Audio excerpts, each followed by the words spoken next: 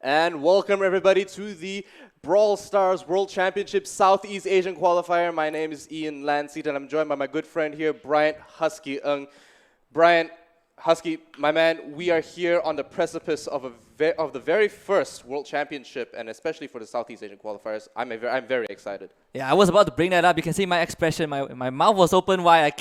I just can't wait to get into the action. Like you say, it is the first Brawl Star World Championship, and to be a part of the Southeast Asia qualifiers, I can express how amazing this must feel. I think from yesterday up to the day, from the rehearsal itself, we're already pumped. But I can't wait to get into the action. Yeah, absolutely. And you've been casting all the qualifiers leading up to this point as well.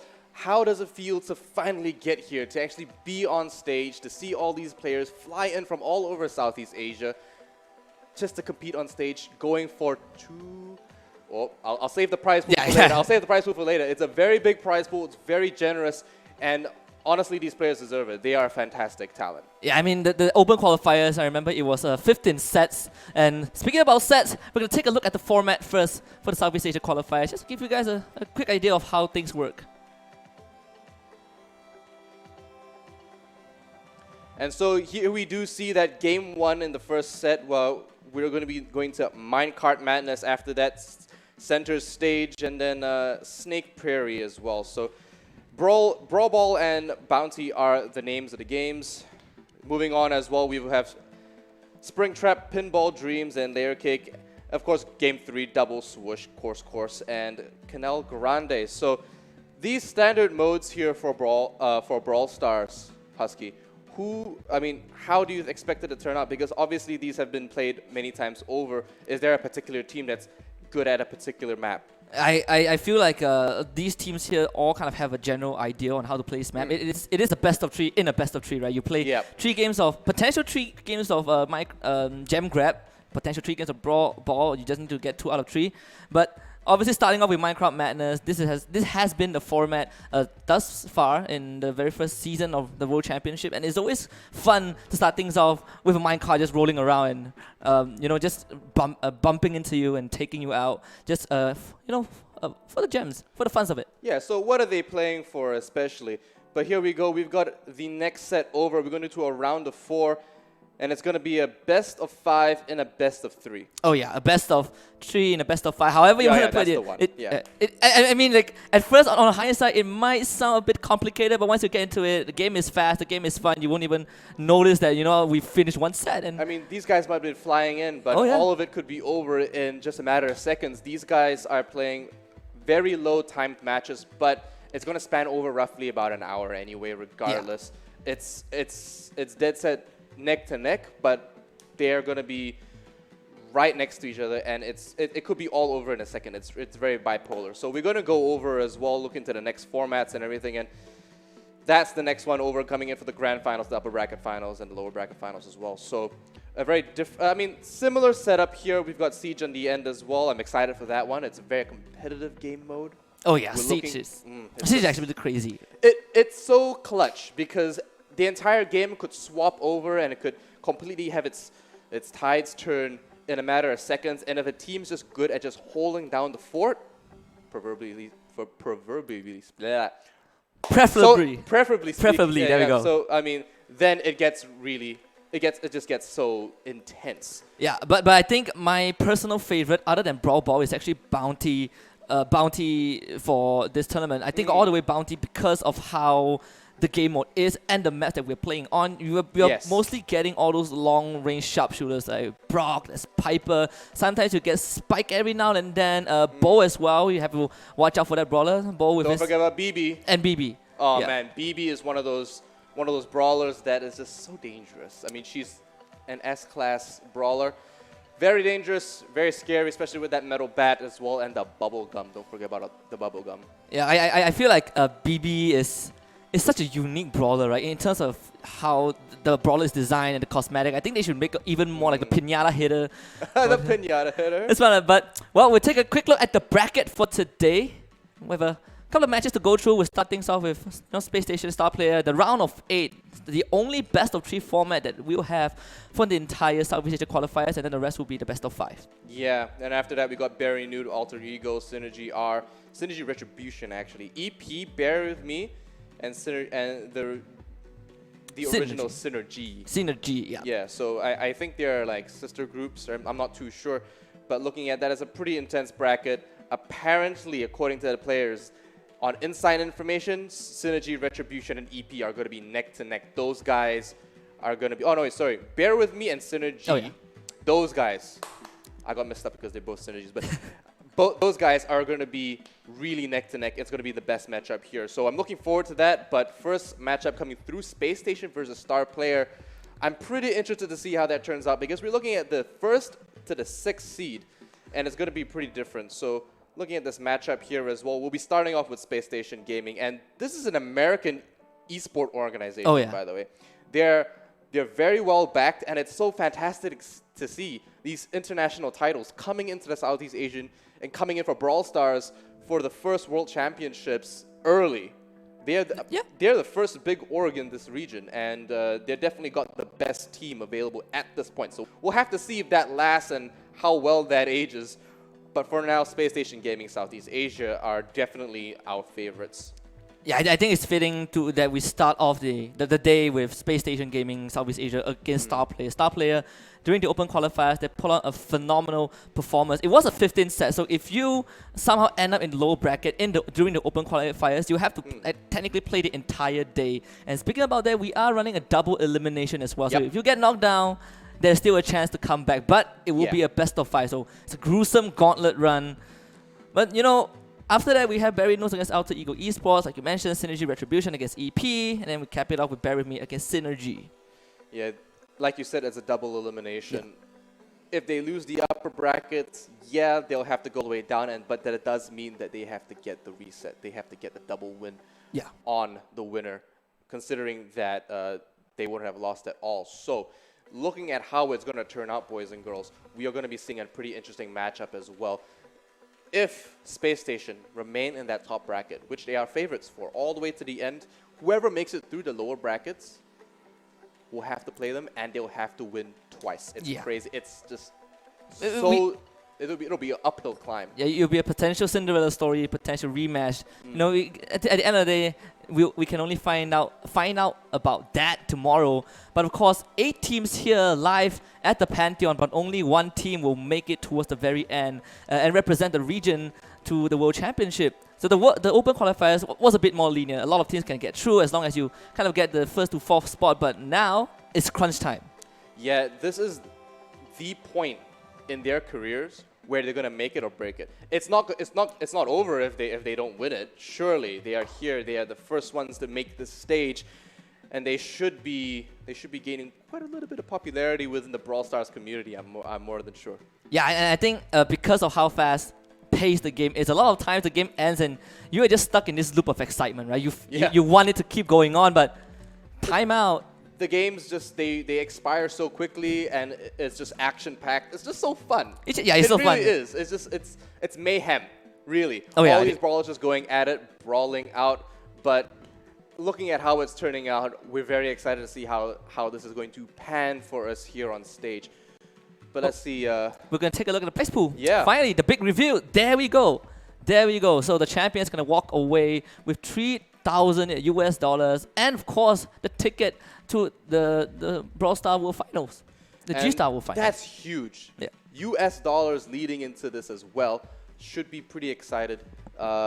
Pretty exciting to see how it is going to pan out. First runner-up will receive 1,500. Second runner-up 800. Fourth place 500, and then 5th to 8th place $300. And converted into the Southeast Asian currencies, that's a lot of money. Unless you're from Singapore. Then it's still a lot. It's still a lot of money. It's still a lot of money. It's money at the end of the day. Yeah. But regardless, this is a fantastic prize pool, and there's a lot of backing behind Brawl Stars. We're really excited to see how it pans out, honestly. I mean, when we first heard of the news that Brawl Stars is having a World Championship, I think... I was flabbergasted. I was like, what, already? Like, in a good way, you know, like, of all the games that is out there, then there's Brawl Stars, which, you know, the impression is, it's fun, it's family friendly, people to run around, you get gems, you get trophies, everything just looks so happy-go-lucky. Happy-go-lucky. Yeah. Right. But, I mean, this is serious business. It is competitive. Oh, yeah. And it's fun for the whole family, really. honestly, I'm excited to see how Brawl Stars is going to evolve over the time of how long it's going to be. I mean, yeah, its lifetime. How it's going to evolve, and it's very exciting to see that a game like this is going to reach such heights, and it's only going to get bigger. Honestly, it's going to be absolutely massive. Don't forget, Supercell are the developers, and they make blockbuster games. Oh yeah, I'm a Clash Royale fan myself. Yeah, I mean, there is a Clash of Clans and there's Clash Royale and then there's Brawl Stars. But of course, at the same time, I think the whole community itself, when you kind of dive into it, it's actually huge, right? We are just in time for Sandy to get her second star power as well. So now you either get to damage people with your Sandstorm, or you get to heal your allies with the same super. And I think the kind of tweaks leading into this, I think 2 weeks ago, was just perfect. All right, well, we've got Yadi on the stage right now. Take it away, girl. It's all in your hands.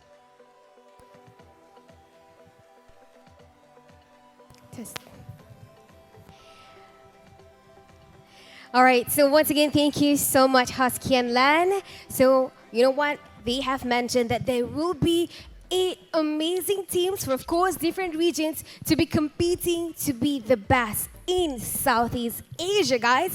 And right here, could you see this amazing trophy that the winning team will be bringing back? And of course, $3,000. And of course, the Southeast Asia Slot 2 Brawl Stars World Championship all the way in Korea. So you know what? I'm very excited. I can't wait to see the first round. So I think let's just brawl it and pass it again over to Husky and Land.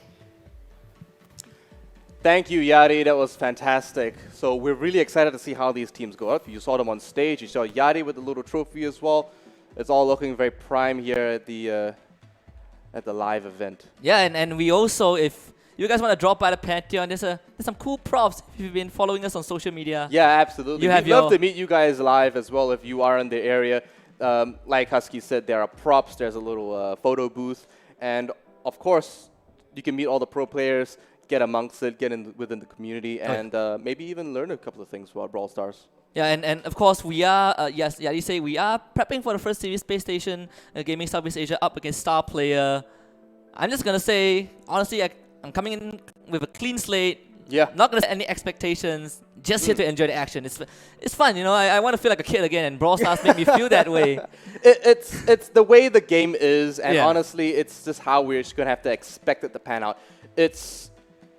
It's very fundamental to the core sort of values for Brawl Stars, I suppose. Just having fun, being just a little chaotic, having a little bit of mayhem in there, and honestly just seeing all these colors come alive and all these unique characters just really go at it and enjoy themselves in this little arena that we've got built up here as well. And all these players are just colorful personalities. If you met some of these players, Husky, I'm telling you, man, these guys are cool guys.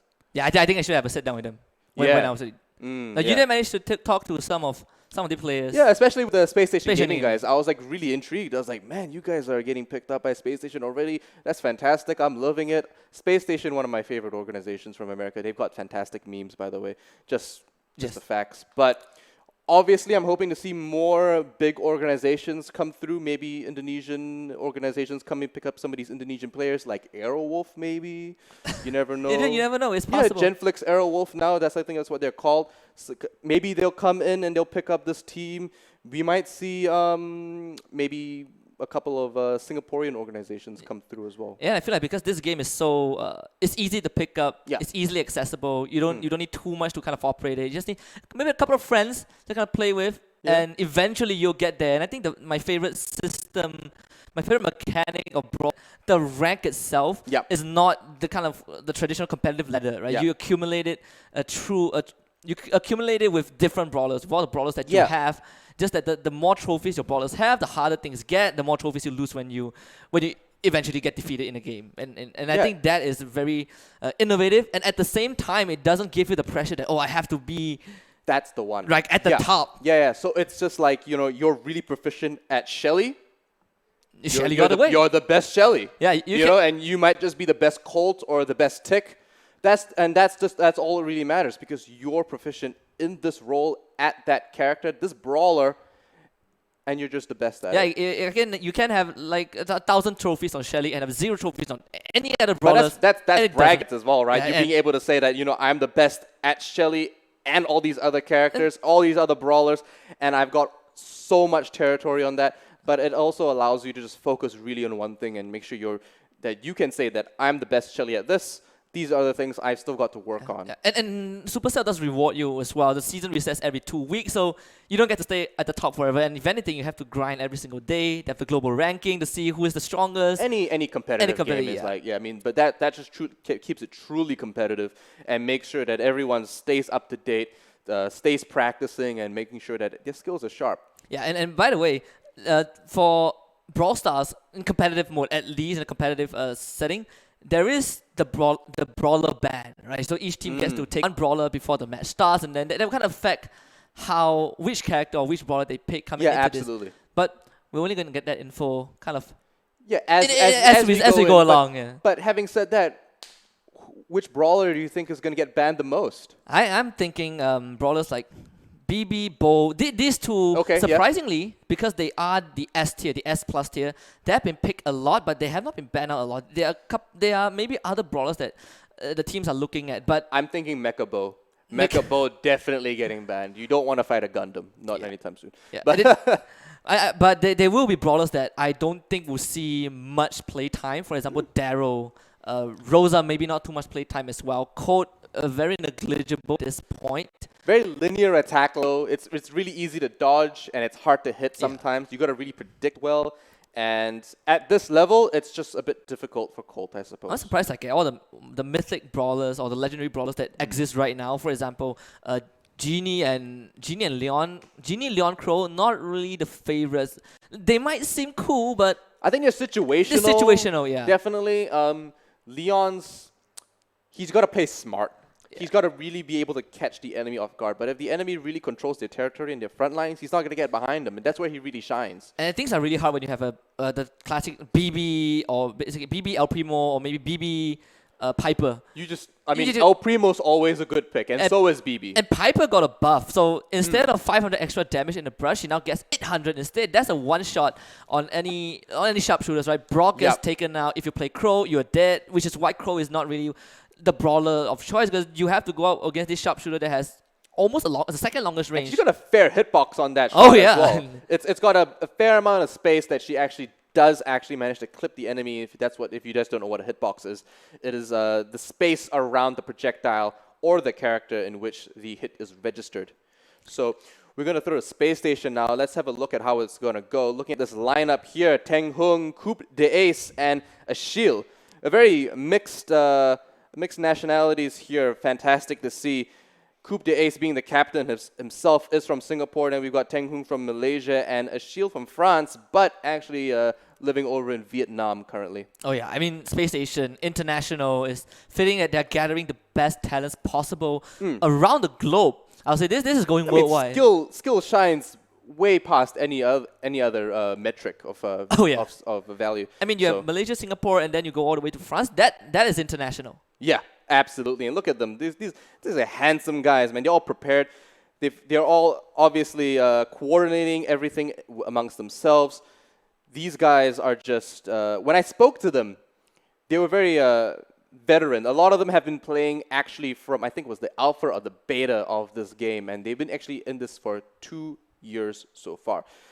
Throwing over to star player, they're looking at that lineup here. Pion, Blazed, L, and Ethos. Interesting lineup coming through for a predominantly Malaysian team. I think some of them are from Singapore.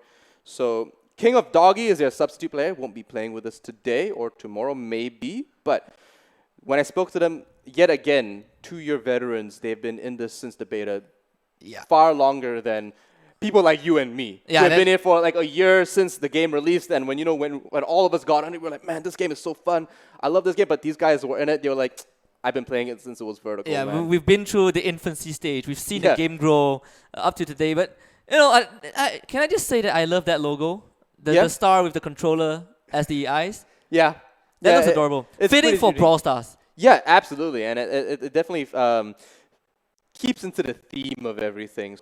obviously, a lot of these teams don't have big organizations yet, don't have a lot of support from these bigger corporations. Hopefully, seeing that come through for the players as well, and seeing them get supported in what they do best. So, Brawl Stars itself is already a very popular game worldwide.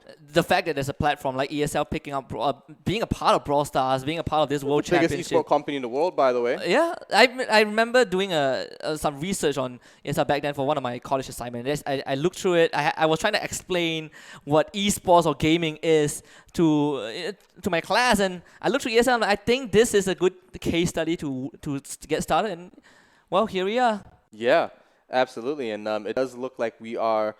Yeah, we're almost ready for this current broadcast. Going to our first game here.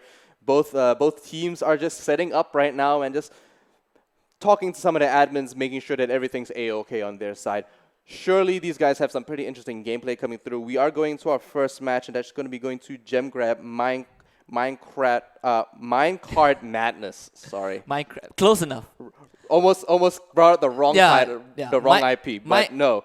Minecart Madness. Yes. Minecart Madness. And there we go. We're in Space Station Gaming on the red side. What's up there on the blue?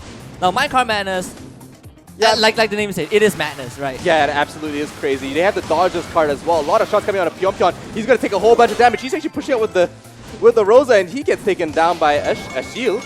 Yeah. Who is also a Rosa. So, my flower is bigger than yours. I'm sorry. I'm going to push up here, and Coop the Ace dodges the card this time around. BB. Still, not banned, will be pushing up very aggressively behind the enemy. Ethos as well, letting him push back on the Poco, and he's gonna get Ethos. Ace. Oh no, Pyongyang saves him, fantastic. Ethos picks up the kill, but that was the pressure coming in from Pyongyang to save his teammate. They've got 5 gems now. Does look like Star Player only has 2. They actually push up quite a bit, and I'm surprised Blazed L-X actually gone with the Barley this time. Actually zones a shield out, and there we go. There comes a super, a little bit more damage on the shield, and he's going to get zoned out and put behind enemy lines. He's going to get caught out here, and I don't know how long he's going to survive. Ethos isn't willing to actually push him too aggressively, but there we go. Another takedown. I'm just going to say that Ethos, his Poco is playing pretty well. Cody has actually tried to go for the Poco, but accidentally swung the bat a bit too hard, hitting him away. And now Star Player actually having the countdown. Cody is not going to get through. This is the problem when you're playing at Minecart Madness.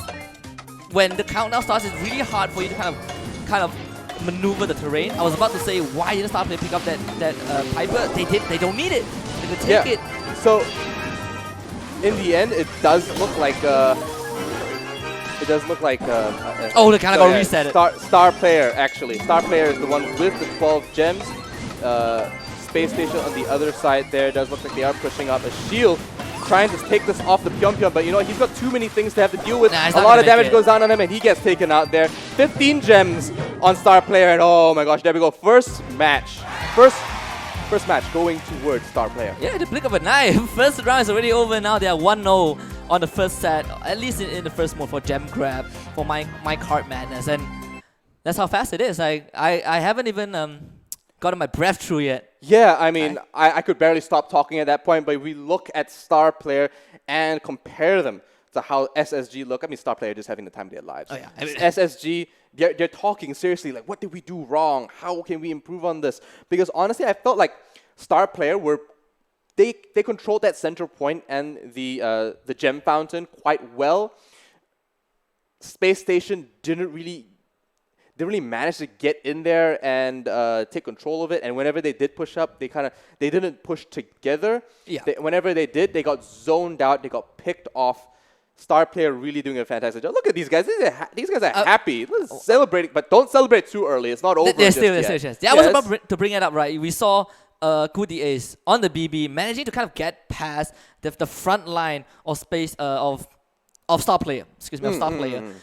The problem was that Rosa wasn't able to kind of follow up, and of course the Piper, the shots, you need more than that. If you're playing Piper, you need more shots than that. That is kind of insufficient. I think Barley did a pretty good job of zoning out the rest of Space Station Gaming. The idea was correct, but the first swing of the bat, sometimes BB's basic attack can kind of backfire. You want to go for a frontal hit, you end up swinging the guy away. That was what happened at the beginning. That kind of kept Rosa in a safe place, star players Rosa in a safe place, he was able to walk away with at least 10 gems. Yeah, I feel like BB was really trying to get behind enemy lines to knock them back into the rest of his team. Oh, yeah. But BB got picked off back to back over and over again. Really didn't find an opening there, unfortunately.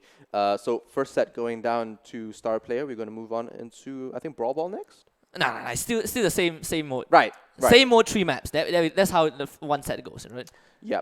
So I mean, Minecart Madness as well is a fantastic map. It does provide a lot of pressure because the cart does go around and it does so much damage. Yeah. And you cannot count any of the teams out, right? Some teams might be good at gem grab, some teams might be good at brawl ball, and the brawler choices are different. They're very different. Game modes. They're very different game modes, and they require different kind of skills and sort of a strategy. A team's value in Brawl Stars is being able to adapt to each of these game modes in a very balanced manner.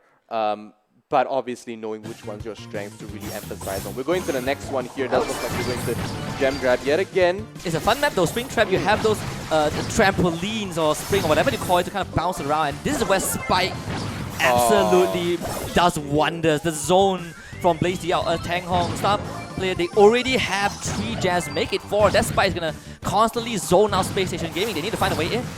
Yeah, and Pantheon as well, already behind enemy lines. No, Teng Hung is behind enemy lines. Rosa to Rosa does look like the shield is up. The super is up. 8-bit here to help pick up that kill. No, it's Coop the Ace cleaning up Pantheon. There we go, controlling that center point, trying to get some of these gems. And they've got the super down from 8-bit as well. Pantheon jumps right in there with Spring, takes way too much damage right on top of Spikes as well. And oh my god, Teng Hung cleans it up.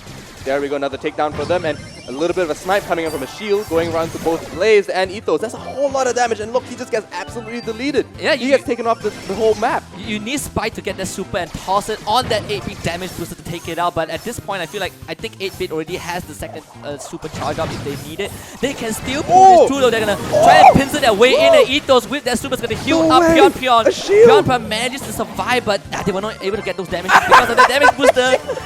But Teng Hung managing to take out that 8-bit, but the countdown now starts for Space Station Gaming. Yeah, and you know, Teng Hung is going to be able to pick up one more. He has the shield up. There we go, the super Rosa to Rosa. Spike as well, jumping right in. There goes the heal from Ethos. Oh, nope, there we go. It is Rizzo. Yeah, pretty over. Cleans that up. And there we go, star player with a very strong control over this. Does look like they will win this one again. So, at best of 3, we're going to best of 3. I think Space Station was took that one, and I would say Star Player they had a chance if it wasn't for the 8-bit super, the damage booster, they would have won that hands down, and they almost won because of the Pogo super as well. The healing wave was on point. It got it managed to heal out the main tank, which is the Rosa, but because of that extra damage from Space Station, they were not able to kind of pull through towards the very end. Valiant attempt though, using the spring to get into position to kind of just hard engage on Space Station. It's about timing though. I feel like they use those springs at the wrong time. But look at that. Look at those points. A shield at 692. Teng Hung with those. He's a veteran Rosa. That's for sure. He's a veteran Rosa. Coop Days. I didn't see too many hooks coming in from Coop Days. The genie with the magic grab. Didn't even need it. Actually. Yeah, didn't even need it. It was really just 8-bit. Oh yeah, and when 8-bit came out, people were like, okay, 8-bit. What does this guy do, right? Yeah. And then within a few days, the opinions completely changed. 8-bit is crazy, damage booster. So much damage. So much damage, fast projectile, and at the same time, but okay, the only weakness of 8-bit, I would say, Spike. Is the hardest counter to 8-bit because 8-bit just was so slow. Just denies his entire area. Yeah, I mean, you toss the super in. If 8-bit is in the center, he's good as well. I think Barley could be good, yeah. Any AoE, 8-bit is just so slow, right? Yeah, Tick would be a fantastic one as well. All these area-denying brawlers. Yes, and speaking about Tick, right, I actually like the fact that the landmine is not deployed in a fixed pattern. Yep. So it keeps it random a little bit, has a little bit of RNG, but you can kind of fan out it better. Yeah, you can predict it better. Yeah, you just have to understand that, you know, these mines are here, they have this much of a timer on them, I need to get out. Oh yeah. Yeah. So moving into the next one though, it does look like where are we going, Husky?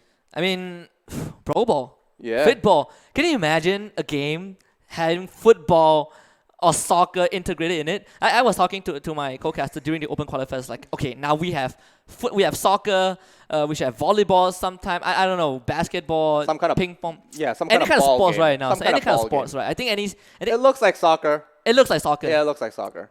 But It is soccer. Yeah, it is. Oh, soccer with brawlers. Soccer is brawlers, right? Soccer with brawlers. A bit of extreme sports right there. A game of soccer where you can actually, have physical contact with your opponent. Semi-physical contact. Semi-physical contact. It's pretty competitive. There are some pretty nice strategies to go through. We do see a lot of people play El Primo and Daryl in this game mode. Yeah. Because they BB get as to, well. BB as well. They get to throw the ball and then jump with it in order to give them the safe passage. But we're in the game now for the last game mode for gem grab. Does look like we are going to be picking up. Yeah, it was 1-1. Picking up. Yeah, the Shield picking up the first gem. Oh So, boy, Shelly. There we go. yeah, and we've been talking about Shelly all day long. Shelly's just an all-rounder. Oh, and as I say that, 800 damage. just as I say that, 800 damage, snipe from Piper takes out the all-rounder. Ethos already sitting on the 3 gems, very valuable. And on Piper, gets to sit back, gets to hang back, very safe. And oh, so much damage on the Coup Days.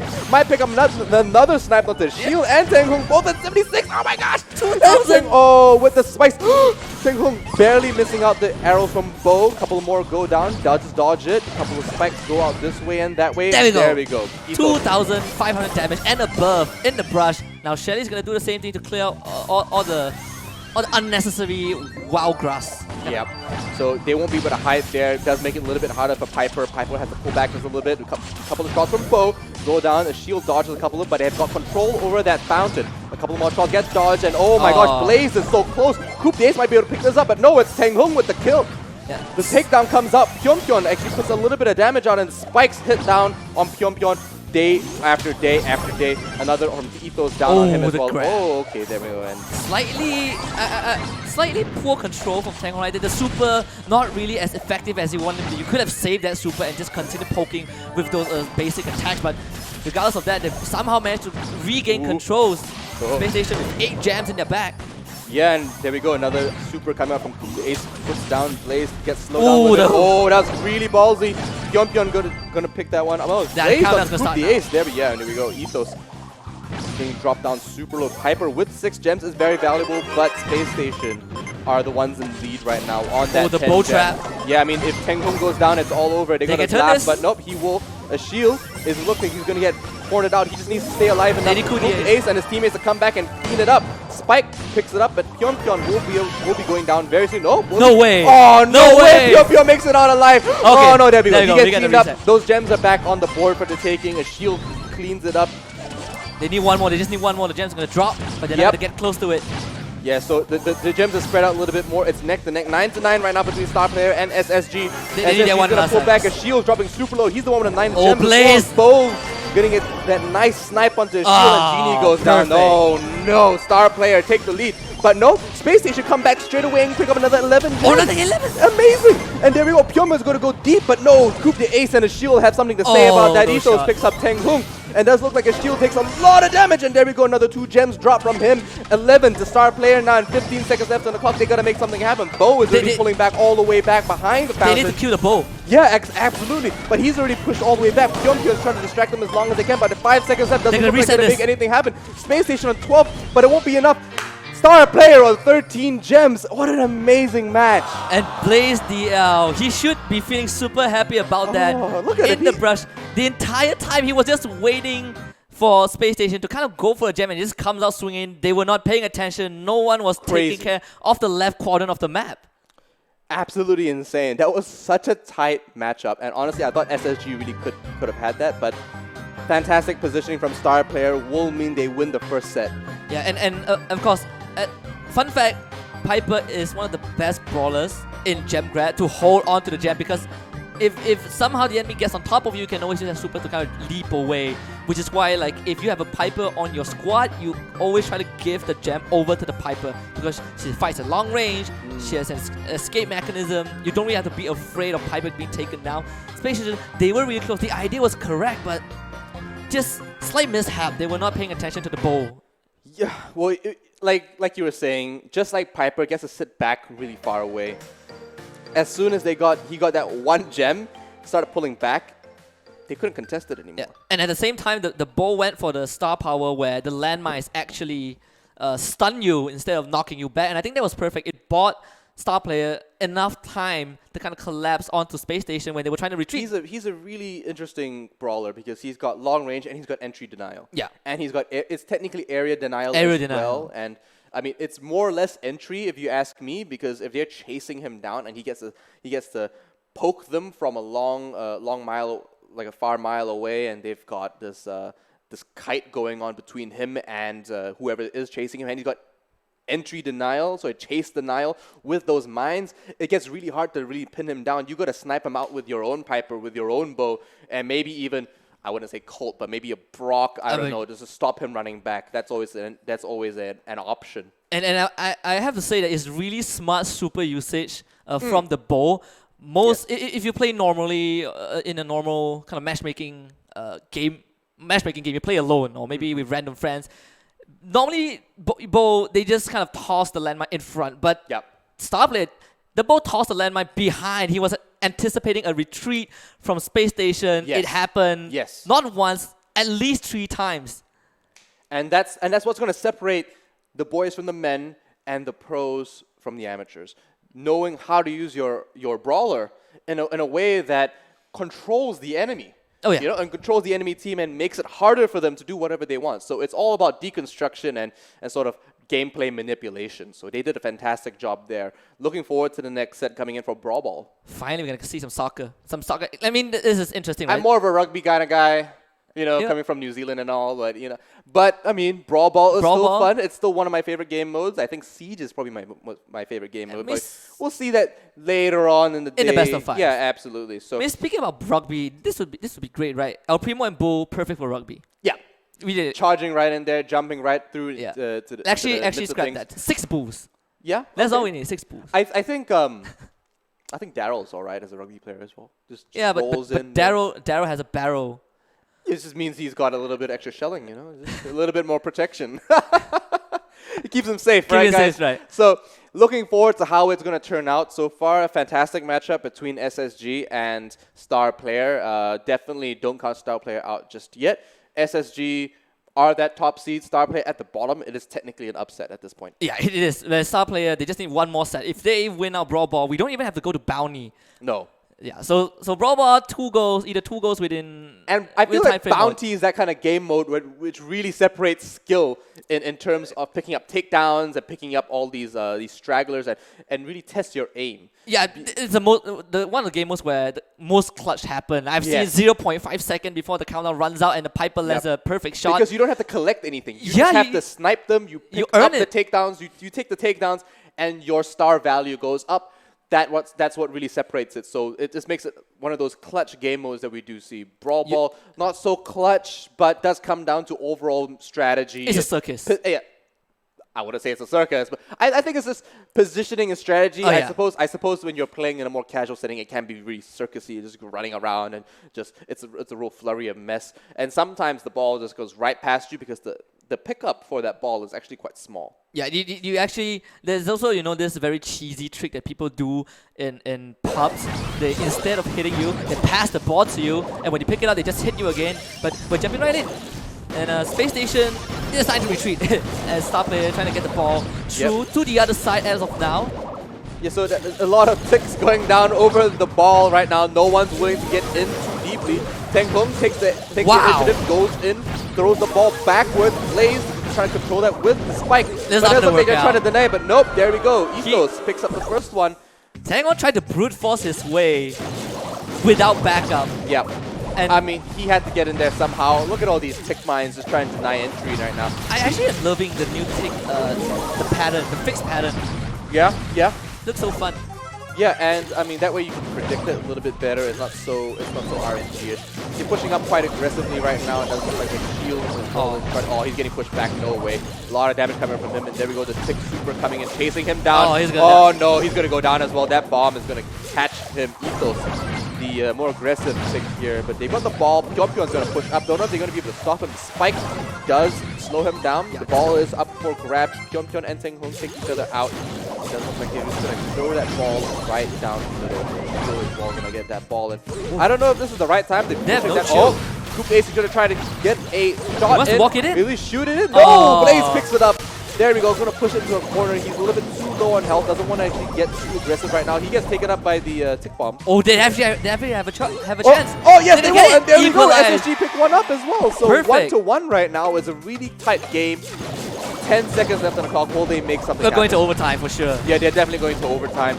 Nothing's going to happen. It's just so tight right now. I can't believe that first place, SSG and Star Player on 6 are going neck to neck. And oh my god, there we go. The entire map has been destroyed. Etho's going to pick up that ball. Will he be able to get that shot in? Is this a He can shield walk back? it in. He has to drill. He has to be able to deny it, but no, it's not going to be enough. Ethos picks up that ball, and they win the first game in the second match. It was about to give props to Tenghong. He actually spawn killed the tick.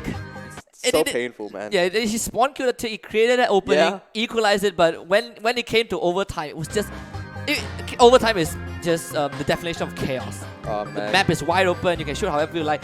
Ethos actually had a chance to just walk the ball in, but he was like, alright, I'm gonna defend here. Look at that sad shield tick. Like I actually he doesn't want to show his face. I actually like this, you know. I think Spike is the most optimistic brawler there is. He's like, oh, you know. It's like, oh, we so lost, what? Shrug it fine. off. Yeah. Yeah, it's just game 1.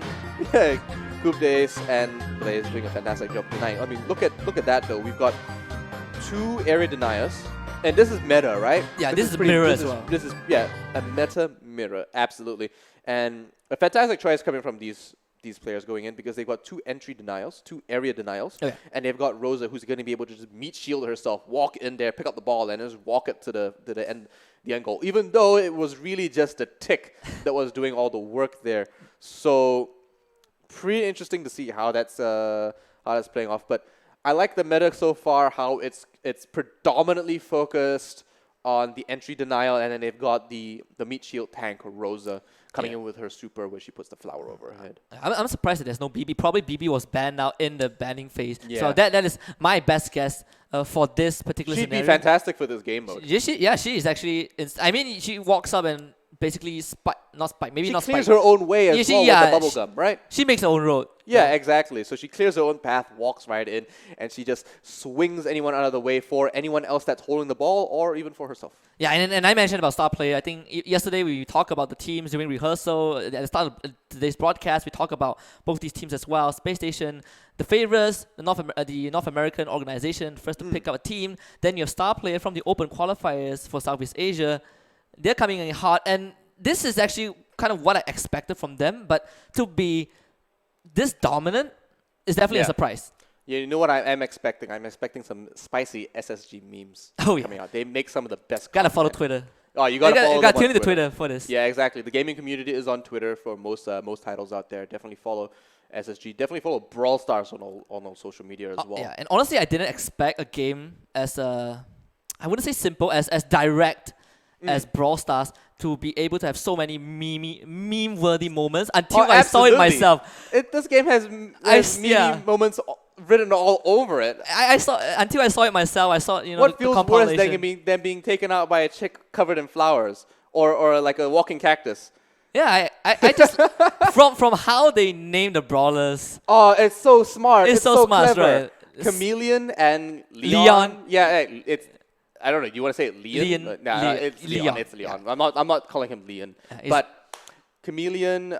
Crow. Yes, Crow's pretty obvious as well. Then we also got other ones like Bull. They put a nose ring on Bull. Yeah, they put a nose ring on Bull, and he charges well. right. It's so clever, and we could talk about all these brawlers all day long. Yeah. But the truth is, it's just so interesting. It's so unique, and it's so honest the way it's built so far. But we're looking. I mean, these players are definitely just sitting down and collecting themselves for the next game in the second set here. You can start to feel a bit of tension. Yeah, in a good way, you know. If Star Player win the second set, that's Space Station in the lower bracket. SSJ go down the low brackets. SSG, sorry, not Super Saiyan. Not SSJ Super Saiyans, but the SSG boys go down to lower brackets and they have to fight really hard, going all the way to the end. Oh, yeah. And if 6th place and 1st place are this neck to neck, it's going to be one heck of a time. Yeah, we're going to have a great 2 days at the Pantheon. When I spoke to them, they were super confident already. They were like, you know what, I think our matchup's going to be okay, but you should watch out for that 4th matchup. And now looking at how they're faring in their first matchup against the 6th seed, they're eating their words right now. It's slightly different when you kind of play from an online setting compared to offline. You never know what they're going to pull out, you know? Like, were they hiding strats before? But there we go, second. Oh, is that Anita? Yeah, we're going to see Anita, we're going to see Winnie the Pooh. Winnie the Pooh coming out as well. Little nice hat coming in for him. A shield gonna be on that El Primo. I'm loving it so far. There we go, BB. Yep. Just walking right in front. We're gonna see a Crow. I was talking about how Crow is not... We're not gonna see much Crow, but Star Player, they were like, you know what, we're gonna bring out Crow by El Primo. Ooh! Walks it in. Right to the goal. That bear wasn't enough, man. He's gonna super that crate in front to break it, to break a path for the second shot. It's gonna make it easy for SSG if they manage to pull it off, and you can see the El Primo's already trying to do so. Yeah, I mean, Pyongyang's already given the ball all the way to a shield. Oh my gosh, a shield walks in it again. Here we go. Big a shield mistake. walks in for an easy second game into this second set. A fantastic time so far for SSG. Much better, and you can see them giving each other the thumbs up. That was good. Good pass, good timing, good spacing. A shield really coming in clutch for their team right now. And this is why I don't really like the Crow. I'm not blaming Starplay for picking Crow. I just feel like there are so much better choices. You can go with there's Shelly, there's Bo, there's Spike. This three ballers together. So nice though. That costume is so cool. Yeah, but you know, nice costumes don't win you games, and this match particularly is kind of evident. You don't have that guy to kind of be in the front line. But that's the thing, right? Like, I'm not sure why they picked Nita either. And they want Bruce, right? They want the bear to kind of be the man, the breadwinner, but unfortunately it never happened. He did not bring home the honey this time. No honey. Bittersweet more of a moment right now for Star Player. I think they're fine. They're looking fine. They're fine, but they could have to go to a 3rd game, and you never want that in a best of 3. You want to have to take it out 2-0, obviously, and you want to put down the best team in the entire series, the top seeded team. I wouldn't say the best anymore. The favorites. The favorite team for this best of 3 series. You want to put them as low as possible and make them work extra hard to face you in the finals again or anyone else. Yeah, I mean, considering how center stage was so close, we had to go to overtime. The fact that the second round ended in like 30 seconds for Space Station's favor. There's a huge boost in morale for them. And Star Player must be wondering like what went wrong. So we're gonna go to the 3rd one. Course. Right off the bat, this is what I want to see from Star Player. Yeah, they got the 8-bit this time. Coup de Ace really got taken out. The ball gets thrown into the so but he gets taken out along with him. Coup de Ace picks up the ball, throws it away, getting it away from that goal. A shield going to be playing goalie this time instead. And catches the ball. Very nice job from a shield. He's going to walk up, kick the ball away. They don't want it anywhere near them. But I'm surprised they gave it to control like that. So they're going to put it into no man's land right now. Coup de Ace actually knocks him back with the BB. Fantastic job. Pantheon. Yep, and there we go. And the power boost as well coming from Teng Ho. So 8-bit and the rest of his crew are going to do a heck ton of damage. Coup de Ace dropping super low on that BB. Has to pull back just a little bit. Doesn't have the right of mind right now. He picks up the ball. He's going to push up really aggressively. Space Station's going to walk it in, and there we go. Coup de Ace landing their first ball here on this second match. Space Station Gaming is looking at a comeback trajectory, and it's all because most of it because of the BB, you know, the bad swing hitting everyone back, and Coup de Ace somehow survives that Pantheon. Needs to regenerate health in the brush, but there's not much brush to work with in this particular area. He's going to hold on to the ball for now, but Tick is going to start doing damage to him, and now he has to kind of evacuate his position. Yeah, and he's going to drop the ball as well. Pantheon gets taken out there by the 8-bit. Teng Ho's doing a fantastic job. A couple of more mines denying a little bit more area. And Ethos gets taken out with that luchador. There we go, and the ball gets sent over to Pantheon. Comes back. Area denial, just trying to handle it, but why did he? He surrendered the ball all the way to SSG.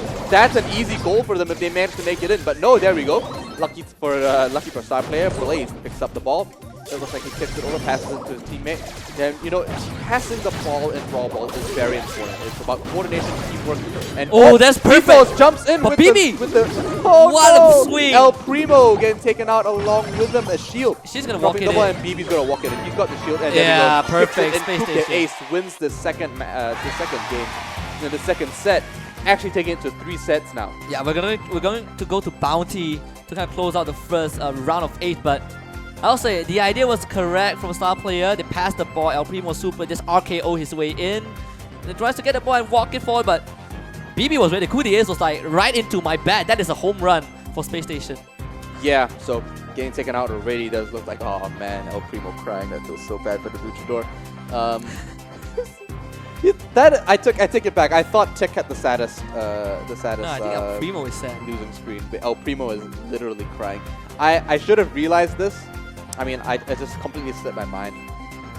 But he is definitely the happiest and the saddest brawler. Oh yeah, he has charisma, he has swag, he has ego, but then He's got the muscles. he's got the muscles. Yeah, El Macho, as I like to call him. So El Macho. El Macho. I don't know. I like to describe his ultimate as like what RKO or The RKO. the RKO. The Stone Cold Stunner. Yeah. Yeah. Actually, no, it's really different from the Stone Cold Stunner. But the RKO, yeah, jumping anything that involves probably jumping and flying. The first guy. The People's Elbow. Yeah. That's another one. The People's Elbow, The Rock himself. I don't know. This is probably the first guy or a fictional character at least that I've seen that has a smile when you drop on someone with your elbow. But we're going into the first game. Snake Prairie, one of the funnest map in Bounty because it's the Sahara Desert. Not Sahara. This is Savannah. Yeah, the Savannah. There we go. Savannah. The Snake Prairie as well. Oh man, Etho's gonna go down and Tenghung picks up the first kill, the first takedown over with the Brock as well. So One of smart. my favorite brawlers, by the way, Brock. 4 Bounty Stars over on Space Station's side right now, by the way. Bo gonna do a heck ton of damage. Ethos doesn't have the turret out just yet. Jesse just trying to poke in, trying to get in a little bit of a zap, but it's not gonna be too much at this point. No bounce coming in for her. Yeah, I'm just gonna say this now. Jesse's not gonna be effective at all. Unless it's like that. Unless it's like that. There we go. A couple of bounces coming through from Jesse. He's going in blind though. He's gonna Yep, end takes up a dying. whole bunch of damage. Doesn't be able to make it out there. There goes the turret to zone the enemy and zone SSG, keeping them back. Yeah, but the turret won't be able to fire because they have no line of sight. So Probably not the best for Snake Prairie, considering it's just full of grass. Penny would have done a way better job because of the splash. Absolutely. Clears a lot of the grass as well. Yeah. And there we go. Blaze will be pushing in with the bow. Throws a couple of arrows out here and there. They need to find the bow. Bow is like the most important one. They're gonna pull him in. Take Oh! down. That is 3 stars over to Space Station. Hoop the ace with the Hook City.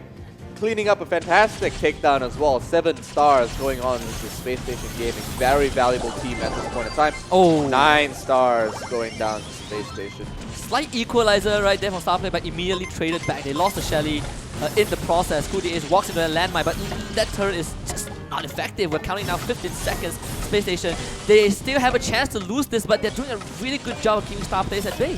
Yeah, and you know what? Look at the way. Oh, the pull, yeah, that there we grab. go. I think Bo got way too gutsy there, man. Yeah, He that got taken is in, it. and oh my gosh, they got desperate at that point. Star player really tried to go in and try to pick up a couple of kills, but the takedowns weren't enough. They weren't able to secure it.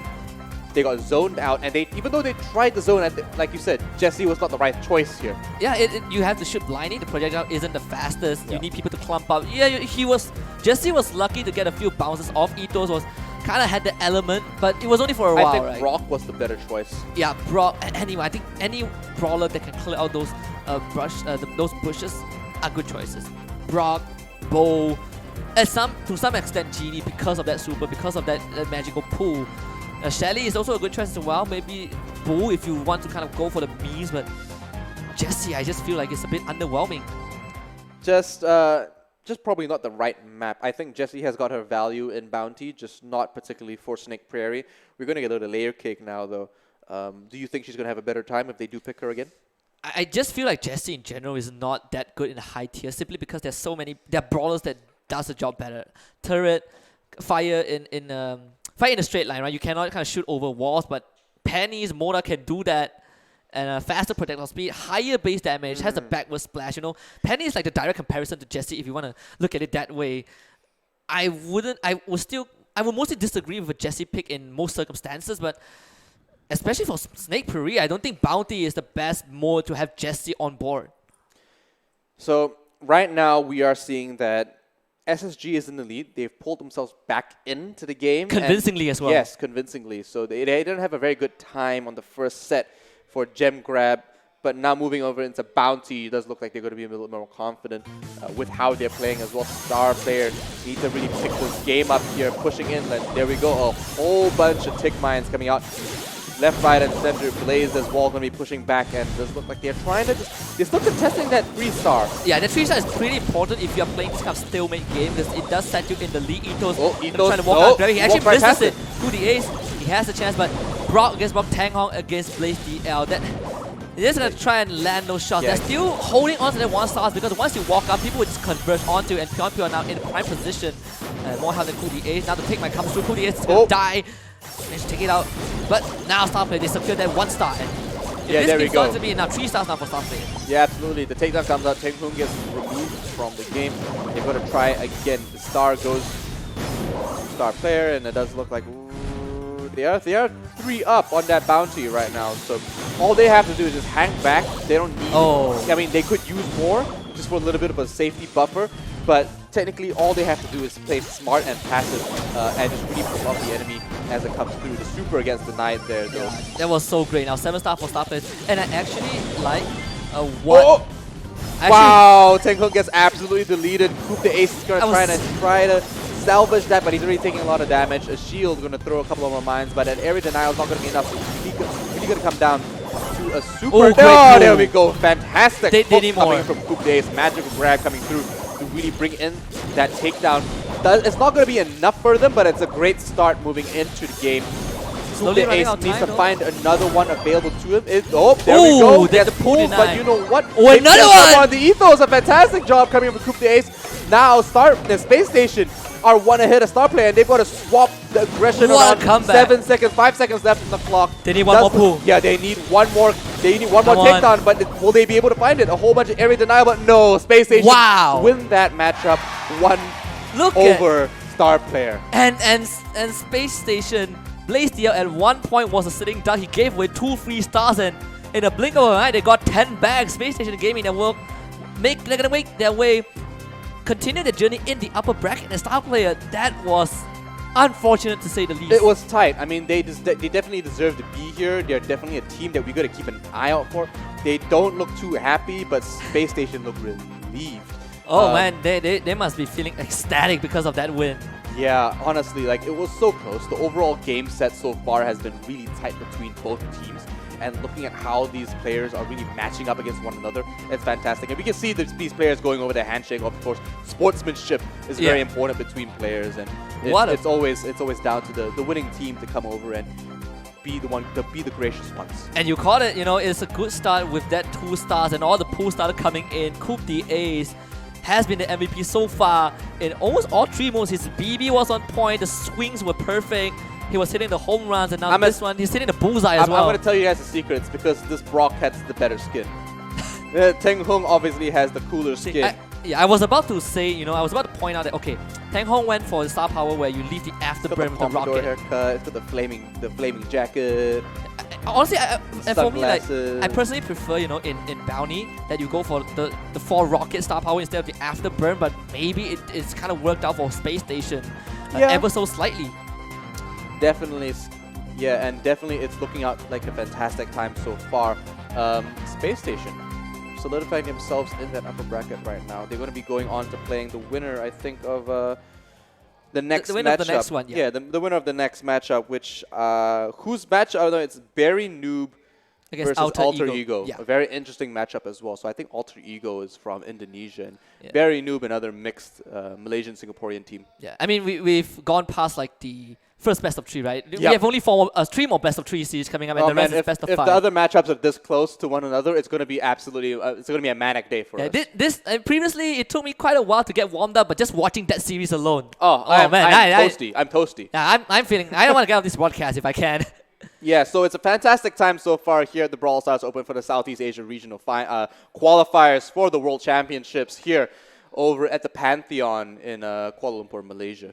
Yeah, and I think SSG came in as the favorites. You described it as a bit of slight upset when they lost Gem Grab, but the comeback proves that Space They Station... lost Gem Grab pretty badly though. Yeah, I mean, Space Station, they know what they're doing. They lost the first round of Brawl Ball, and then the second and third one, the Pinball Dreams and Cross was just perfect. They were basically walking the ball in the goal. It felt like star Literally players... walking the ball in the goal. Yeah, it felt like, you know, star players were not even close to defending that goal. Yeah, and there were times where star player just weren't together. I mean, maybe a little bit of a miscommunication coming through. Bounty as well looked very strong for SSG. Definitely, we're looking towards Gem Grab being their main weakness right now in these game modes. Yeah, I think even Gem Grab, it's just how star player played, right? It was a slight mistake. We've seen times that Space Station did manage to get the reset, but not able to get it through. But we do have Coup d'Ace, the MVP from Space Station Gaming on stage along with Yadi, so we'll throw it over for a quick winner's interview. All right, so thank you so much to Husky and Len, of course. All right, so with me right here is Nicholas from Space Station, of course, all the way from Singapore. So as you can see, during the first set, right, it was actually won by star player. Okay, so what do you think about that before you go to the second set today? No, we were a bit nervous going into the first few games, but okay, we had a bit of technical issues here and there. So one of our players was like lagging, and then it was like disrupting our chemistry in a way. So we tried to focus and get back into the following sets, but we managed to take Minecart Madness off them, but then they managed to win the double push against us. So it was a bit unfortunate here and there because of the lags and the sensitivity of the phone. Yeah. All right. So is there any other tips that you would want to share with the rest of the players today on how to, do this today? Sorry? Is there any tips or any key for you to share with the teams today? Tips and tricks. Okay, because you have to really analyze what your opponents are going to pick. That's the main key thing here. For us, when we face star player, we realized that they like to pick Poco and Rosa, especially Rosa. Yeah, Rosa was like their every pick. So we knew what we had to do, but due to the lack of issues and everything, then it's a bit unfortunate. All right, but you know what?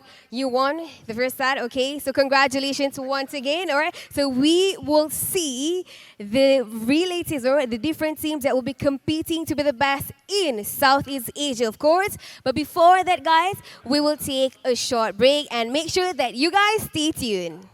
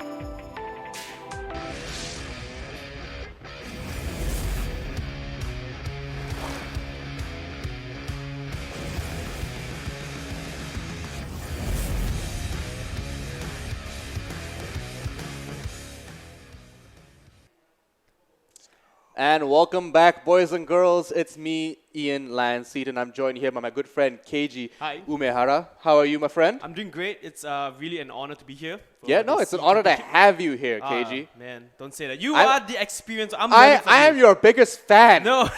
You still haven't signed my forehead yet. No, it's never going to happen. I'm only going to sign your hand or your back. Never the head. We're Oh. not going to touch that beautiful thing right there. Oh, no, you flatter me, really, honestly. So, Keiji, as well, is a very veteran player for Brawl Stars. He's been around for a very long time, and if you guys don't know, he also has a very successful YouTube channel, and he's part of another YouTube channel called Wild Banana. Wild Banana. Yeah, so we are from Singapore. A little bit about myself. Yes, I play Brawl Star, but I am not as good as all these players out here. These guys are nuts. This is crazy. The first game was amazing. You saw that last match? Yes. When SSG just barely won over a star player? You know, when you win such matches just by one single point, it's a bit of a bragging right. Also like, oh man, clutch game. Oh, it's so close. Save it, upload it on YouTube. That's what I do. And that's how you make content, boys and girls. Exactly. Tips from the pro himself. Yep. So, yes, I'm with Wild Banana, but I'm from Singapore. So all the Singapore team represented here, you're going to get a little bit of favoritism from me. I'm supporting you guys. But I heard also every team kind of have like one Singapore player inside. Yeah, so it's I mean, equal. some have two. Yeah. Some have two. That's right, that's but, right. I mean, but it is a Southeast Asian regional finals qualifier for this World Championship here, the first of its kind, by the way, for this game, this little title. Who do you think is going to go into the next, into the grand finals, though? I mean, Do you have a favorite? Do you have a favorite? Okay, so I think this team, the second game that's coming up right up, bear with me. We didn't. No, it's Berry Noob. Oh, Berry Noob. Yeah, there are two bear teams. Right. They know each other. They just like bears. So they all main Nita. And we asked them, do they play Nita? And sadly, no, they don't. So why are their names they bear? don't. That's so puzzling for me. But I do enjoy two Singapore sister teams, you know, representing themselves. Singapore, especially, you know, with a very cute name like Bear, because my main in the past was Nita. I think she was everyone's main. Oh my god! Yeah, she's just so fun. Yes. Throws out Bruce. The bear comes out and just. Yep. It's like you don't even. It just chasing you down and objectively as well, what it does, it's like a walking turret. Correct. It's sort of like how Jesse and how Penny have their turrets and their mortars, except this time the bear chases you down. It makes it really hard for you to actually push up and be aggressive. Unfortunately, I think the bear needs a little bit of a buff. Supercell, call me. I've got some ideas. Yep. But considering that, I feel like, I mean, her new range is pretty good as well. She's got a little bit more range than what she did start off with. It does provide her a lot, but I just feel like the bear doesn't really have much presence. He just gets deleted. Yeah, it's kind of like when the bear comes out, it's like a 4v3 kind of situation. But the fourth player, not very good. The fourth player is like a level 1. Yeah. 1-star power, by the way. It's like letting your nephew play the game. Yeah, here, go ahead. Yeah, that's the bear, essentially. Yeah, so like your previous question, so I'm supporting the Singapore team, obviously. Okay. And hopefully just one of the bear teams qualify all the way. One of the bear teams qualify? One of the bear team qualify. And it just so happened they're both in different brackets. Yeah. One is in A, one is in B. So if all the star align, they come up all the way to the top. All the star players align, is that what you're trying to say? So, star player, if you guys didn't catch it before, just lost to SSG. And we've said that many times already since we got on camera, but they did come very close and they were very convincing in gem grab. They were. And like you keep saying that even though the first team was like in the first position in terms of ranking, they were in 6th, and it was that close. It was super tight. It was super tight. It's like, what can we expect on the next few games? Man, honestly, people keep telling me that the 4th matchup coming through between, I think it was Bear With Me and Synergy, that's apparently going to be one of the bigger matchups. The must-watch. Yeah, the must-watch. Wow. So don't go anywhere. The last matchup for this first half is going to be the craziest one, apparently. But considering how nuts the SSG game was, I don't know how much crazier it's going to get. I don't know how you can top that. Honestly, it's insane. Clutch hooks and everything was just what we needed to see. Genie has become one of my favorite heroes to play because they have a super that no other brawler have. Yep. bringing someone to you. Everyone needs that hook, man. Yes. Every MOBA needs, and we talked about this yesterday. It's true. Every brawler, every MOBA style game needs a hook. It's a must-have essential mechanic. It was something that was missing in this game, and when they brought it in, I think everyone had a ball of a time. Moving on. A brawl of a time. Yeah. Really, Keiji? Really? I Okay. had to throw it in.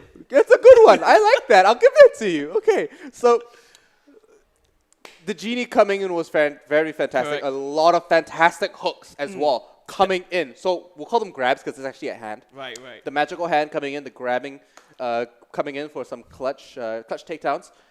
Fantastic gameplay coming through from both teams so far. It's pretty much a highlight reel. Yeah. They could make a long highlight reel out of that game alone. Yeah, but I mean, let's look at this next lineup coming from Barry Noob as well. Coming in, we've got Acolytes, Porcupine, and Poo Poo. Probably the best name in the entire league, right?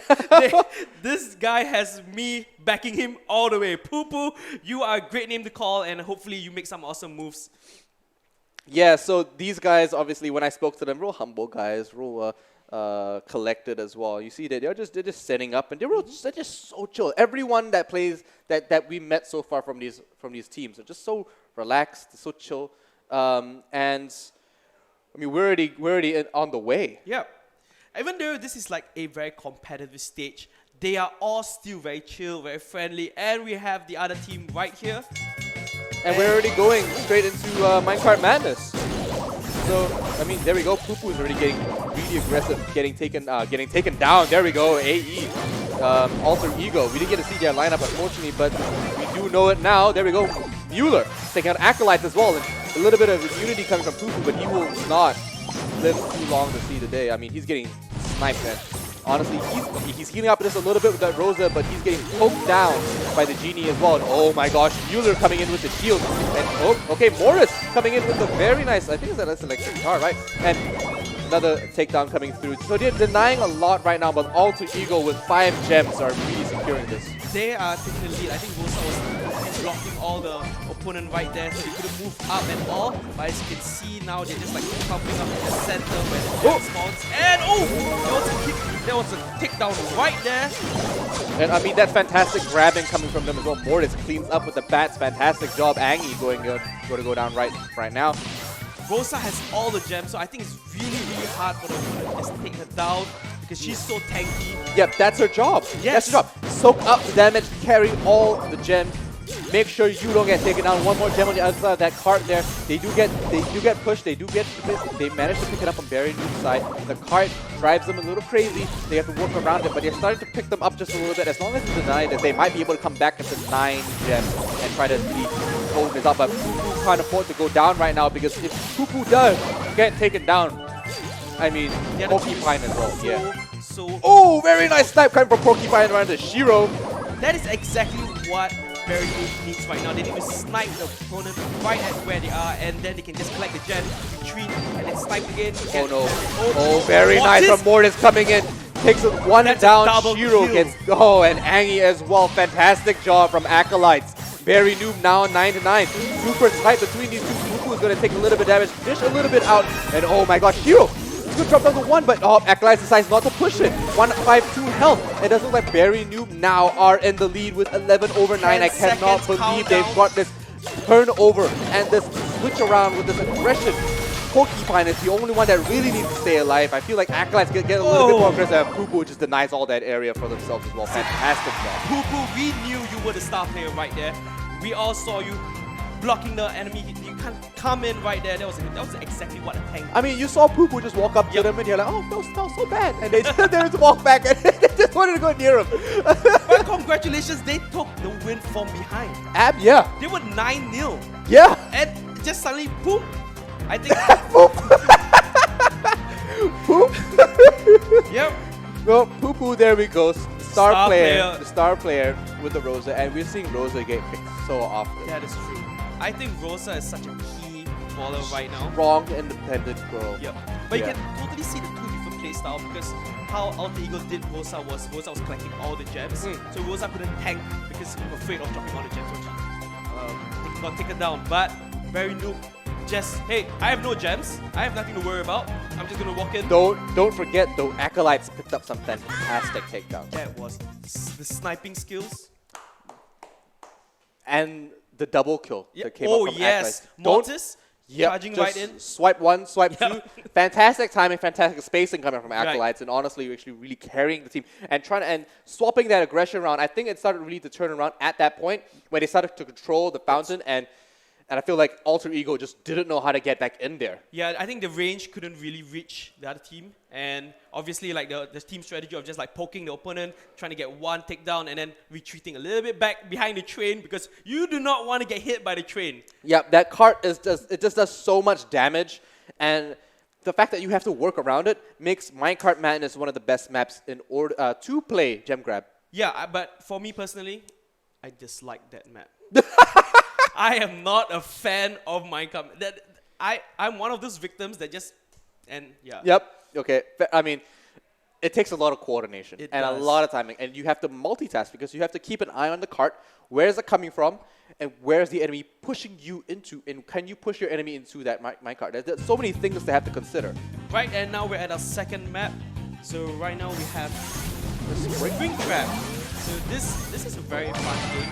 Yeah, I mean, looking like Shiro already taking a whole bunch of damage, and there we go. Bull being taken down there. Poo Poo, another one, cleaning up a very nice kill. Piper has dropped back, picks up some of the foliage area, and oh my gosh, Bull coming in with a fantastic. Oh no, Mueller picks up that takedown for himself, and Porcupine already taking a lot of damage, and oh, Shiro cleaning it up. Alter Ego changing up their pace so well right now, and now controlling that fountain and keeping them back behind your line. That is what Bull is so good at. Just charge right in, kill the enemy in like a few couple of shots. That's all you need to do. Oh my gosh, the redirection coming from Shiro, and amazing gameplay so far. Acolyte taking a whole bunch of damage as well, and wow, okay, BB getting taken out. And you know, BB's not having a great time, and we talked about BB with Husky and how BB is just such a strong force to be reckoned with. But look at Bo just denying them all that entry. And Bull coming in at the right time to push in and really secure these takedowns. Alter Ego got an early 10 gem lead, and now they just back to their base. Oh! BB making... Oh my gosh, all the gems get dropped. Mecha Bull won't be enough to pick those up. Mueller picks up 2 for himself, but Porcupine tries to make it out. Kara there with the pull in. Fantastic job coming through. Boo gets taken out. With the super just charging right back in, taking back the gems that they lost earlier, and right now they just have to wait 10 seconds and take game number 2. Yeah, it's not going to be enough, honestly. I think Alter Ego really have to run 5 seconds left on the clock unless Very Noob be able to deny it. Yes, they do! They drop a whole bunch of gems and they will have to pick them up. 10 gems going to Alter Ego with a fantastic upset coming through. Very Noob really have to make this happen for them. And oh my gosh, it was so close. Honestly, I thought they had that, but 15, 16 gems going to Alter Ego. This team is not going down without a fight. 4 seconds left on the clock, and it's all but over for Very Noob. They won't be able to take that back anytime soon, and a fantastic change of pace. That was exactly what the Bull player did when they were escaping with their gems. Bull just used the super charge right back in, stole back the gem, ran back to base, and like, hey, you guys can come over here and get it. Yeah, they almost had that. The Very Noob, they dropped the gem count, and they were so close. They almost clutched it, but Alter Ego really coming through real clutch. And I think the star player on that team isn't just Mueller, but it's also Shiro, because he had some really strong moments in the early half of that round. Definitely. I think when they hit charge right in to do the double kill, and then did you see the angle off? Yep. The double angle coming through from Bull? Cut him off. That is exactly how you should play Gem Grab. Pushed him into his teammates, if anything. You know, it was really awkward. But fantastic gameplay coming from Alter Ego on the second set here. We're going to the double swoosh. Now, could be very different coming through, but it's definitely looking much more confident coming from from that recent matchup. So, looking at how it's turning out so far, we are seeing that Alter Ego and Very Noob are just neck to neck with each other. In very bipolar performances so far. I felt like they really stepped up their second game, where they really went aggressive with the correct baller picks. You know, Bull especially, one of my favorites. I think it's kind of like a meme brawler. Yeah. Oh, I mean, I don't know, man. I don't feel like he's the meme brawler of Not them a all. complete, yeah. No, he's not the biggest meme. Yeah. I feel like who is the biggest meme brawler? I can't put my finger on it. I know who it is, but I really don't think it's Bull. Not Bull. No, I don't think it's Bull. Mecha Bo coming in though was pretty cool. Right. Did some fantastic job at denying a lot of area, a lot of entry. Did keep the enemy at a distance. Barry Noob did find it hard to actually get in. I feel like the BB wasn't the right choice there. Yeah. Or was it just really good job coming from the Bo? I think Bo really controlled the whole map, you know, with the range, with the super. And then BB, unfortunately, even though we've been talking about BB so many times, BB just has not been performing in every game. Yeah, it's just a little lackluster in that last performance there. And she's dangerous. She's a scary brawler to play and to fight against because she has that knockback, she has a lot of damage, the swing has a huge hitbox. Bubblegum. Yep, I mean, just denies entire, makes a path for herself, like Husky said before. But at the same time, we just haven't seen her use to her best of her abilities so far. Is it because they know the counter of her? Yeah, they just probably know. Yeah, they probably just know how to counter. Right. We're already going into the next one. So going into the double swoosh now. Does look like game 3 of the first set is on the way. Acolyte's now on the bow as well. So try to deny this left side here. Shiro's trying to get up real pushy with Carl, and Carl himself on that cart will be on Minecart Madness, but the cart man himself will be pushing up very aggressively, holding that front line, and look at this area they're denying them. They're not even getting close to the fountain. I think Alter Ego is doing a Mueller. Not like this. Fantastic job from both sides. But Shiro getting very aggressive right onto Poo-Poo and picks up the takedown, but gets retraded and traded off by Porcupine. So fantastic job coming out, and Acolyte dropping super low. Agni picking up that takedown, and Mueller dropping almost non-existent as well. And there we go, Porcupine jumping out of there, uses the Paracel, but Mueller doesn't soak up enough damage, doesn't take up the double, and Poo-Poo, sorry, getting a nice one on Shiro as well. So an even matchup so far. Oh, no. Okay, Alter Ego swapping over now. Getting a little bit too aggressive on the Barry Noob side there. Does drop quite a lot of gems, but they still have initial immediate control over that fountain area. Does look like Mueller is coming in for a flank, though. I'm not sure if this is necessarily Rose's strength, but if they collapse onto Poo-Poo and to Acolytes, no, it won't be enough. Not enough presence coming in from Alter Ego just yet. Kind of need to regroup right now. I mean, they just are making a lot of mistakes with like Rosa going at the back and not really making an impact. So right now we can see Porcupine just collecting all the gems and a beautiful snipe right there. Mueller getting taken down there especially as well. 6 gems now on the very new side, but Alter Ego are 3 away. Very nice cleanup there. And it's still very even. Oh, nice grab! Mueller gets taken down. And he lives! Mueller pops the super as well, and he will be able to walk away. I cannot believe it. How do you get away with that? That is exactly what Rosa is all about. Coming in, taking the damage, and running right back out. And now Alter Ego with 11 gem lead. That is exactly the play. An amazing time coming in. Alter Ego now on 11. It does look like they will win that match as well. Crazy. That last play right there, that was it. Oh, I just have goosebumps right now. Chills all over my body, man. But Alter Ego win that first set. A fantastic clutch game coming through. Honestly, Barry Noob, they had that. They had that. But I feel like Porcupine missed the shot. Could not pick up and capitalize on the grab. The yoink was not enough. Poo-Poo did a fantastic job, but there's no presence from the rest of his team to capitalize on it. There was not enough support, and in fact, I honestly thought that was the game for Barry Noob once Poo-Poo did an amazing grab. Yep. But Rosa, with just that slither of health, just walk off. It was like a 150 health. Who lives with that, man? But, Mueller, there we go. Living and breathing star player for himself as well. Shiro did a fantastic job zoning the enemy. And Angie. Not too many magical grabs coming from Angie, but still fantastic time. Alter Ego obviously now coordinating the next map coming through. Does look like we are looking at this this lineup going through, and should be I just feel like they're just so confident, and they're a very logical bunch. When everyone that we met was pretty cool so far, pretty chill. But these guys were the most like level-headed. Yeah, level-headed. They weren't just airy. They weren't just happy-go-lucky. They were focused. They were like, yeah, no, we're this. They were giving me straight answers. Fantastic bunch. Looking forward to see where else they can go as well and how they're gonna fare into the next few sets. So, Brawl Ball is next one on the map. Next one up.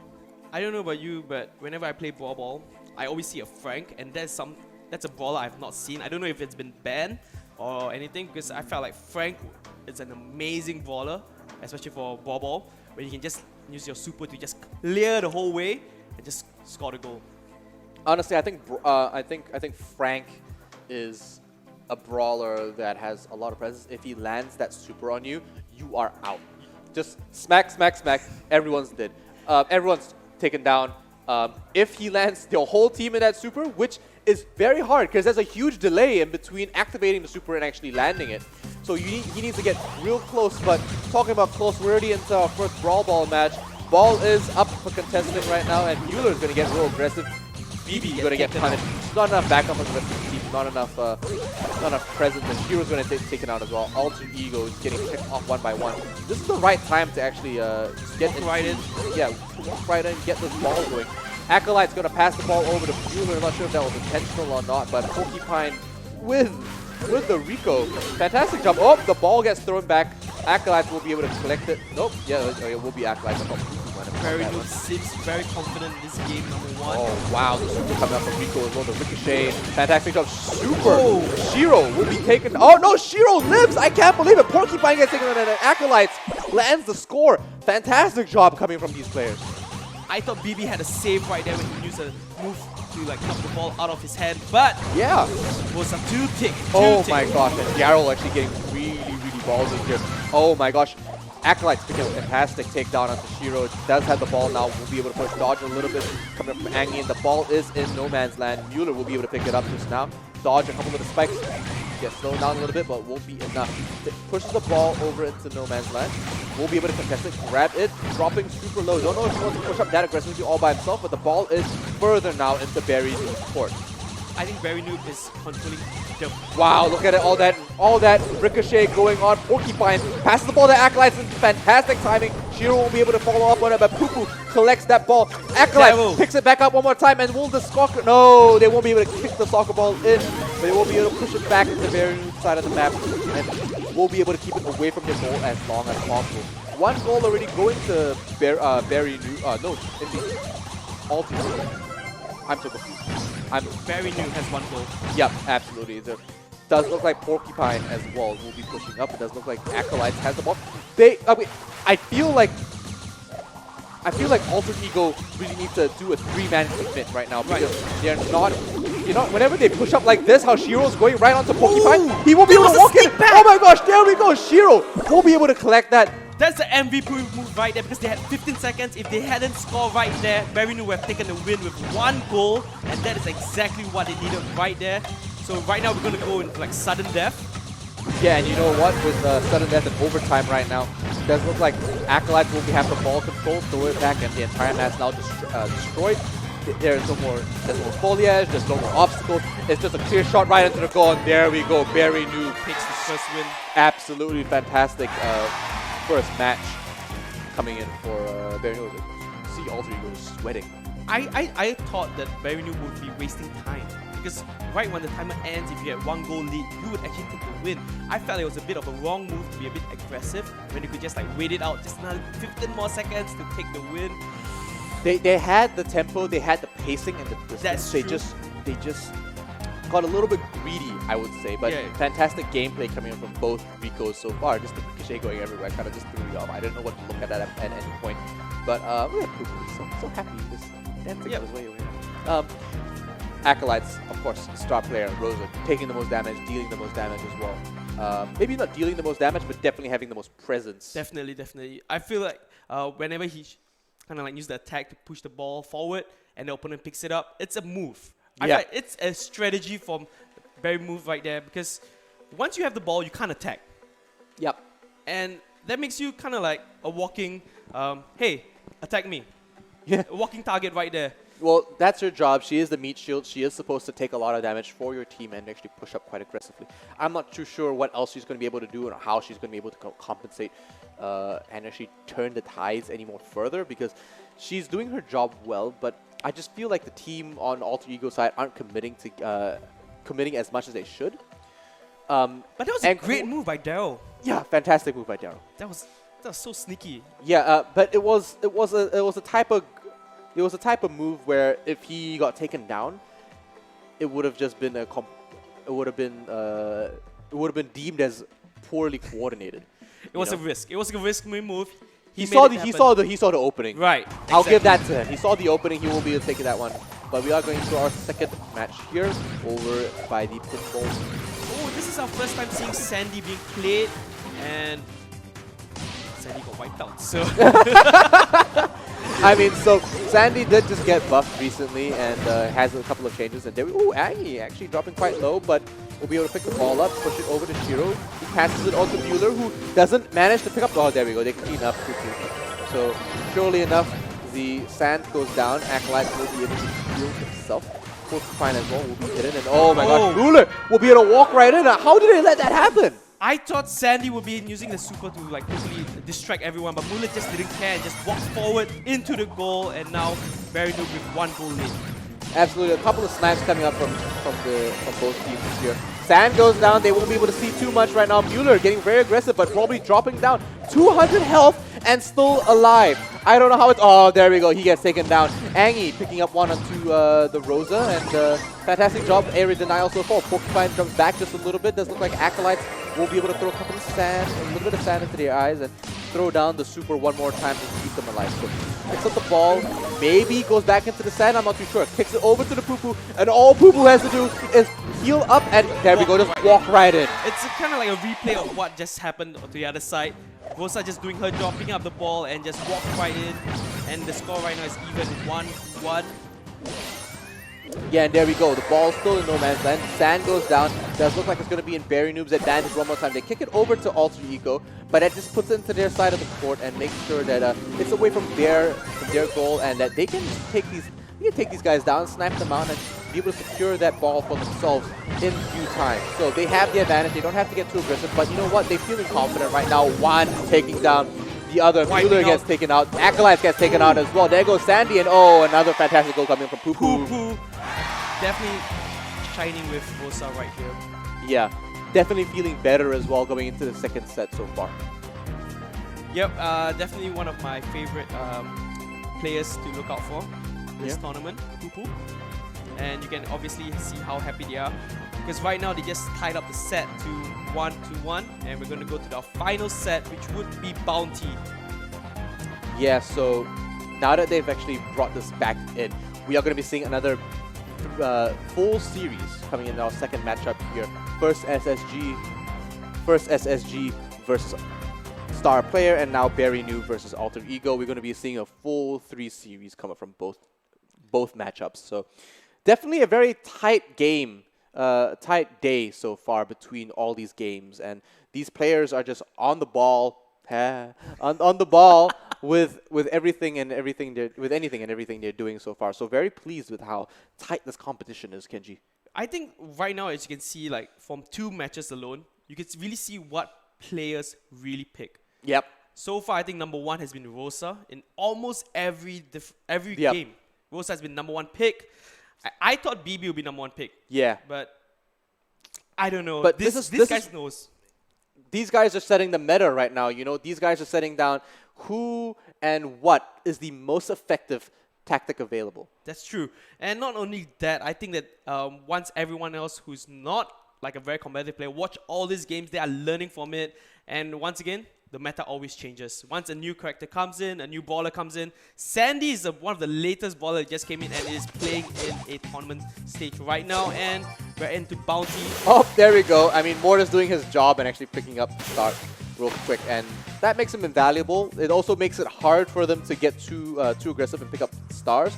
Just because he does have to get close, has to use all his attack in order to get really aggressive. And oh my gosh, Angie already almost getting taken out. 280 health. Back on his own back. They are getting aggressive. all the way in enemy territory actually. Shiro actually dropping super low.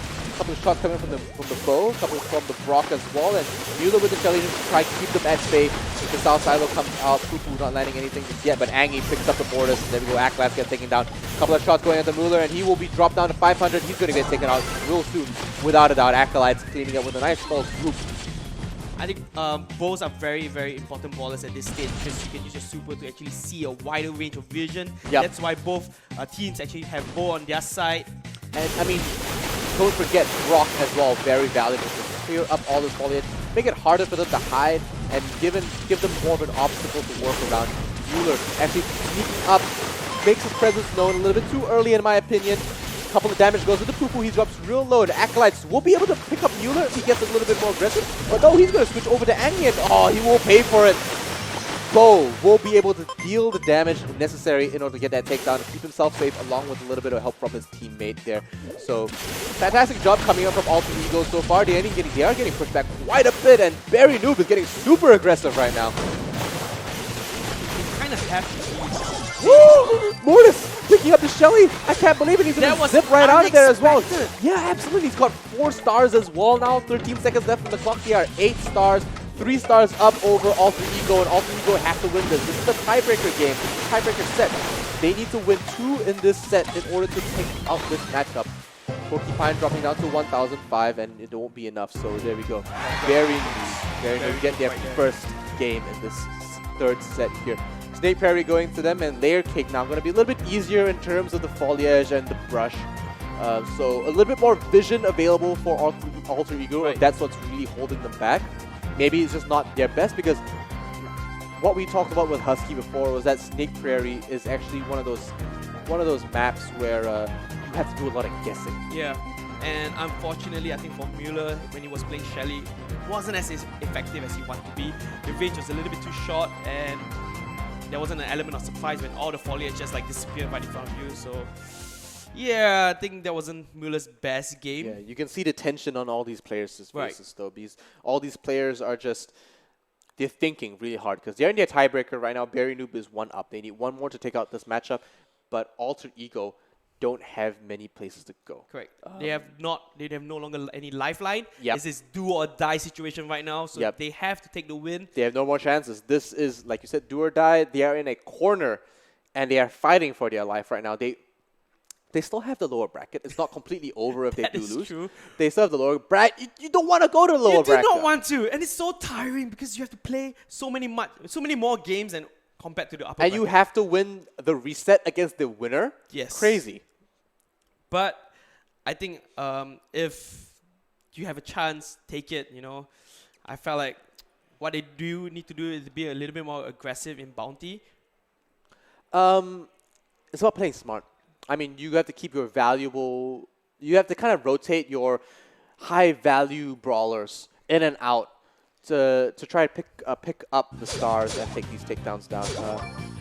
And Acolytes, as usual, with the Mortis, picking up that first star. So that first star is coming in very valuable. It's definitely not the be-all or end-all, but it did lead into very advantage, of course. And it obviously will make the opponent a little bit more aggressive because now they have 1-star lead, and they just took down, so now they're 3-star lead compared to Alter Ego 0 stars. Yeah, I mean, Tech doesn't have to be that aggressive. Bueller as well doesn't have to be that far up. I feel like Fufu is pulling back, and unfortunately, has to actually pull back underneath that brush. So Bueller as well going to be pushing back and be able to heal up. Dodges a lot, so hiding quite well. Doesn't land any of those shots that will be taken down. I think in 2-on-1. Yeah, it wasn't the right time to push up. I think if he just dodged around in that brush a little bit more, it would have been better. But a couple of sharp shots coming out from Porcupine as well with the rock missile silo. There we go. So Barrage coming out. Doesn't land on anything yet, but does remove a lot of the brush. Won't be able to hide too well, but Alter Ego needs to get a little aggressive. Barry Noob doesn't have to get too aggressive. Mortis diving right behind enemy lines, distracting them for as long as they can. Fuku tries to keep them at bay with the card spin. Not going to be enough to pick up anything just yet, but they don't need to pick up anything. They just need to distract them. Mortis already reconvened with the rest of the team, and Igu's getting his area denied, but you know, Alter Ego's pushing into the corner. The bomb comes out. Acolyte takes a lot of damage, and you're getting pushed into the corner, and Acolyte's on 84 health. He just gets sniped one time, and he dodges it with the swipe. He pushes back in behind enemy lines. We can't even see where he is right now, but it does look like Shiro and team won't be able to pick him up, and Acolyte steals right up, and he goes right in. Yes, he picks another takedown attack. How do you let that happen, Alter Ego? You're letting this Mortis go right over you, but the double kill and the triple kill right on top. Very noob with 11 stars right now over Alter Ego with 10 seconds left on the clock. There's no way, unless they pick up another 8, they will not be able to save this. Alter Ego with 3 seconds left on the clock lose this second game in this third set. I cannot believe that very noob. Oh my god, that Mortis move going back. Acolytes, you are a monster. That was amazing. I have to clap for you guys. That was fantastic. That was an amazing triple kill coming from Acolytes. A fantastic play from the Mortis. I don't know how that happened. How does he live twice from that? He just goes right behind enemy lines and he just swipes them twice and he just takes them out. So they're going to go to the losers brackets, and wow, what a game. That was a highlight reel in itself. Yes. That was amazing. We couldn't even see where the Mortis was going. He went way too far out of the spectator cameras. We couldn't see anything, but we knew he dodged it, and then he came back right when his health came back up, and he sniped it down, and like, wow. He got those takedowns, and it was a fantastic job coming in from the Mortis. Fantastic job. I'm surprised he's not the star player.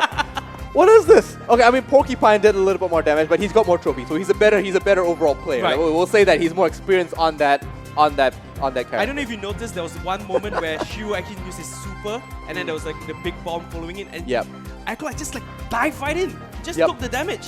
Because you don't want Porcupine to die, because Porcupine was having 4 stars at that moment. Yeah, so absolutely. that was an amazing move right there. Yeah, so fantastic job coming from Barry Nude. A huge upset over Alter Ego. Definitely. Again, Alter Ego on that first set looked so strong, and then Barry Nude coming back, saving it, and then now winning this in this second session. We're seeing mirror matchups and mirror performances coming in from that first iteration with Space Station and Star Player. A fantastic job so far from both teams. It's just been so electric. I don't know, because I always treat Brawl Stars as like a game for me to just like be a casual player, you know, have some fun. But watching these games, this is the real sweat fest. Yes. This is the real sweat fest. I was just like in shock. My mouth was like, oh, did you see that? Did you see that? You never knew that was possible till you saw Acolytes just run around the enemy and just come in with a double swipe of the spade. Sorry, it's a big comb. Sorry, my bad. Right. It's a big comb. There's something like a guitar, something like a comb. You know. Yeah, absolutely. So a fantastic job coming in from Barry Noob, and it's honestly, it's absolutely crazy. We did see that they were shaking hands already and giving it over to one another, and very interested to see how that happens. So how was that game for you? I think I really know how to play Mortis right now. I think that's how you should play it. Yeah. But why not we hear from the winner side how they totally took the game. So we've got Yari with the interview ready as well over by stage. Take it away, Yari. All right, so once again, congratulations to Bernie for winning this set. All right, so congratulations once again. So here with me, I have Porcupine, aka Ben. All right, so I have a very simple question for you. How did you come up with the name itself for your team? So cause our band name is actually Bears, so we decided to come up with a bear kind of pun. So that's how we ended up with Barry Noob. All right, so that is very, very interesting. So you know what? We have 3 different maps altogether. So which one is the toughest today? I would say that definitely Gem, because we lost Gem. But we'll try harder next time. And also during the Gem grab itself, which brawler did you use? I was playing Piper. And why is that? Because Piper is very buffed right now with the damage from the ambush new update. All right. So I think that is all for now. Congratulations once again, Barry Noom. We'll take a short break, and I know that all of you got very, very excited as I am. We will come back very, very soon.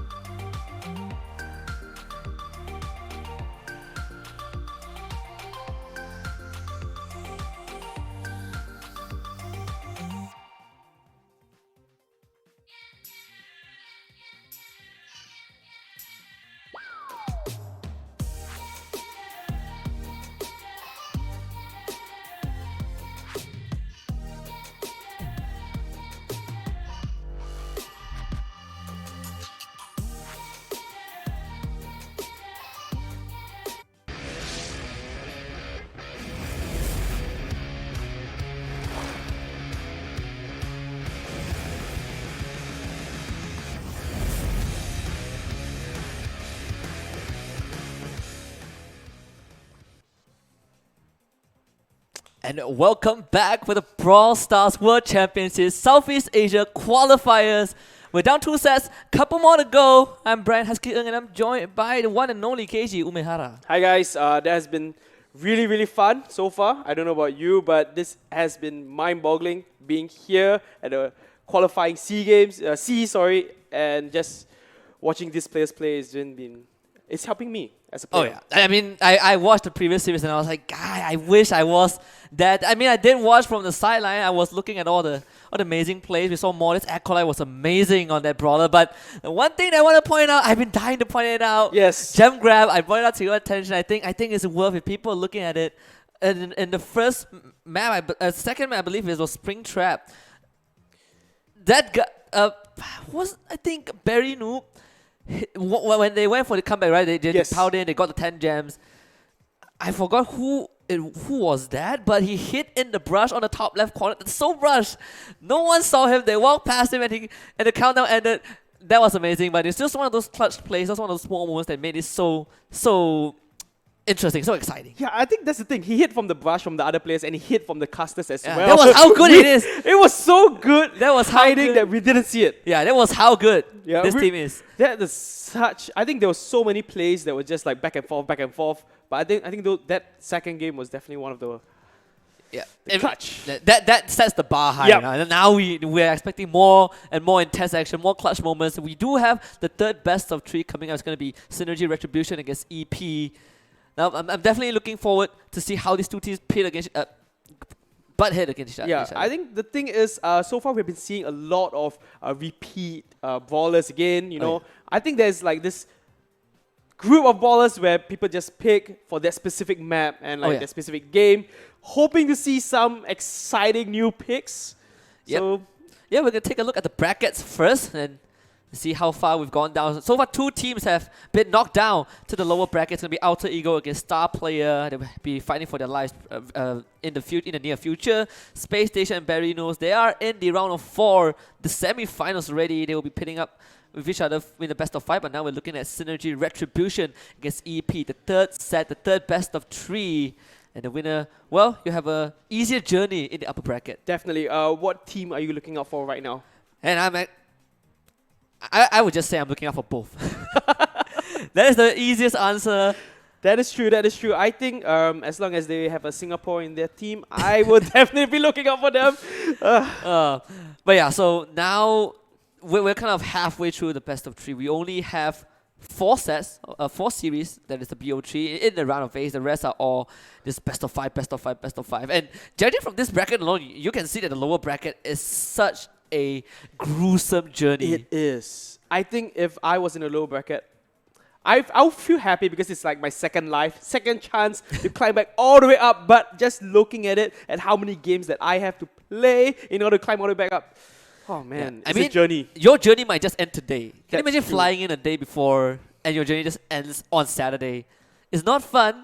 You do walk away with some cash prizes, but at the end of the day, the end goal is to make it to the G-Star World Championship. Definitely. And you have to win first place for that to happen. And I think not only that, you also want bragging rights for the first ever World Championship. Oh yeah. And like, guys, guess what?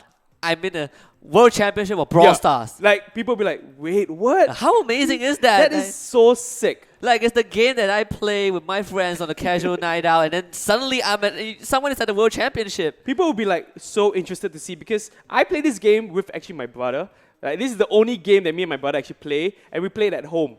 So we are like those casual toilet game. I call it toilet gaming. You know, when you're in a toilet for a long time, don't ask me why, and you whip up your phone, and that's the game that I play. You know. But we'll take a look at the matchup first. We're going to start off with Synergy Retribution. There we go. We have Elliot, Sight, and Aaron. Singapore, there you go. That's my team right there. That's my boys representing the Singapore flag. All the way, we flew in from Singapore. Not that long because we're in KL. But you do not want to go home tonight, you know. Yeah, you don't want to go home tonight. You got to stay. You got to enjoy. Yes. Their sub MXCYK is not going to be playing today. At least for now, we have the 3 main guys on stage. And I'm really interested to see how they play it. I'm wondering, actually, do different countries have a different meta? No, I can't think so. I think that's the first time I see a Mortis perform so well. Oh. I've seen Mortis in the open qualifiers. I'm like, this brawler is not gonna make it. Right. Like, You always see Mortis just like charging in just to get like the first star and then going backwards and like kind of like straggling off. No MVP it's moments. like the only, the only assassin type brawler. I played Mortis myself. I'm like, I hate this brawler a lot because I feel like the damage is kind of in the middle. Right. You don't do enough, but then at the same time, it feels like because the reload or the recharge is a bit. It's not the typical melee recharge. It's not that fast. It's kind of in the middle between melee and range. So it's like, how am I supposed to play Mortis? And you're like charging into their face. Into their face. It takes a certain level of Courage. Courage to actually do that. Like, hey, I'm here, guys. I'm here with my shovel. He made the moves. He made the play. I think that's a Mortis highlight reel right there. Oh yeah, that's a Mortis highlight reel. That's amazing. That's how anyone who wants to play main Mortis should look at it and learn from it. And we're going to look at other teams as well, other players and how they master this game, I can only really play one or two characters pretty well, I would say. But these guys, they have a whole list of brawlers for them. And let's look at the other team. Yeah, it's going to be EP on the red side. We're going to wait for the graphics to be pulled out for now. But there we go. EP on the screen, the 3 players. They are looking pretty serious. I feel like when the camera was on Synergy Retribution, they look just absolutely focused. Right. They're like, we're here for the money. We're here for the win. They are. I think even though like everyone walks away like a winner per se. Everyone is a winner. Exactly. But you would want to have a bigger slice of the pie. Oh yeah. I saw the prize pool and I am loving it. Yeah, I mean, Lan was talking about, it's a big sum if you convert it into Malaysian ringgit, but it's still It's a big sum. It's a big sum. I'm like, it's still money. Yeah, it is. I am very, very happy that this community is growing. The support is there. The prize pool don't have to be like extravagant. Like You don't have to have like a lottery scale prize pool, right? That is good enough for players to fly down, to compete, represent their country. I think it's so amazing that this is actually happening.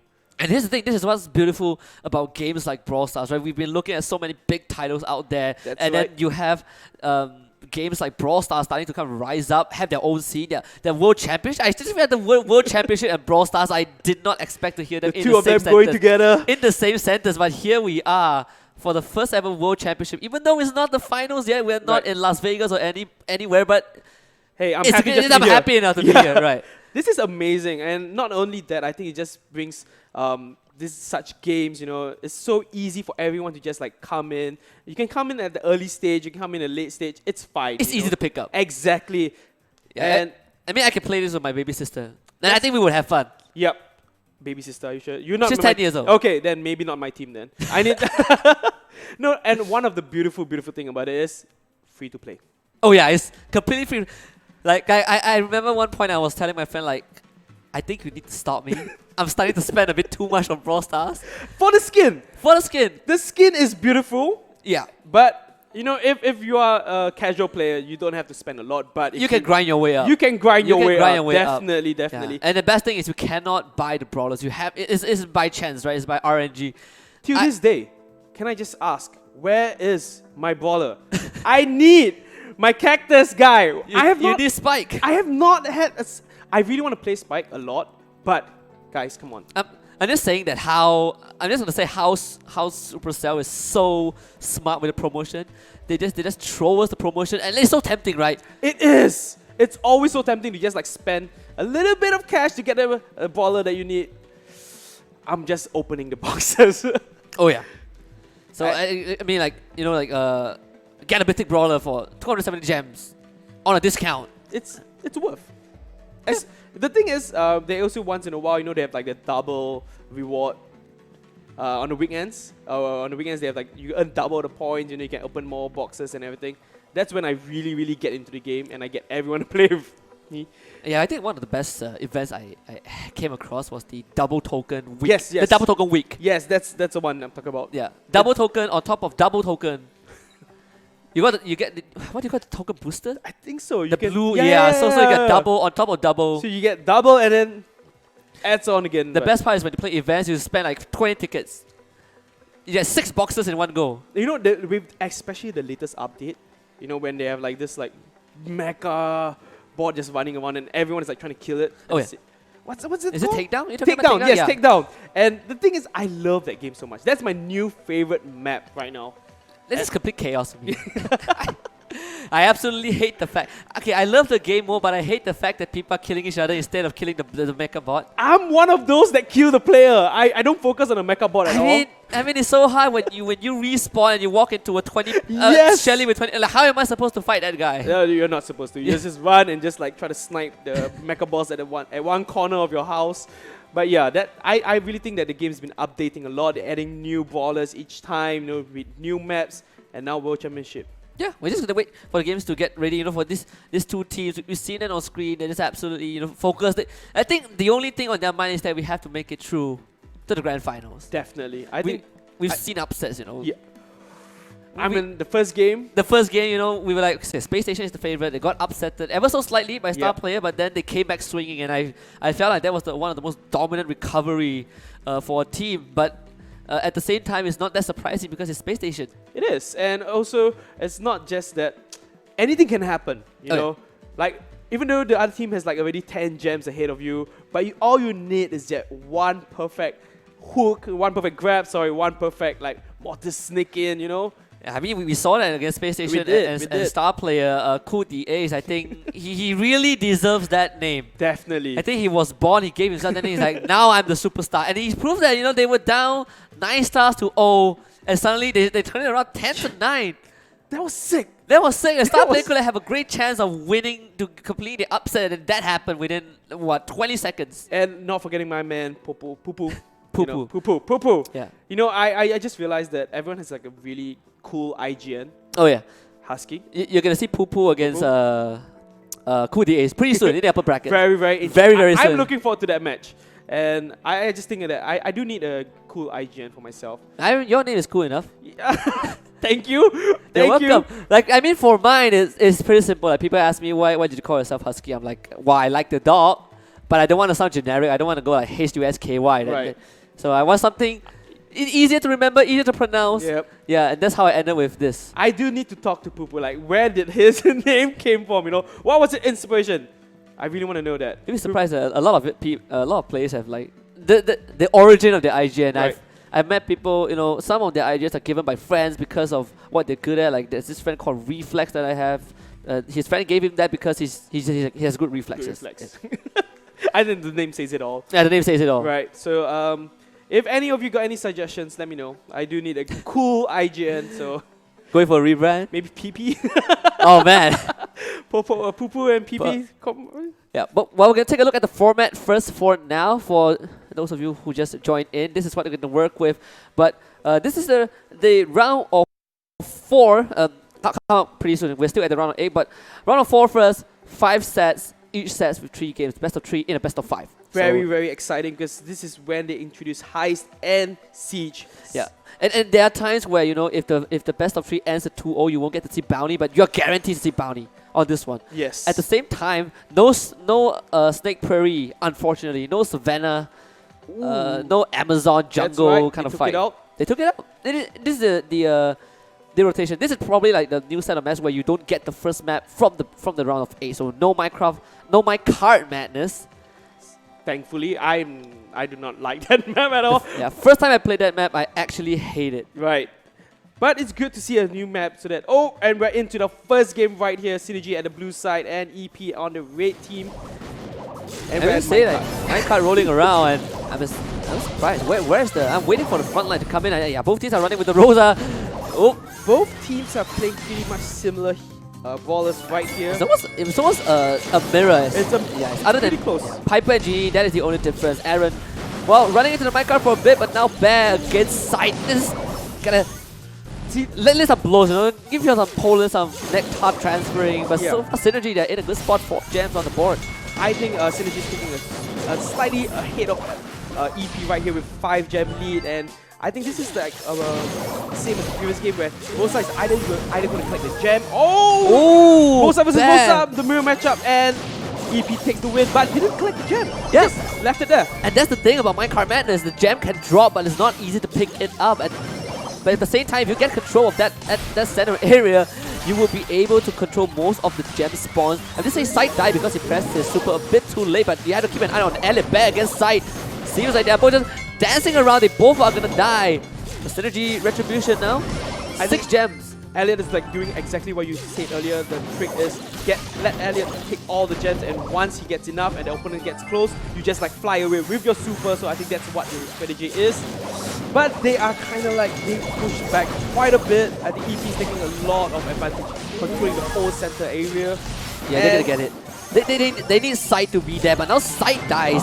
So EP, they have full control of that central area. That Bear, unfortunately, is going to be taken down as well. So now 9 gems for Synergy R. Sight's going to pick up at 1 himself. The Tick Super walks through, actually takes down EP's Tick. Now the countdown starts for Synergy R. 15 seconds. EP, they need to get it close. Bear has been doing well so far, but has to walk through the entire railways, and all they need is 5 more seconds. EP is gonna start rushing in. They need to kill outside to get the reset. The pool comes in, but the damage isn't there. Synergy R. Congratulations. Game Synergy. 1.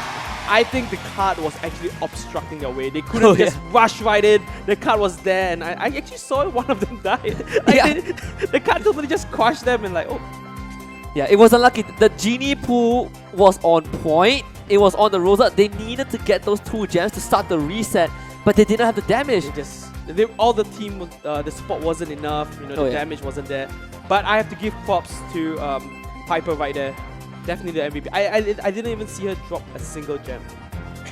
Yeah, exactly. I mean, like, actually, Bear against Sight. Bear technically took down Sight a couple of times because of he got his super slightly earlier and such, but in the grand scheme of things, it's just slightly unfortunate for EP.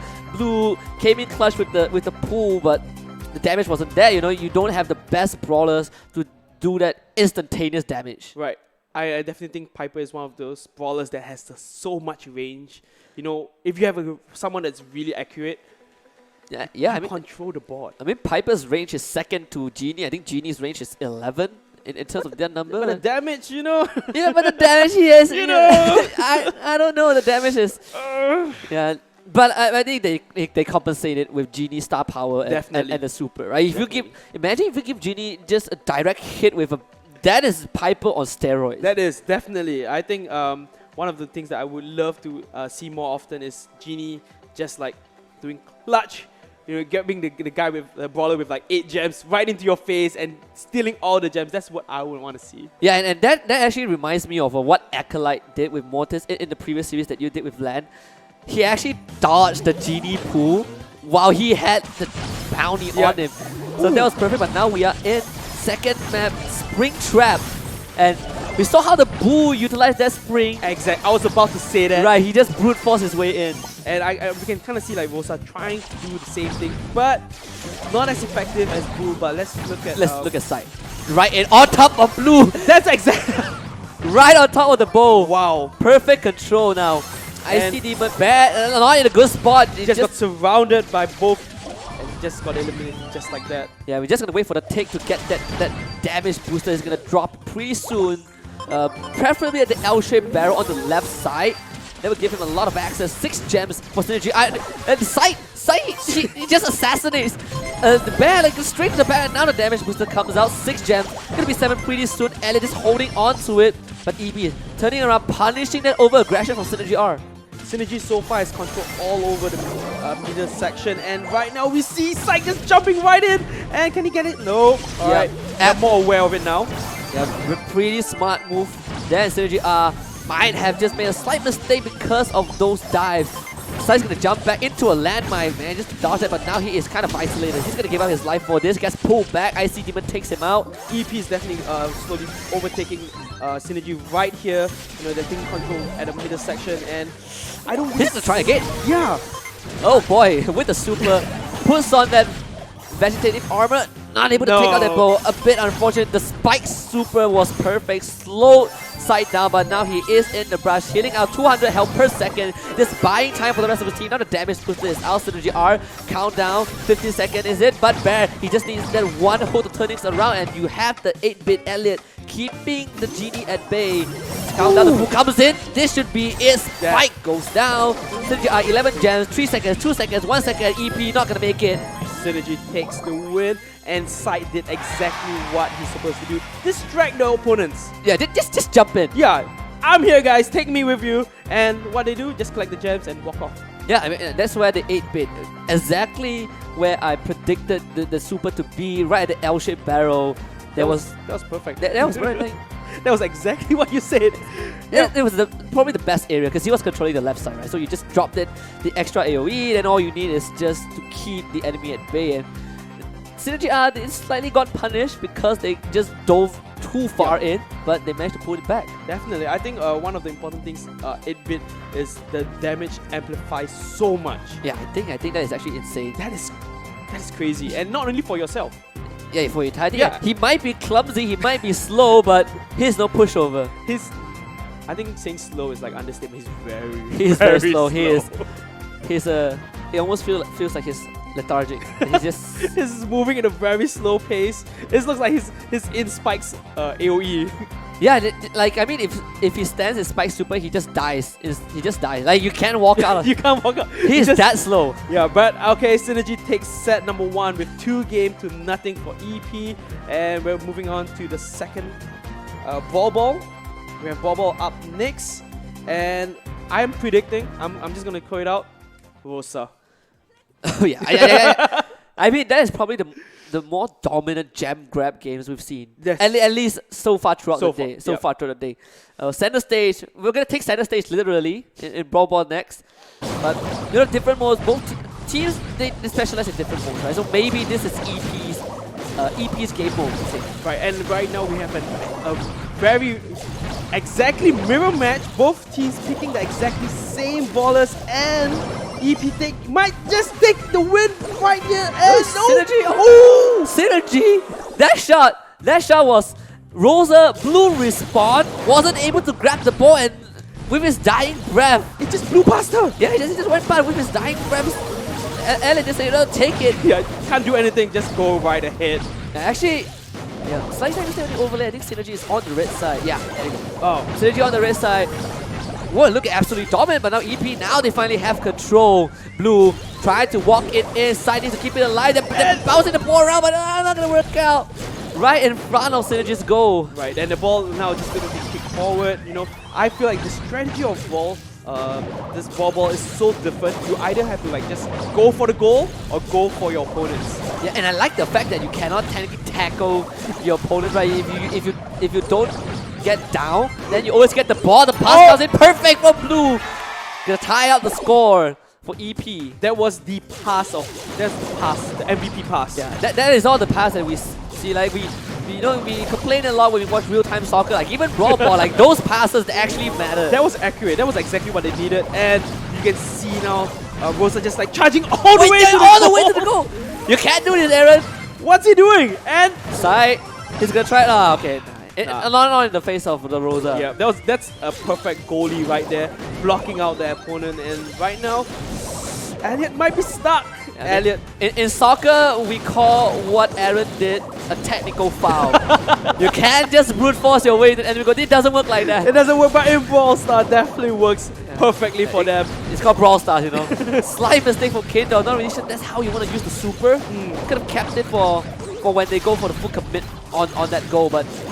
Definitely, and I don't know if a lot of people are watching for the first time. If you use your super while holding the ball, it travels much further distance. And Rosa just what? Wow! In the face, the super ran out. Spike at the at the very last second, and Kin was like, "Now have this ball." Spike, we're going to overtime. Now EP, they managed to score one. Aaron is just amazing on this Rosa. You cannot count him out. He's been the frontliner for all this time. Now Blue gets his super. He's gonna brute force his way.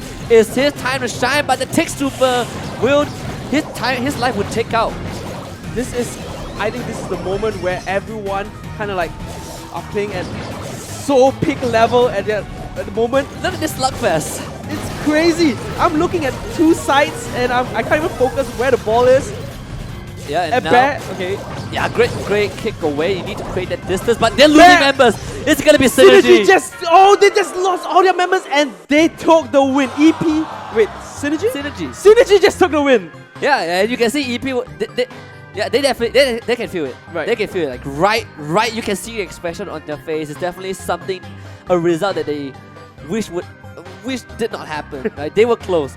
They managed to equalize the goal. They took it to overtime, but I just feel like the coordination for Synergy was just way better. I mean, we can't really say the brawlers because it was literally the same. Yeah, it was the same matchup. Mirror matchup. So was it because they made mistakes, or was the other team just a little bit better in their usage of their teamwork? Honestly, feel like it's just coordination, right? Synergy had a better coordination in that previous match. You can see Aaron. I think Aaron did so much work as the Rosa. It's so many times that this guy just paved the entire road. It's so intimidating seeing someone like that. Oh yeah. You need to have the guts, right? Yeah. It's a mixture of having the brawn and the brain, and if you have the confidence to brute force your way into the enemy goal, that's a big statement. Like, you gotta watch out for this guy. Definitely.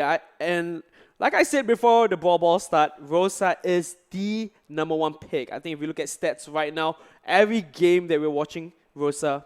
I was surprised that we don't see much BB. That's true. I was waiting about it. Yeah, because BB is the only, pretty much one of the brawlers where her normal attack actually knocks back the opponent and makes them drop the ball. Yeah, probably the only brawler that it is the only. It is the only brawler. She's the only brawler that does that, right? You have the ball. Other brawlers have to use their super. You have to like grab. You have to knock back. Yeah, you have to kind of eliminate whoever is dribbling the ball to gain possession. But BB was just nope. I have a baseball bat in a soccer match. Like, what else do you want? And don't forget Bubblegum. Oh, and we have another mirror matchup.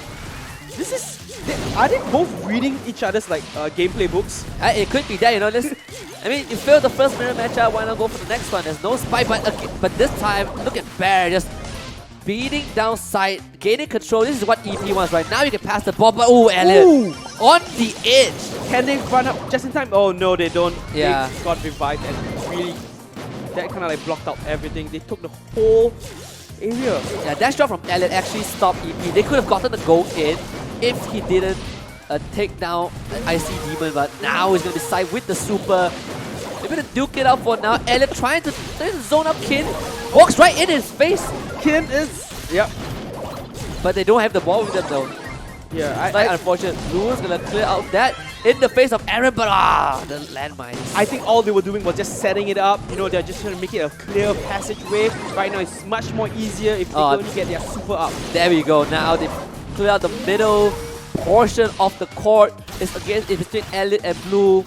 Every single shot counts. That tick super is not going to connect in any way. EP, they're holding their ground, but the boys on their side of the court, but they need to find a way to get through. That's not you can't shoot. This is not literally the boys on the other side of the court. You can't free kick this thing. Yeah. Okay, and the thing is, right now it's clear. Yeah, Elliot, that's exactly what I mean. You save up your super, you clear the way, and boom.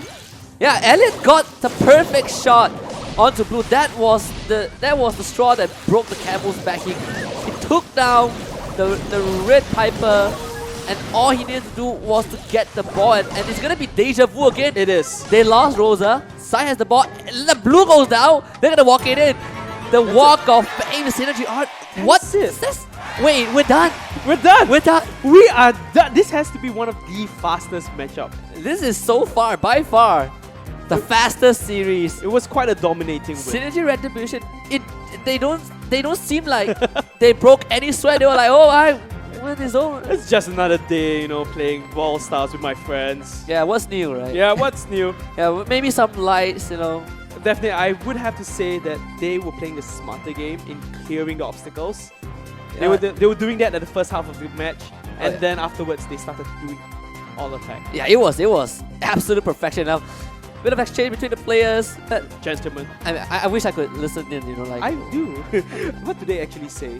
I would love to listen into the conversations between the players and the onstage interview as well. The first interview between the cool DAs and Yadi. It looked like he seemed really cheerful. He was smiling a lot. He's giggling a lot. I mean, he won. Yeah, he won. It helps a lot if you win to be smiling a lot at an interview, But I definitely would love to hear what are their thoughts and coming to this and everything. Especially their strategy, because both teams seem to have the same kind of like strat. But we were clearly- basically watching a mirror Exactly. series.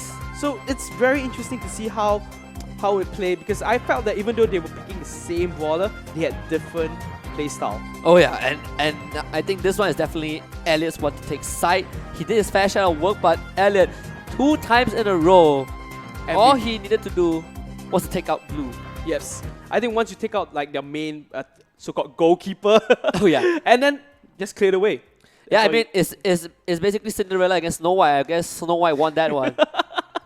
The Cinderella pink dress? I don't think so. I probably messed up my... Maybe, but it's okay. Well, It's all okay. forgiven. It's all forgiven. Yep, we Yeah. all are just having fun right here. This is the end of our 3rd matchup. It's been crazy, but this is the fastest. Oh yeah, I think this is definitely the fastest. Right. By far, I don't think... I would be surprised if there's any matchup that is faster than this one. Exactly.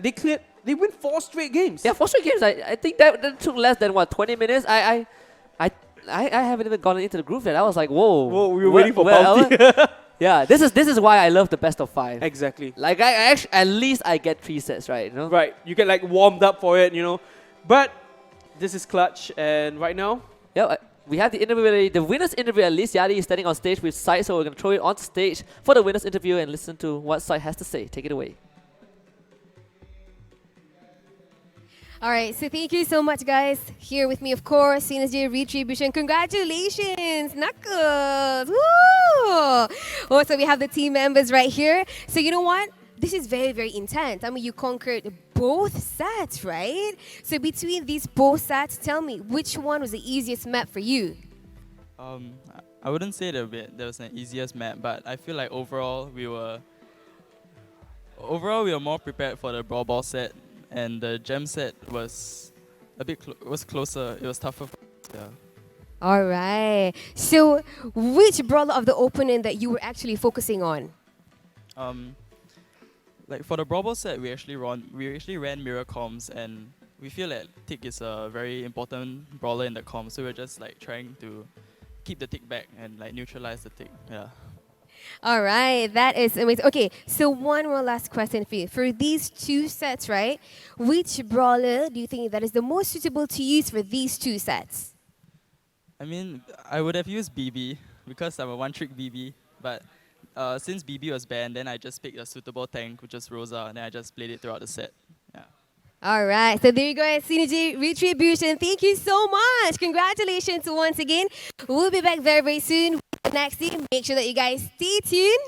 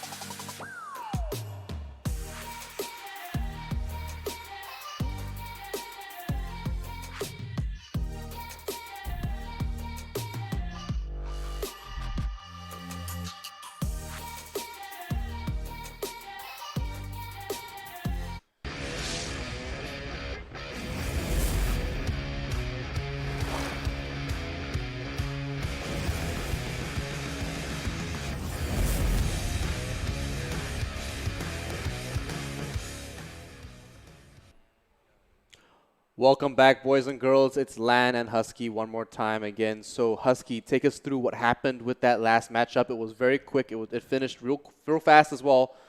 Yeah, that last match was just, I would say, a landslide in favor of Synergy Retribution. It looked really one-sided. Yeah, and I think it's you can't really blame EP for losing that. Synergy Retribution was just, I think, a class above, slightly better. They were playing mirror matchup throughout the entire series, and you can see that Synergy Retribution was just a bit more coordinated in a lot of aspects. Yeah, so honestly, I felt like Synergy were just on the ball. They knew exactly what to do. I felt like they really picked apart EP as well. Yeah. Really incoherent with how they played. But moving into the next games, we have a pretty interesting lineup for us tonight. For the rest of the night as well for our matches. How are you feeling about these other matches? Because now that we've seen the first two matchups come through, and both those matchups were crazy. SSG super close along with Star Player, and then on top of that, Barry Noob and Alter Ego super close. And then we're seeing this very contrasting performance come through for Synergy, Retribution, and EP. But who will they face next? Synergy or Bear With Me? It would be fun to have Synergy Retribution face up against Synergy, but you do have Bear With Me, who came in from the open qualifiers as well, with pretty good, pretty decent performance, I would say. They're gonna close out our last series of that round of 8, which means that this is our last best of 3. It's gonna be more action coming in best of 5s, coming to the round of 4s and the lower bracket until the end of the championship.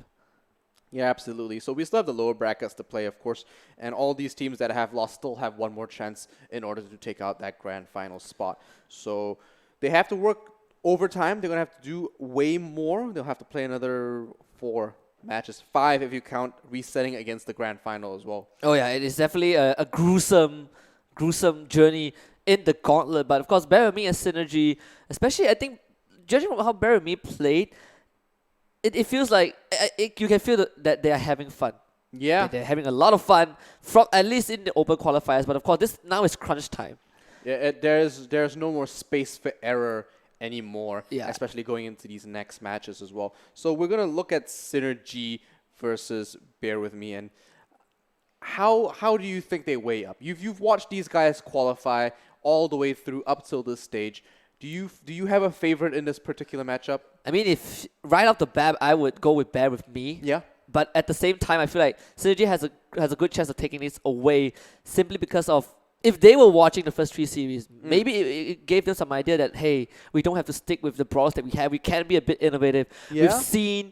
We've seen a lot of mirror matchups and a lot of standard picks. We see Rosa getting picked almost every time. Yeah, and I was expecting BB to be in the fray a bit more, in the spotlight a bit more, but Rosa was the sunflower of all this series so far, and then the centerpiece, really. The centerpiece. We see Acolyte making Mortis work, which I have still trying to figure out. Acolytes on Mortis is a crazy pick, but let's look at this Malaysian team here. CZK, Clement, and Drunken Fist going to be our Bear With Me team lineup here. Such a cute logo, though. I like that. Adorable logo. This is the most adorable logo available. We're already in the game. So Minecart Madness one more time here, boys and girls. Does look like a lot of poke is coming up from both sides already, and the gems are in the middle. Bo is this time going to be picked up. We normally saw, I think it was Brock as well. Oh, no, Clement just dodges that minecart just barely. That guy just moonwalked across the track, but it's going to be interesting, with 2 Rosas instead of a Piper, we get a Bow, and sometimes I do prefer the Bow. That's the only difference, right? Piper and Bow. Harry not gonna stand up to that. Yeah, so CZK picking up a nice takedown over onto the other Rosas as well. Minecart gets dodged one more time. Clement getting knocked back and taken out by the cart as well. Drops all his gems. Drunken Fist will be able to collect that, but he's in danger, and there we go. He gets picked up as well. A lot of mines deny those gems, and just looks like they will be able to pick it up. Piper picks up one, falls back with a Paracel, the bomb comes out. Oh man. Knocks one back, Drunken Fist almost taken out as well. So a very good time for Synergy. Doesn't look like Bear With Me having one ball at this moment, but surely Minecart Madness will prevail over another. CZK getting zoned out here, and Harry A lot of damage, and if you're pushing him into a very awkward spot, doesn't really want to be there. Off the super, does manage to live out and starts healing up much better. So hiding a little bit more damage, does look like they are going to be in a better spot. But Synergy is still leading by 3 gems. Yeah, and then Clemens, huge mistake, died in the minecart. They gave away, I think, 6 gems. Okay. But fortunately enough, they were able to reclaim control, so now they are kind of tying up the scoreboard. It's going to be 8-8 pretty soon. I don't think Chris is going to even attempt to go for that gem in the middle. You have CZK poised in perfect position, Clement as well. They just need to make sure that the Piper doesn't take anyone down with those shots. And the Piper, as I say that, draw super low. Now all the gems are on the floor. Clement with 10 on the board. Bury me. They just need to start backing off. 15 seconds. CZK wins the duel, does pick out the other Rosa, but gets taken out by the gem cart. Unfortunately, Chris will be able to pick up those gems. And oh my gosh, Bury me with 11. They just drop Synergy's gems all over the floor. Synergy would have been able to stop the timer if the Piper didn't get run over by the minecart. That was so unfortunate. Bad timing, and that's half the obstacle with Minecart Madness. This cart does change the game flow. Oh, yeah. It provides this huge obstacle that both teams have to keep an eye out for, and if you're not, you get punished for it just like that. Yeah, absolutely obnoxious thing, obstacle to do. I think you can have rivers in between, you can have barricades, barrels, or trampolines, but a minecart that does 2,000 damage each second. And it hits you 3 times. And it hits you 3 times. As long as you're on the track. next to a wall, the hitbox onto that wall, even if it's parallel to you, just locks you in and you're out of there, man. Yeah, bear with me. Looks. Oh, we're looking at Synergy right now. So, Synergy. Excuse me. Bear with me. If we're looking, I think the first one actually ended pretty quickly. It feels like a deja vu of the third series. Yeah, I feel like they're thinking that, you know what, we barely made it out of that one. Synergy here, really rethinking their process and how they're going to attack this obstacle. This team from India has obviously got a lot ahead of them, and they have the opportunities to really bring this back, but I'm not too sure if they're going to be able to or not. We'll have to see how it pans out, but it does look like we're already seeing the 8-bit come out. There we go, Spring Trap. Harry goes for Clement, but 8-bit is dead. DS kills with perfect shot, but the spike super on top of Harry. Seems like Rose are not a fan of spikes. Yeah. Even though her name is Rose, but not a fan of those spikes. Unfortunately. No thorns for her today. Spring right into the middle as well. Picks up a gem, lands on top of it as well. Fantastic by Harry. Does look like he will get taken out by Clement though. The bow coming in quite clutch. Has 2 gems to 3 on Synergy. Not too much, but with the 8-bit power-up packed there in the middle, should provide a very nice fronting. Drunken Fist is just getting so much supercharge off of Harry because Harry keeps jumping in, and Drunken Fist is he's landing all these point blank attacks. He's just waiting for the perfect moment to go for the super when he needs it. Harry not in a good spot in the landmine, completely zoned out. I feel like he needed to pull back at that point, but he kind of just committed, and they lost control over this gem. So now they've conceded control, and it does look like Harry might just go back. Just take the gems and go away, Harry. Don't do this right now, Harry. Okay. Oh no, Rosa gets punchy, does manage to leave out with that one. Drunken Fist gets taken out. There goes Eugenie, but Clement's all by himself. He won't be able to land anything if you shoot his barrels, buddy. And it Drunken Fist, like they are pushing he quite has the aggressively. super. Yeah, he's not Go straight. Oh, Harry. Pulls it right in. You're a wizard, Harry. Right in front of the Genie, just waiting for the perfect opportunity. I think Synergy, they got this.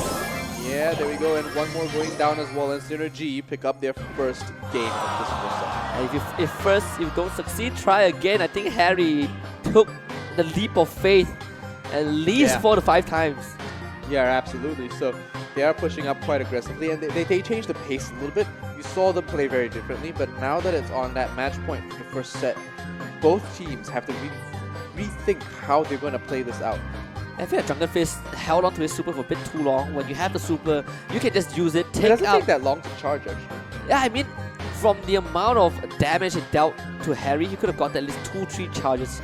I mean, when you know that you have time to work with, just use your super, take down maybe the 8-bit or the opposing Genie, any member from Synergy, just to create that man advantage. But I think he was holding for that moment where, okay, now we need to really get the gem. I'll use my super. Unfortunately, it didn't really work out. Yeah, not this time around at least. So bear with me. kind of funny because they're in front of the bear. Oh yeah. Nita's right behind them. It's kind of cute. Anyway, so Bear With Me are 1-1 with Synergy right now. Lemon and both the Mega Bows will be at each other's neck, trying to compete just a little bit more. While they are competing with these gems, they do have control. So Bear With Me now with 3 all of the bows. Not too sure if he wants to be that up front and really risking losing those gems. Or now, he does have control over it. Harry gets taken out there, easily sniped by Lemon here and taken up point blank if anything. Harry went for the auto basic attack instead of dragging his cursor, so he ended up shooting into the brush instead of Clement. He might have a chance to take out Clement. So it's unfortunate for Harry, and they are going to be severely punished because of that. Clement 7 gems on the board, complete control of that center stage. Gosh, these skills take so much damage. Drunken Fist trades out and he's on 2 landmines, only hit by 1, and he will pull back. It does look like Christ. The other word with it, and there we go. He gets taken on there. CPK picks him up quite easily, but he gets traded by Harry. So fantastic job, and oh my gosh, Harry gets sniped by Clement, and one 8-bit to the other. They will delete one another real quick as well. 10 gems in the Clement. All he's got to do is pull back, hang back, and just shoot out and kite as long as he can. Yeah, great spike super. He might even have his super, just put his landmines down, and oh, there we go. This looks like 5 seconds up the clock. Doesn't look like Synergy's going to be able to take this one out. The first set's going to go to Bear With Me. Congratulations. First set done. Moving on into Brawl Ball. Yeah, so fast. CZK stands there. No, he was just like, alright, we got this. Take me, and doesn't even go down. It's like 160 health left. Bear With Me looking pretty comfortable. Synergy did. The idea was right. The Shelly, because of that one mistake, he tapped instead of dragging. They got punished so hard. Always dragged. I mean, yeah, we're talking about the big leagues here. You have to be accurate with everything you do. You can't just expect your next attack, the next tap, to be in the exact spot that you want, because you got to predict where they walk into as well. It was just unfortunate for Synergy, and that one small mistake costed them the first set. So you know what? I know. It's because Shelly has an eye patch. Can't see out of that left eye. Well, okay, yeah, it makes sense. She shot to the right side. Nerf, man, I'm telling you. I'm not -1 accuracy. Minus 50%. I'm telling you, it's right there. Yeah. 2 eyes. 1 eye's gone. 50. You can have that. Like, I have no argument. Great observation. Thank you. I have both eyes. I don't have an eye patch. Oh, wow. So it's going well so far. It does look like Bear With Me. Bear With Me. And Bear With Me and my bad puns will be the one in front of this game so far. First match going to them. Second one of the Brawl Ball. Considering their tempo, I feel like Bear With Me are going to be the ones to be able to control Brawl Ball a little bit better. Oh yeah, I mean, you asked me which team I'm looking at, and my answer was Bear With Me, and obviously not counting Synergy out, they barely lost the first one. It was just due to a slight mistake, but Brawl Ball, different ball game. They just need to find their bearings to kind of force a set tree. Yeah, absolutely. So interested to see how this is going to pan out for them. Does look like the Brawl Stars right here in front of us. Synergy are just bearing their heads into their monitors and nail the second set here. They need this one in order to keep competing. Well, guess what? King El Primo. El Rey Primo. So, I mean, the ball's in no man's land right now. They're still trying to poke each other out, trying to find each other, but Harry takes a whole bunch of damage. There goes the 8-bit. He might just get deleted, refragged right now, and oh, he takes a little bit, but he pushes out. He does so much, and he has so much range on that attack as well. And Drunken Fist finally gets the first pass onto Clement. The ball goes into their court, and it's a little bit closer into their goal. Yeah, definitely not where Clement wanted to be. He was like, I got the ball, but he was like, oh, what am I going to do with this? Yeah, so I mean, if we're looking at the tempo and how these players actually operate, what we do see in Brawl Ball is not that they want to keep the ball to themselves and take the ball to the enemy's goalpost, but what they do is they actually push the ball away from their own, because they're leaving it in the enemy's hands, the opposite team's hands, but they're not necessarily worried about control over it. They just want to make sure that no one is near it.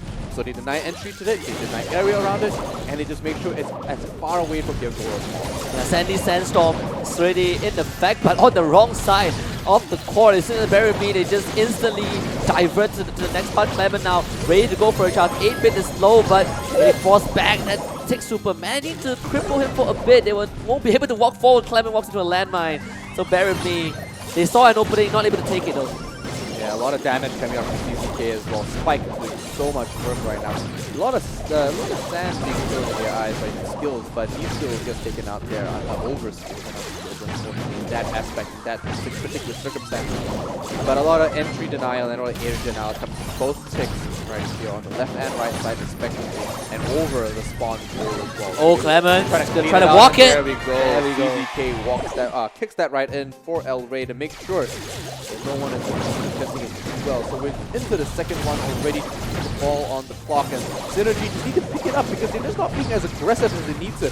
They're just trying to fend off the enemy, but right now they need to take control. They need to take the initiative and actually push up. They are on the ropes right now, and unless they secure this Brawl Ball set, it's not going to look good for them at all. Okay, the ball's real close for them. Harry might have the opportunity here with the 8-bit, and El Primo throws a couple of fists out there. Doesn't land any of those punches just yet, but Clement just messing around. Yeah, there we go. Clement didn't even go for the super. He Drunken Fist. doesn't even need it.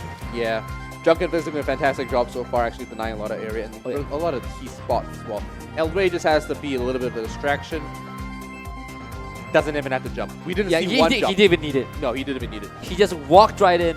And Synergy, obviously the first thing that we saw was there was no guy that can stand in front, right? The El Primo was had just free reign. And Clement finally raises up that, what do you call it, a wand? A staff? Scepter. A scepter, okay. This is mighty scepter of awesomeness. Yes, I mean, so the king himself can never get tired of. Standing there very strong as well. You can see he's got 900 trophies under his name as well, so he's very experienced in that character. I just like how Sandy just goes back to sleep when he wins, when he loses. Just slip it off. Chill. It's just a dream. It's all a dream. It's all a dream. It's just a nightmare. It's a nightmare. It's not real. Yeah. It's not real, not at all. So far, Synergy not doing too well. A little bit better than last time, but bear with me, definitely further in the lead. Synergy need to pick up their game. That is not at that level right now. They're getting taken out, picked apart. Chris getting caught there, and Drunken Fist already with the ball, doesn't want to pick it up just yet. Has it available to him, and there we go. The bubble gum will clear the way for them. Throws his head out there, and Clement gets taken out. But the ball gets passed over to Chris. Shoots the ball back onto the enemy side, and CZK barely manages to live out with 124 health. Yeah, Harry finally brings out the bat, but Synergy, they need a bit more than that. You need to get the control, and this time the Sandy Sandstorm would be very important to kind of keep Synergy in this series, because lower bracket is. Oh, come on, El Primo, do it, jump boy. No, come on, oh, yeah, enemy Piper down. Clement, he sees a chance. There's no Piper. You just need to avoid that BB swing. Now the first thing goes out. They can slowly walk it in. They're gonna do it. The El Primo Super is out right into the spawn, and yeah, Drunken Fist. Well, why not? Score the goal. Very close game indeed, but a lot of their obstacles are destroyed over on Synergy's side. They are on the ropes right now, in the corner, fighting for their life. Desperate. I mean, but when you got a in a corner, they might just lash out. Unfortunately, this is getting pacified right now. Oh my gosh, this is easy so game quick. for Bear With Me, and there we go. Get another immediate wipe, one-sided, coming out from Bear With Me. 2 matches in a row. I just feel like whoever is on the blue side has been winning so far. Red side gotta buckle up. Red side curse, man. it's a real thing sometimes, you know. But unfortunately, these guys aren't. These guys are just. Let me look at them. They're happy in defeat as well, but they still have a chance. They're not completely out. Lower bracket. Yeah, absolutely.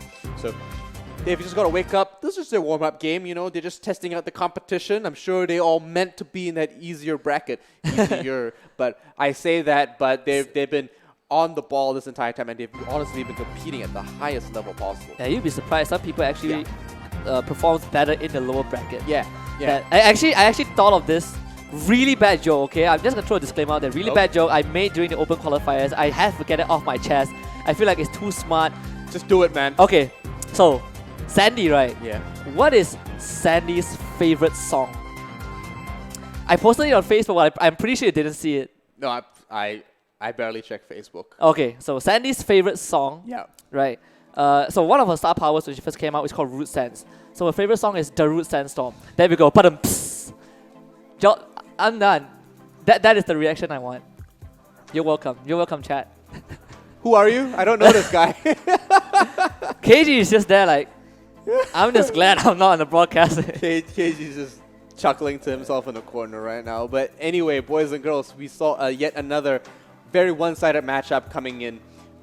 These qualifiers are just absolutely crazy right now. Southeast Asian region is just on fire in more than one way, honestly. So we're going into our next matchup. Who is it? We're going to be seeing... We're seeing the round of 4. In round of 4, so basically later on we're going to have Space Station going up against, I believe, Barry Noob. Yeah, and that's going to be a fantastic matchup because both those guys were in a very tight match against the... against their opponents, right? Against their opponents. Yeah, one is Star Player, one is...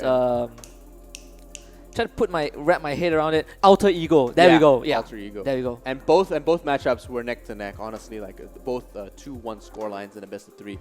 Yeah, so probably. We've got an interview right now with Yari again with our winners. So handing it over to you, Yari. All right, guys, so thank you so much. So we are very, very close to the semifinals. And with me, all right, the winner for this round, of course, bear with me. We have Nicholas and also Clement right here. How was it just now? Yeah, actually, the game started off pretty shaky. I mean, we had a bit of technical issues, but then I guess we managed to pick ourselves up.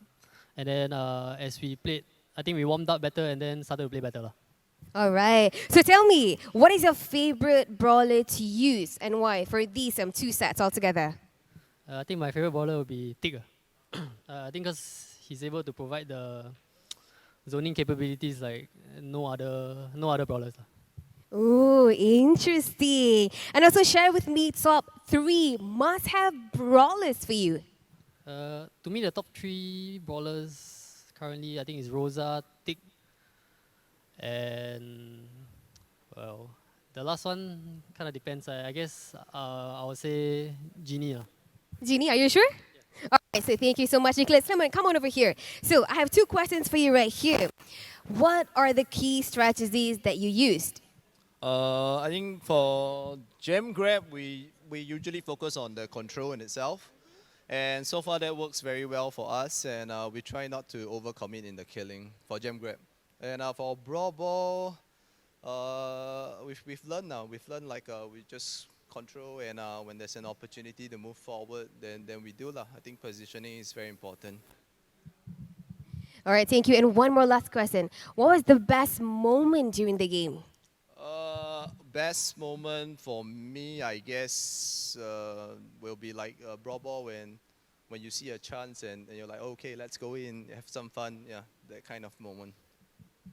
All right, so thank you so much, guys. Congratulations once again. There you go. We have, bear with me, the winner for this round altogether. So you know what? We're very, very close for the semifinals. Be sure to stay tuned, and we will see you guys very, very soon.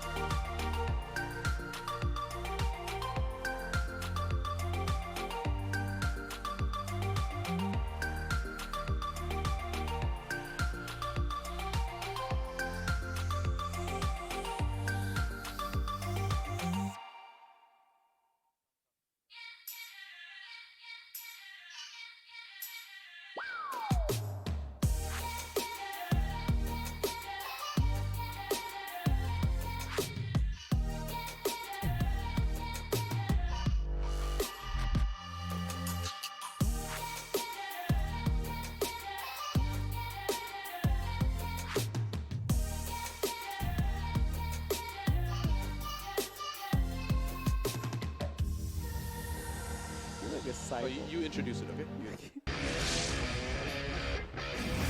Okay, boys.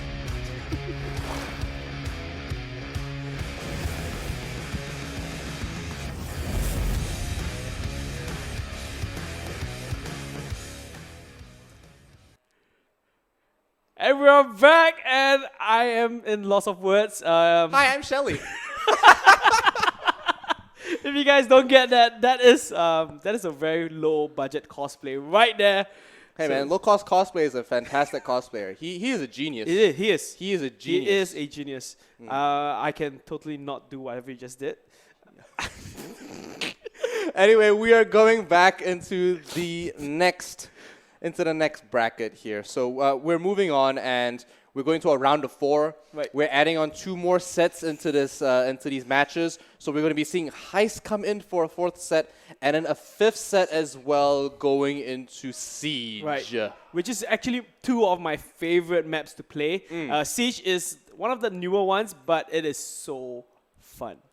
It is super competitive. It is super tight. Looking at this bracket here, it does look like we're going to be seeing Space Station versus Barry Noob, and then after that, Synergy R, Retribution, versus Bear With Me.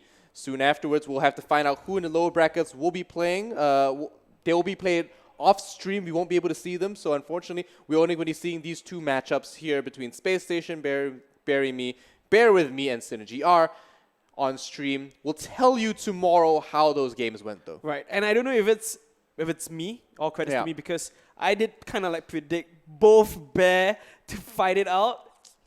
It's happening. It could happen. It could happen. Yeah, which is the little the red panda and which one's the Ursa? Yeah, it's like Bear Noob and Bear With Me. Yeah. So it'll be Bear With Me Noob. I don't know. I think the first game, Space Station, with Bear With Me Noob is going to be really exciting to watch. Yeah, especially since they were so neck to neck. Honestly, I felt like Space Station should have a pretty strong hold on it, but Barry Noob. Barry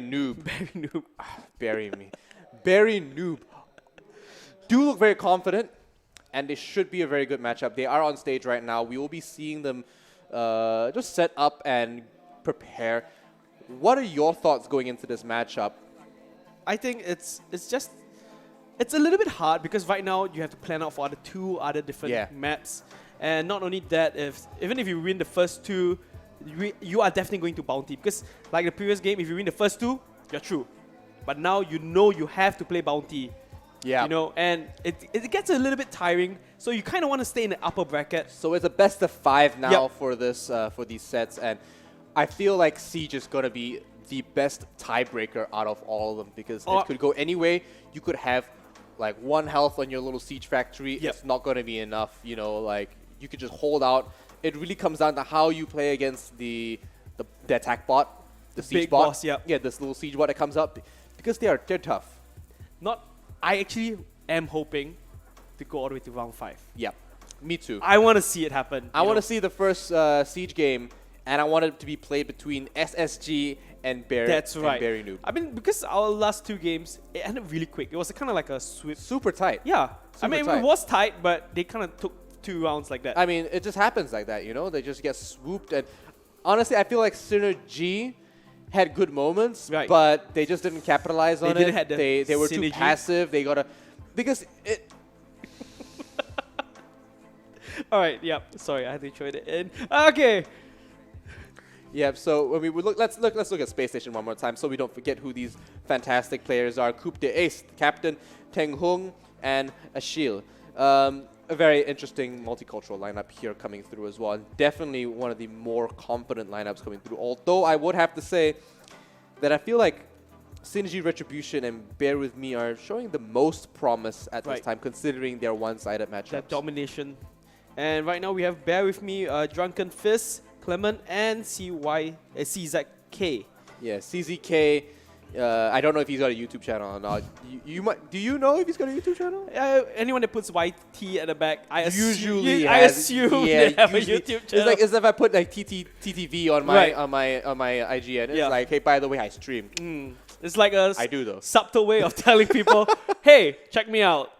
Yeah, but you know, definitely the man deserves to be here. He's got some fantastic moments coming through. I can only imagine he's got similar moments over on his little his little YouTube channel. I'm sure he's got another channel for the other stuff as well. But his YouTube channel, by the way, if you're watching this on YouTube, what's up, boys and girls? If you're watching this on Facebook, don't forget to throw in some likes and all that onto his. So Acolyte's already getting it taken out there. Little sand in his eye will put him down. And it looks like the Ace will be able to heal up in his little Garut Sandstorm. Husky looking at you. And a shield jumping back to his teammate. So a fantastic escape. Yep. I think Space Station is really dominating the center place. They're totally just like blocking the opponents from entering and collecting any gems. Yeah, I feel like they've got this forward power station here, and they should be able to do a lot of damage. Oh my gosh, a shield right up in their face. Poo-Poo gonna go down, get flushed down the toilet. He gets taken out, a little damage going around on him, and Acolytes will be able to just hide behind that brush while Porcupine cleans it up with a lot of damage as well. Oh, a double jump going around into Coop the Ace, and he gets swiped up. There we go, Sandy. Go back to sleep.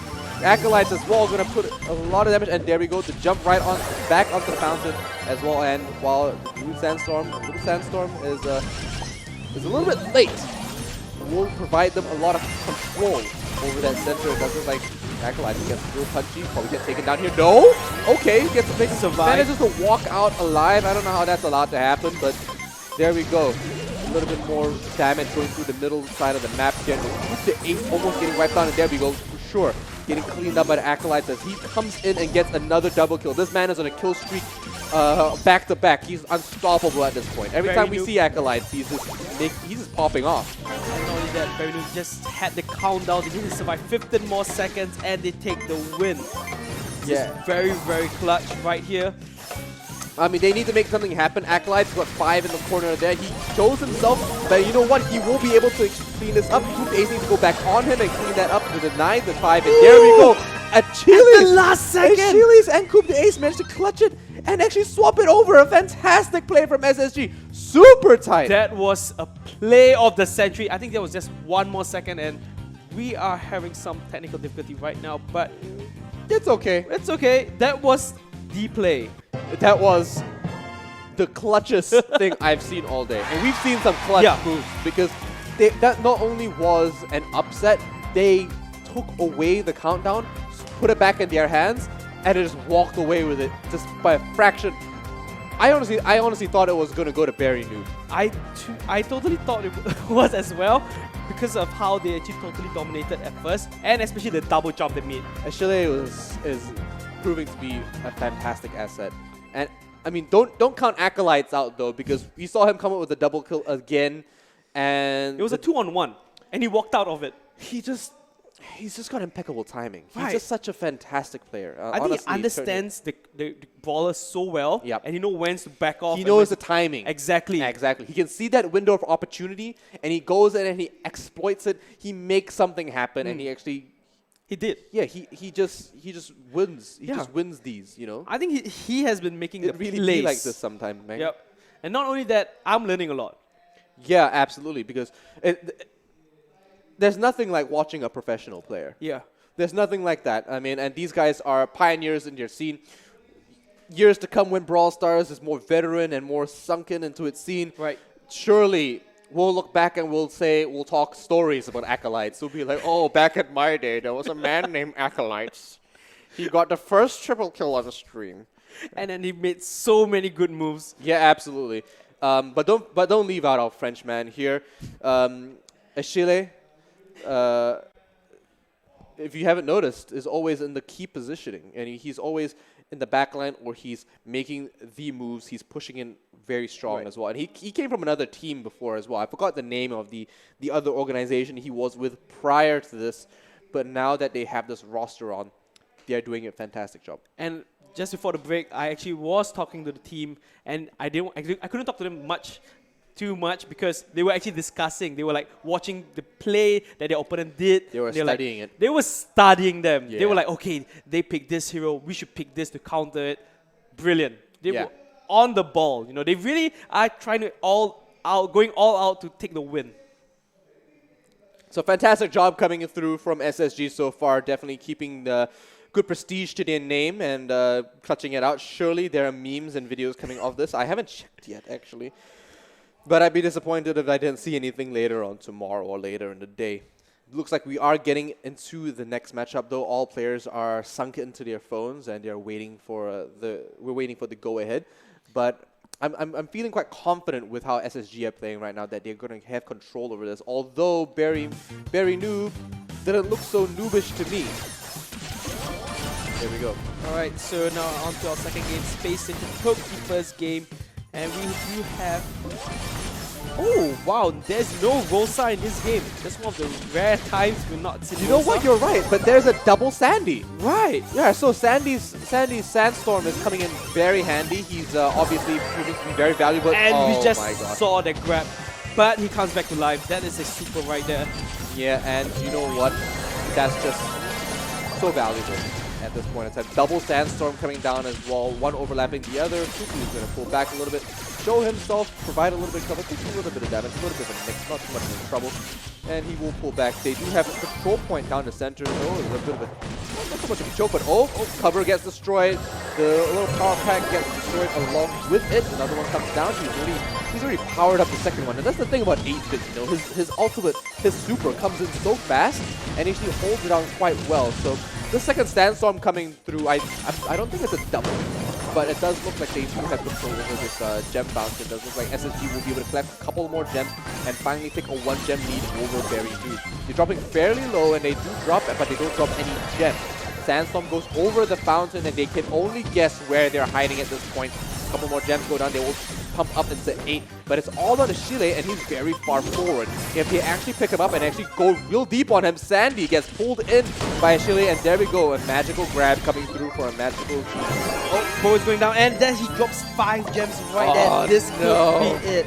Yeah, 15 gems going to Space Station Gaming, and it does look like it's all down to Kuku. I don't think this guy's going to be doing too much right now, and 8, 7, 6, the countdowns are going down. Space Station looks really, really Yeah, they can't, even if Peng Hong gets taken out here, it really depends on taking out Ashile. They need to take down Genie right there. Yeah. That was great. Even though he had 9 gems, he still did a clutch pull, killed them. And yeah, we're moving on to the next game. Yeah, we're going to Brawl Ball now, so that best of 3 taken out real quick. So it does look like I give it this SSG I give it to in their demeanor. And look, it's me. All right. Nice cosplay, Tank Hook. Wow. Thanks, man. They actually, I think they're watching us right now. They knew. Is that right? Well, anyway, so regardless of what it is, it does look like it's going to be we're a tight game so far. I mean, super clutch moments in both, on both ends, and it's really just tipping into SSG's court just by millimeters and millimeters and centimeters. It's really a game of tempo at this point. Who's going to be able to pull it out and who's going to be able to just secure and be as aggressive as they need to, because we do see that in gem grab people can be really defensive, not so aggressive and pushy. Ashile, he had 5 gems and he's going all out. Yeah, he's right in front of everybody else, and he's not even scared. It's like if I were carrying 5 gems, I would be standing way back. Yep. You know, but to us, once you have 5 gems, it's like I need to be back in the back line. You guys take the other 5. Yeah, exactly. I'm the insurance. You know, I'm the fail-safe. But no, not with Ashile. He's going up front. He's doing his job. He's playing the meat shield characters. Well, not really a meat shield. So he's playing Genie. So he's playing the forward characters, trying to create opportunities for his team. Definitely. And he's trying to get these takedowns. So that by taking these takedowns and making these opportunities for his team and opening these windows for them, that they'll be able to secure the fountain a little bit easier, and they should be able to control that area and that ground. I think not only that, because he had the confidence because his partner was just beside him. You know, if he was alone, I don't think he could be as ballsy as it was. Yeah, and that's what we don't see from some of the teams as well. We're not seeing some teams really partner with each other, stay together, and we see a lot of teams actually push in solo in some situations. It looks like always like a 1v1 situation. Yeah, right that's not. It's a team game. It's a 3-on-3 after all, and you'd expect maybe some 1-on-1s, right? Because but I'd expect at least 1 pairing in every team. Like one of them distracts everyone else, the other 2 clears the other team. Yeah, and or even the other 2 distract, and then the last guy swoops in. You know, That's true. Play Leon. Yeah, or, I mean, don't play Leon. Don't play Leon. But you get what I'm trying to say. Trying to create an opportunity. You could use Bull for that opportunity. You know, like rush in from the other side of the map. From what we've seen earlier. Yeah. Actually, that's the only game I remember someone actually playing Bull. Yeah, he's niche. You know, he is. You have to pick him at the right time and the right opportunity to make sure that you're using him properly. But over in Brawl Ball, he's a fantastic pick, but who's even better? El Primo. Absolutely. El Rey himself, although we've got him as the Bat today, Batman himself. A shield. still playing these melee characters, very close range, very aggressive, but Acolytes and Porcupine should be able to get the ball soon. There we go, taking it back to their court, pushing it away from their goal. PlayStation, I think, doing the strategy of this, like, oh, a nice little trade here. Prompt trade as well, a lot of damage coming out. Porcupine does get to push them out, and Hoop the Ace hides behind the Sandstorm, pushes into a brush. Just for a moment, they just do see him, and it looks like people will be able to take a lot of damage. Probably has a super by now, should be able to heal up behind the brush just a little bit. So they got to get this ball out of their court, and they got to get it away from their goal, just because it's not exactly where you want to have it. We do see teams actually play the opposite, and there we go, Poo Poo actually pushing right up with them. And oh my gosh, that ball! That was the good, like, Beckham Bandit, like Beckham Yeah, kick. Tang Hung almost got that ball. He almost caught it. And it was a little unfortunate, but there we go. It does look like ball and the Sandstorm are down, and they are trading in a couple of shots with that Piper as well. So Shield has the ball, goes in. Oh, he jumps, and oh my gosh, he lands so much damage. The Parasol comes out as well. And Porcupine gets taken out. And there we go with a single pass. Ashile walks in with Coup de Ace, and they score the first goal. And it's tied up now 1-1, and I have to say, I would give PlayStation a slight lead because they have already cleared all the obstacles in front of them. So they just need a good they've shot. got the shortest linear path to the goal, and all they need to do is shoot straight. But will Query New be able to intercept the ball? They lose one member, there goes your Rosa. And he picks up the ball. Sandstorm comes out as well, and they're walking it right in. Coup the Ace can't be stopped, and there we go. He did it. Waltzes right in. Unstoppable, and there we go. The first match goes to SSG. Yet again. Yep. There we go. Definitely the crowd favorite right now. I think the whole sand thing totally like blocks the vision, and they couldn't really detect where he was until he picked up the ball. Because once you pick up the ball, vision is And at that point, it's a bit too late. Yep. He just walked in. Yep, absolutely. And could they have done anything better though? I mean, they did take the first lead. You know, they scored the first goal. I don't know, like suddenly something just clicked with Space Station and everything just worked out beautifully. Because the second goal was so fast, you know. It got taken out almost immediately as well because, like you said, they cleared all the obstacles, they just walked right in. Right. And that's half the job as well. So fantastic job from, I think it was Piper that cleared it up with the Parasol jump. I think it was Piper and El Primo. He jumped in. Yeah. And then Piper just jumped out. Oh, I love El Primo super, man. He just jumps in, El Primo! And he just lands everything. You know, and it's probably the most fun super in the whole game. It is. Yeah. It is because it's kind of like the other games where you get the spring trap. He is a spring trap. Yeah, he is the spring trap. He is. How do you beat the spring trap? You beat the spring trap. You know, and Batman. He's also Batman. Yeah, if you look at it. So it's absolutely crazy how these players are going right now. And SSG are just re-stratting while they go through a little tactical break. Trying to decide how they're gonna play this out. I think SSG has kind of like a strat going on. As you can, I think both teams have the same strat. You know, no one touches the ball at the first half. If I was playing, I go for the ball. Yeah. You know, I want to score the goal. I go for the goal. But I think that's why I'm here and they are there. You know. Well, there is a difference between. I mean, they do say casters can't play. It's true. Yeah, we're analysts. Yeah. Oh, here we go. We're smart players, but here we go. We're already into the game. Ashile already dropping to 159, and the tempo is completely changed. So Tang Hung's trying to get the ball out of his court, but he can't get too aggressive. They know exactly where it is. The ball is visible through the sand, and there we go. Poop is gonna walk it right in, but Ashile catches it, puts it back in the corner, and does this like Achilles. Acolyte just takes clear. Oh my gosh, and he just walks right in, and there we go. A clean wipe, and they just walk it right in, and Barry New pick up the first goal. That is exactly what Barry needs to do right now to, you know, take the win. Yeah. It's clutch time for them because if they lose this round, it's 2-0. Yeah, and they don't want that. They still have a chance, obviously. It's a best of 5 this time around. The ball is in their court. They should have a little bit more control over it. But SSG are trying to contest this quite hotly. It's over back on their side of the Sandstorm. But all the mines are keeping them away from it. Coup the Ace should be able to pull out just a little bit. The mines aren't as fast to fire as they were before, but the power pack behind the fence should be able to provide a little bit more aggression. Oh my gosh, a nice jump coming in from El Primo. Lands a couple of hits. Doesn't look like it's going to be enough to take them out, though, as CJ will be able to really maximize this. And here we go. Tang Hung has the ball. Another power pack going down, and surely he should have another one powered up real soon. Ashile is trying to get a little bit punchy, a little bit gutsy. as he pushes up here, but he's got to heal up for the right moment to push through. They know exactly what they have to do, but all Barry Noob needs to do is hang tight and intercept the ball when they try to get too aggressive.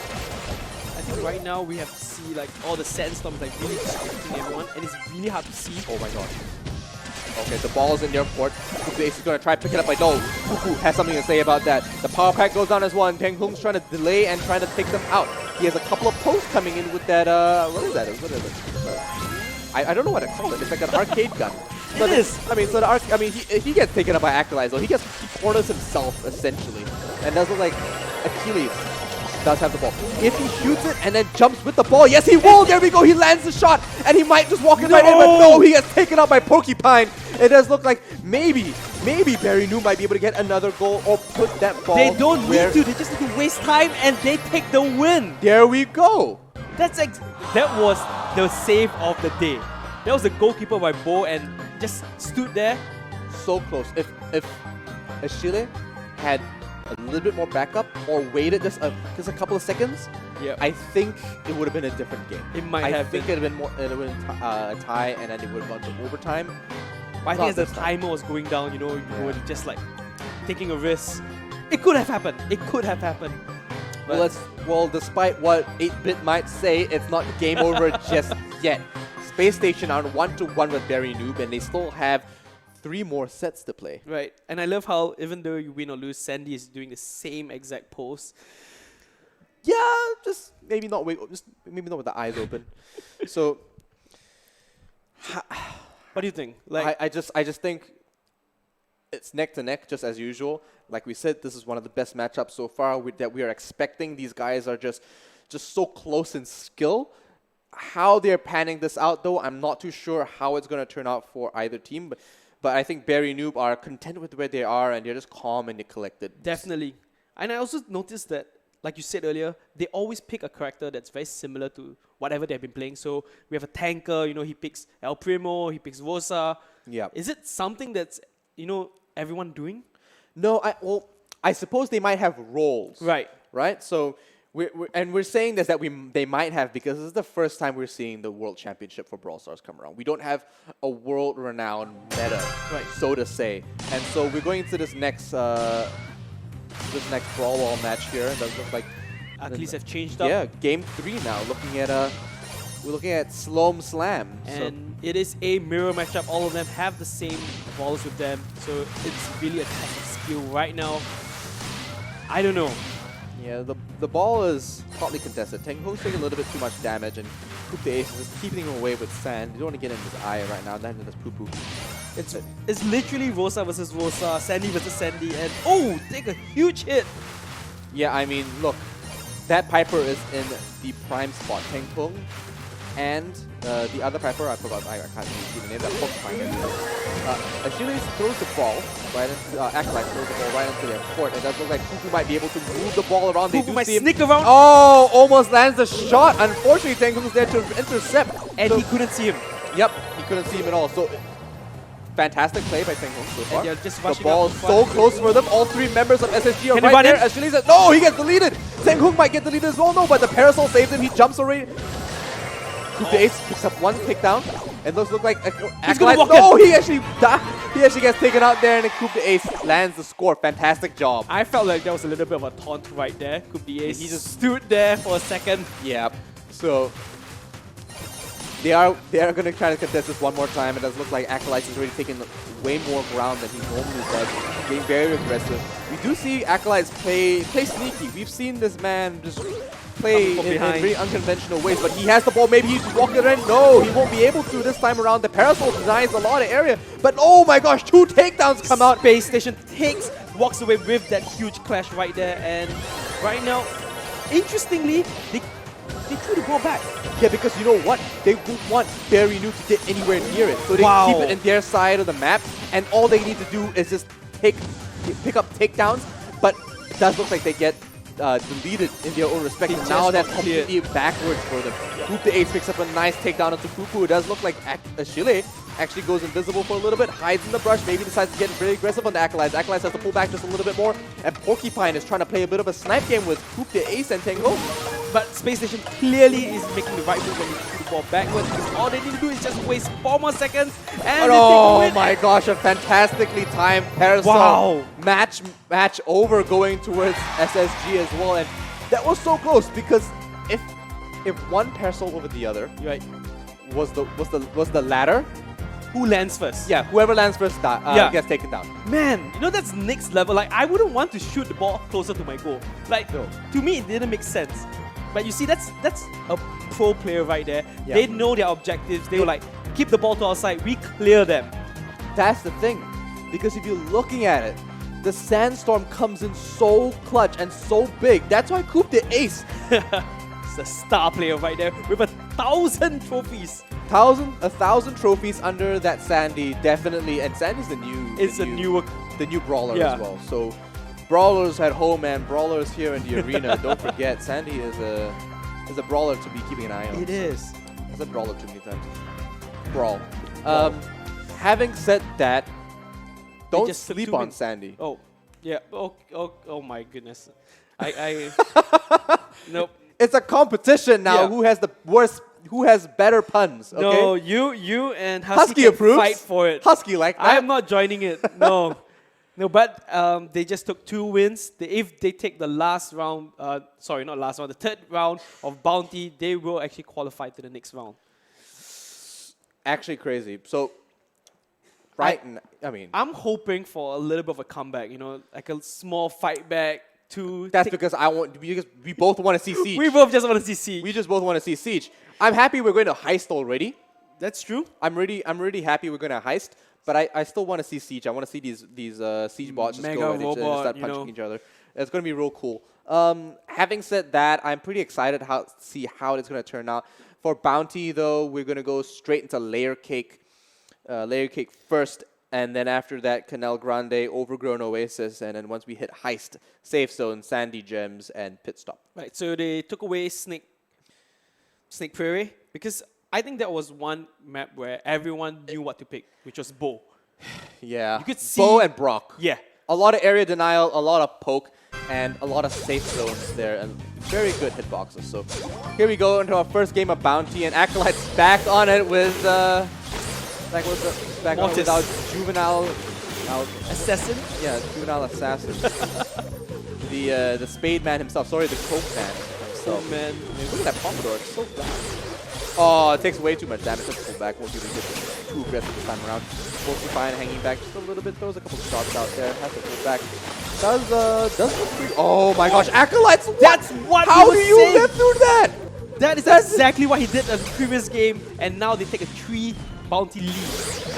Absolutely crazy. Pupu actually helped quite a bit as well. I think he got the takedown, but it really came down to Acolytes initiating that and getting the initial damage down. So Coop the Ace is trying to just get in front of this a little bit more. The Sandstorm comes out as well, and Chile trying to hold down the fort as best as he can as Carl. So Carl's a character that we haven't seen too much. Oh, Acolyte! Acolyte with Barely? surviving 104, just one touch and he is out, but he makes it. He survives. Maybe those are bats out there might be a little bit better for him, but he's going to heal up just behind coverage here. And Coop the Ace is trying to get a little bit more aggressive. They don't have to get too much further in. There we do have a 2-star lead, and there we go. Chile trying to corner one in the brush. Unfortunately, does pick one up. Yeah. Gets a second as well. Oh no, he gets traded out there, so Pupu trades him back in. It's even right now, 8-8. Yeah. It's better than before though. They were is. in a bit of a stagnant position, but now that it's 8-8, they're both going to be able to get as aggressive as one another. It does look like Teng Hung has 4 stars, and to be honest, as Brock, that's what you want. You can stand behind your aggressive teammate, you can snipe the opponent down. Yep. But this is the crucial moment because whoever is taken down right now could literally take the win. Oh my god. Right in the crunch time. Yeah, and the Sandstorm comes is out. it. There we go. Carl's getting really aggressive right in that corner. He picks up Space one at Station the Mortis, and there goes 2. Fantastic turnaround. Wow. Oh my. They couldn't have timed that more perfectly. They waited for the last few seconds, rushed in. No. They had the positioning. Yep. Carl made it really happen for them. And on top of that, they also had the Sandstorm go down. That was just fantastic timing coming in from SSG, and honestly, they couldn't have played that better. That was the ideal moment. I think everything, they were saving it for that moment. Yep.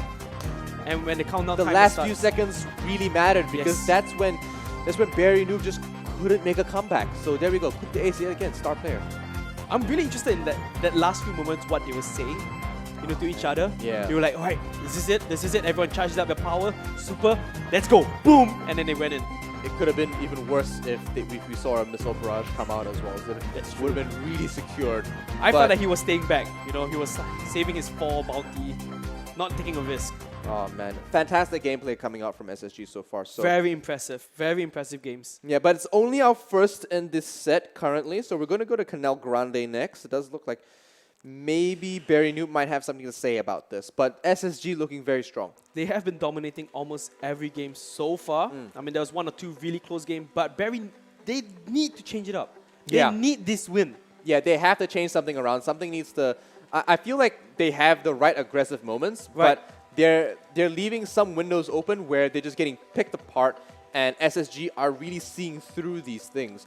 And I just want to say, it makes sense why Space Station Gaming picked up this roster, because, I mean, if you look at it, they're playing this game a class apart. A higher level. Yeah, absolutely. They're looking at it at a very different level, and it makes complete sense why they were acquired and how they're going to compete. So fantastic gameplay and fantastic timing coming from both sides so far. And but I don't know, because if you look at it, they were taking the lead. They were ahead. Yeah. But they somehow got totally trapped into their own area, their spawning area. Yep. And you just lost you it. can't let Carl put you in that corner like that, especially when they have a Brock as well. That's not ideal. Yeah. And if they put down the Sandstorm, it's like you won't even see them coming at you. That's true. I think it was a very close match in the end, and now we're on to game number 2. Yeah, Canal Grande here, right down the center of the map that you can't see. Does make it a little bit hard for some of these brawlers to actually compete, but they're denying a lot of area already. Achille. I feel like changing his brawler, now he's changing to Rock, which might really help. Yeah, so getting a lot of picks going through, not playing as aggressive and forefront as him on Mortis.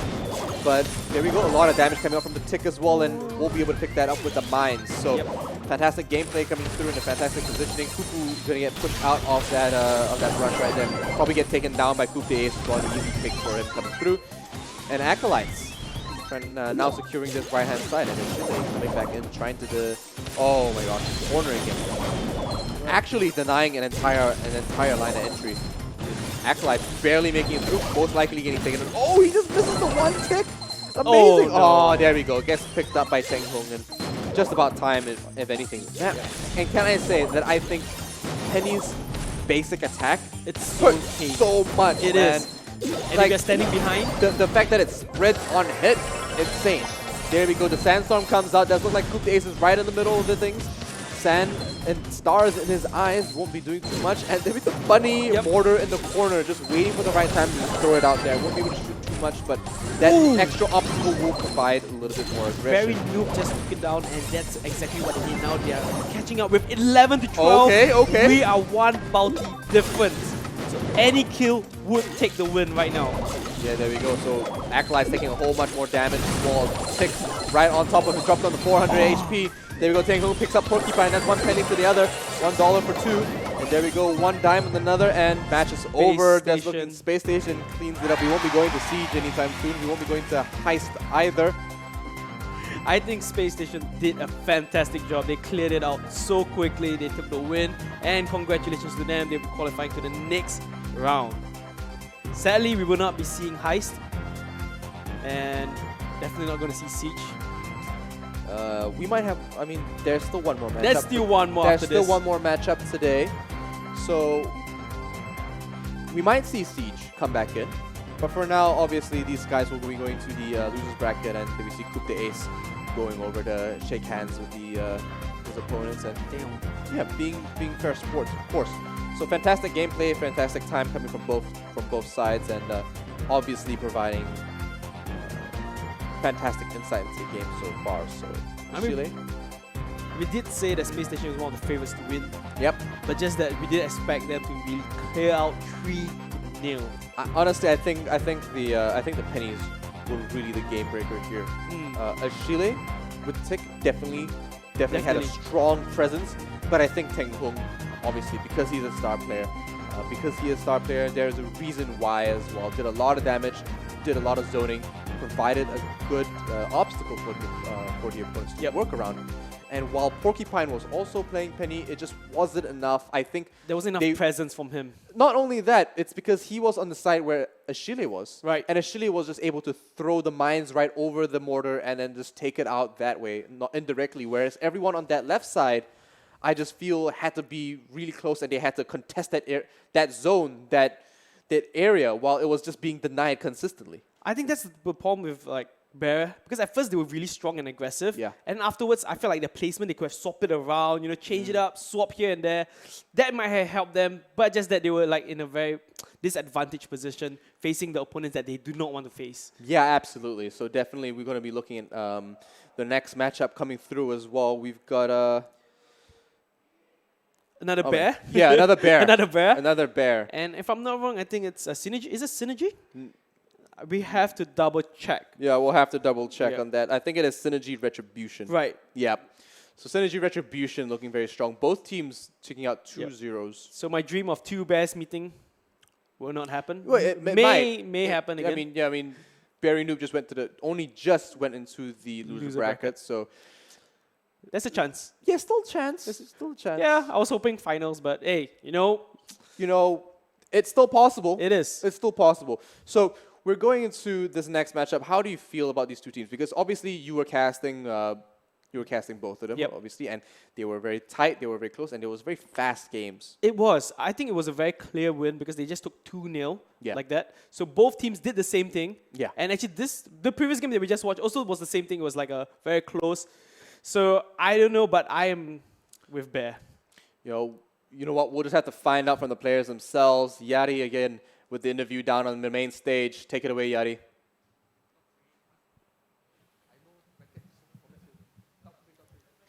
All right, so with me right now, Nicholas. Congratulations, Nicholas, for Space Station, of course. Can we have a big round of applause? Amazing.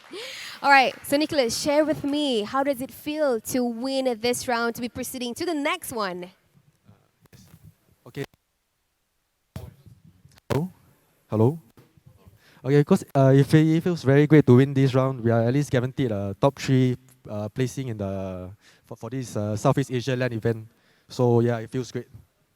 All right, so it feels very, very great, right? You know what? I'm excited. I hope they are excited as well. And of course, is there some sort of game mechanics that differentiate pros and also normal players? Okay, based on my opinion, I felt that how do you differentiate between the pros and the normal players are like your mechanics, your skills, how you shoot, how you dodge, and your movement. So that's how you really differentiate between the pros and from the normal players. Can I hear? Can you hear me? Can I hear? A little bit. All right, so last question for you. All right? Sorry? Okay, I think you guys can actually hear him, right? Okay, that's cool.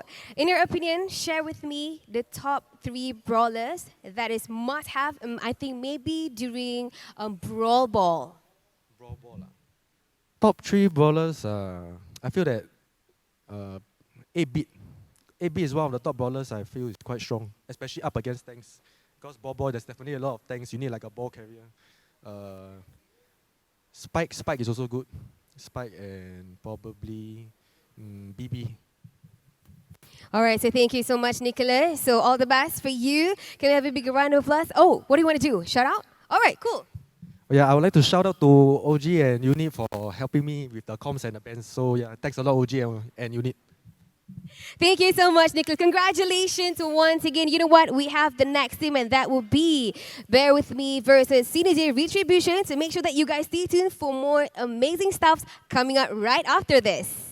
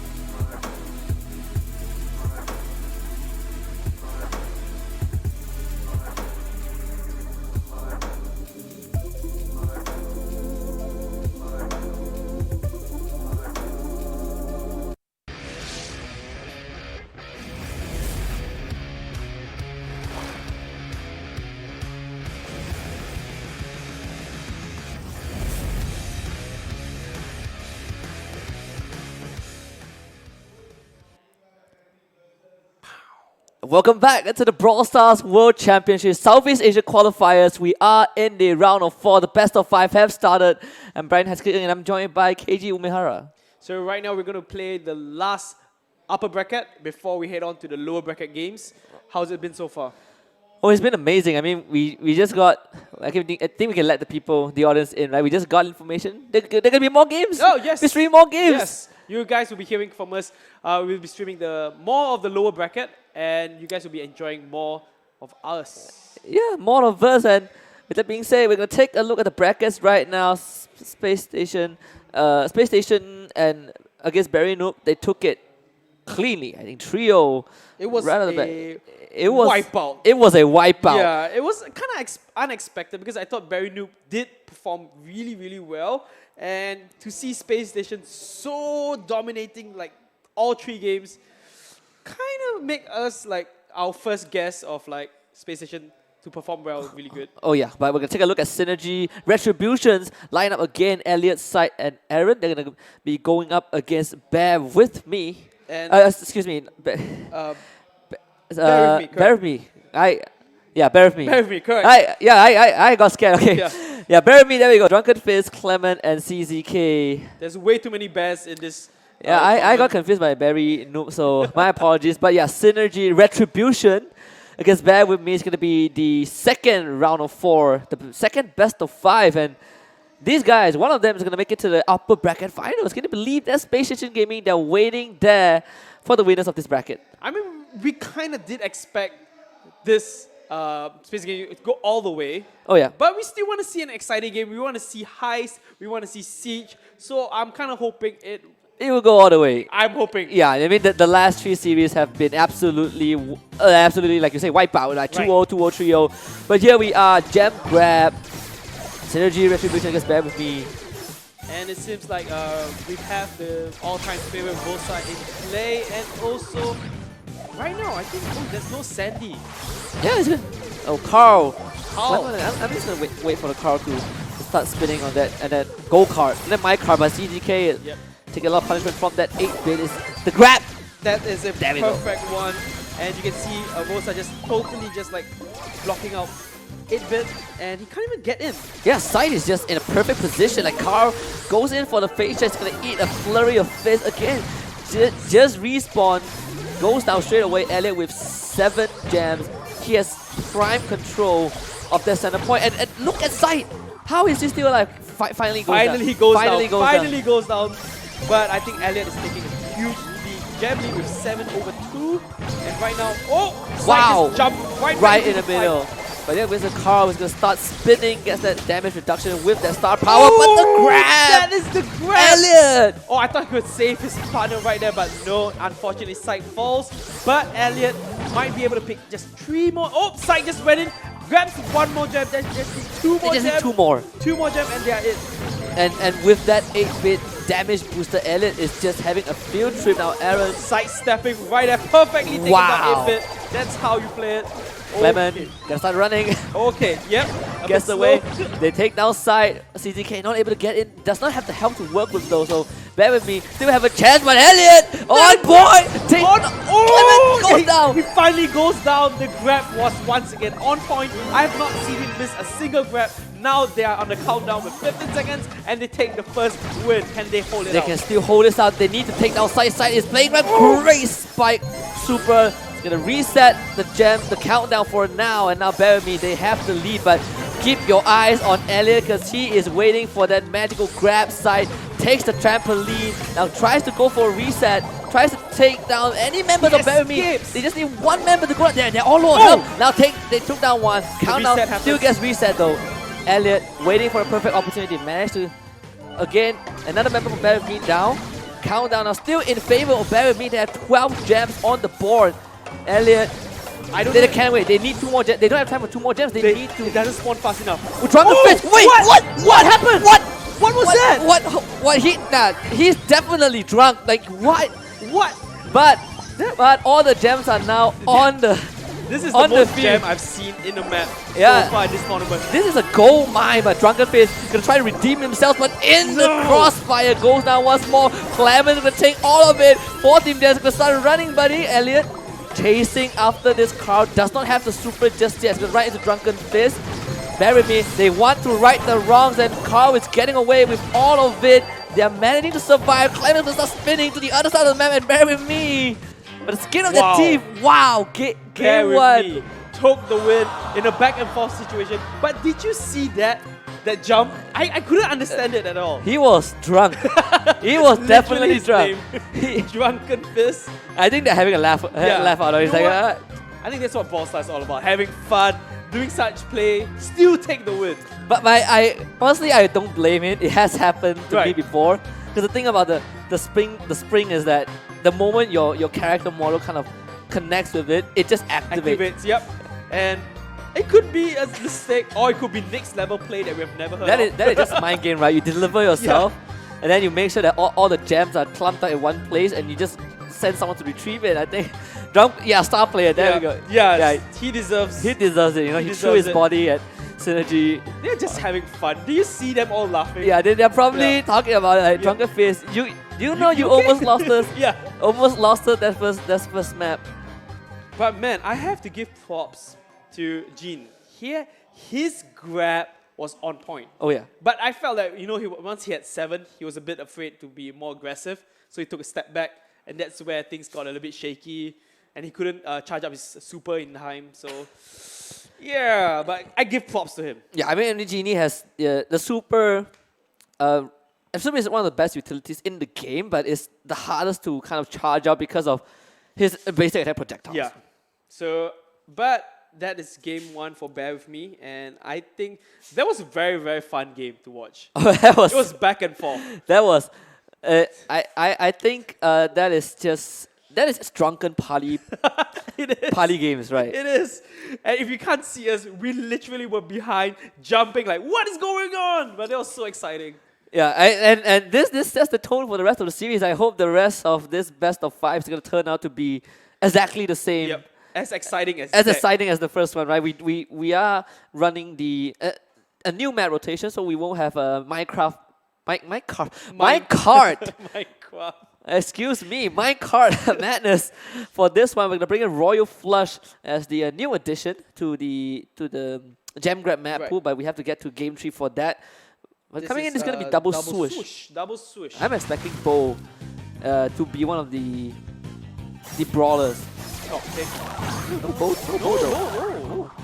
You see Tara? Yep. Tara recently got a buff, so basic attacks does hurt more. And her super is so effective. If you could just grab 2 of them. Would you go for the Phantom that damages your enemies or the Phantom that heals? I'll go for damage. I mean, it really depends, but I feel like they're playing such an aggressive style. Most likely we go for damage.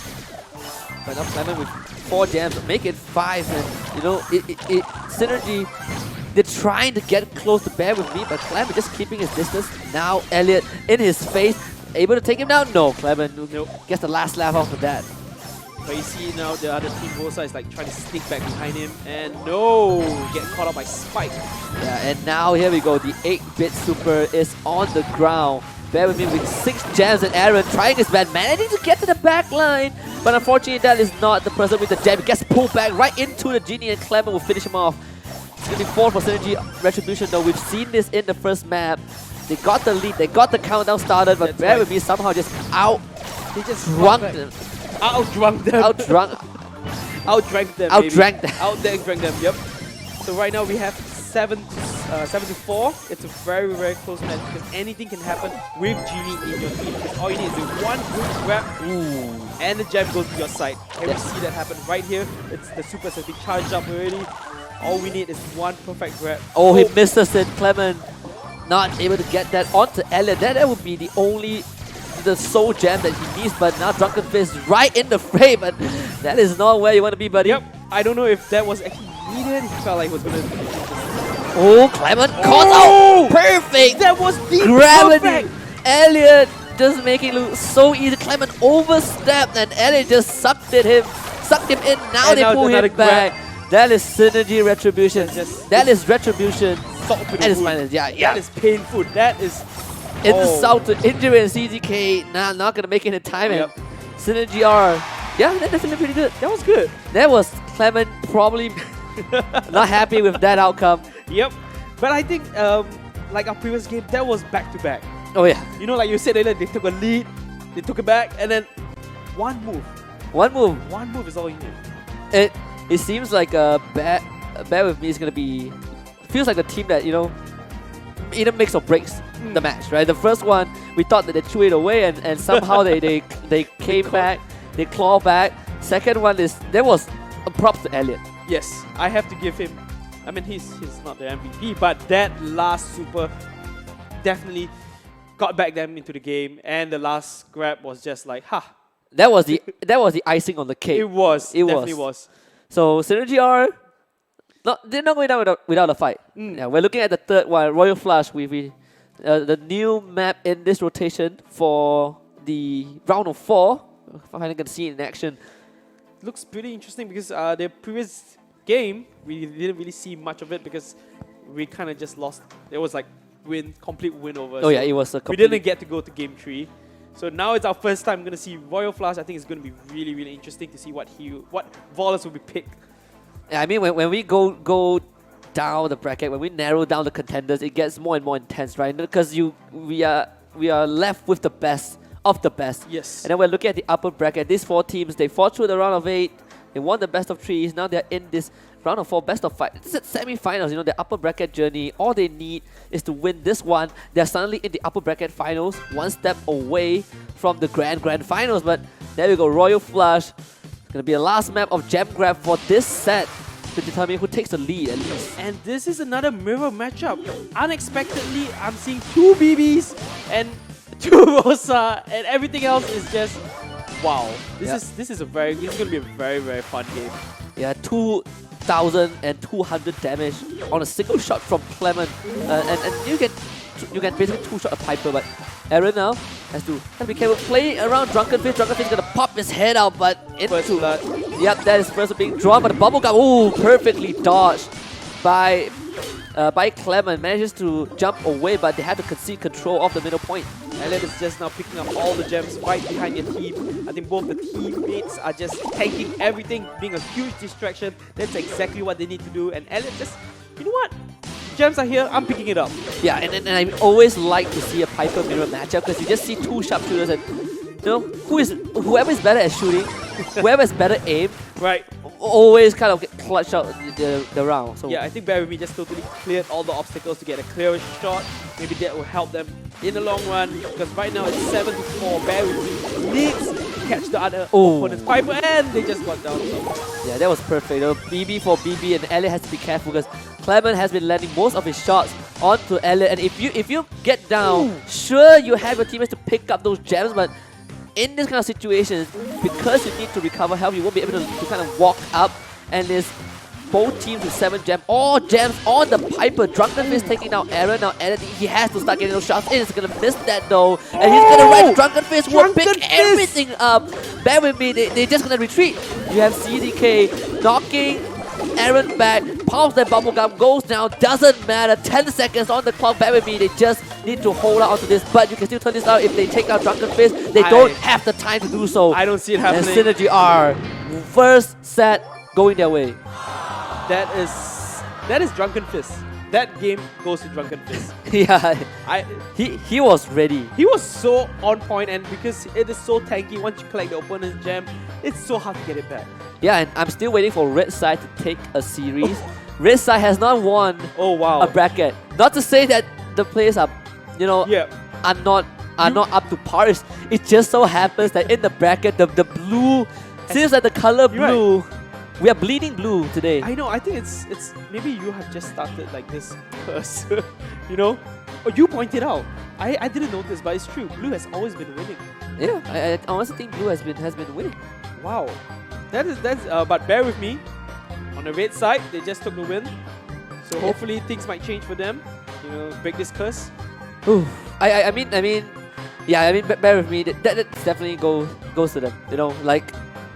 Taking the W for red side, a well-fought W. I W. don't think that was an easy game for either teams. I think both teams fought really, really well, but I would say I got slightly confused between Bear With Me and Synergy Arc. They were playing mirror. yes, In my exactly. defense, they were playing mirror. It was quite difficult to see who was who. I mean, I called out the win for Bear With Me, but then in my brain I was like, I think Synergy Arc got this. It's okay, our viewers understand, our viewers completely. We have actually people here watching the game live with us, so it's great atmosphere. And now we're down to the next game, and it is Brawl Balls. Imagine a live audience for Brawl Stars. Like, there's so many words that I can't imagine in the same sentence. But Elliot, Elliot, what? What? No, wait. You telling me Piper just walked in?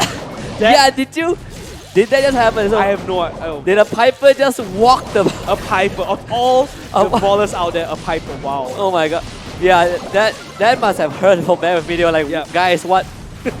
What happened? What did you guys do? Like, how did a Piper walk Just in? walked in. He saw an opportunity and he took it. The thing is, Elliot didn't even have to like make a detour. He just walked straight.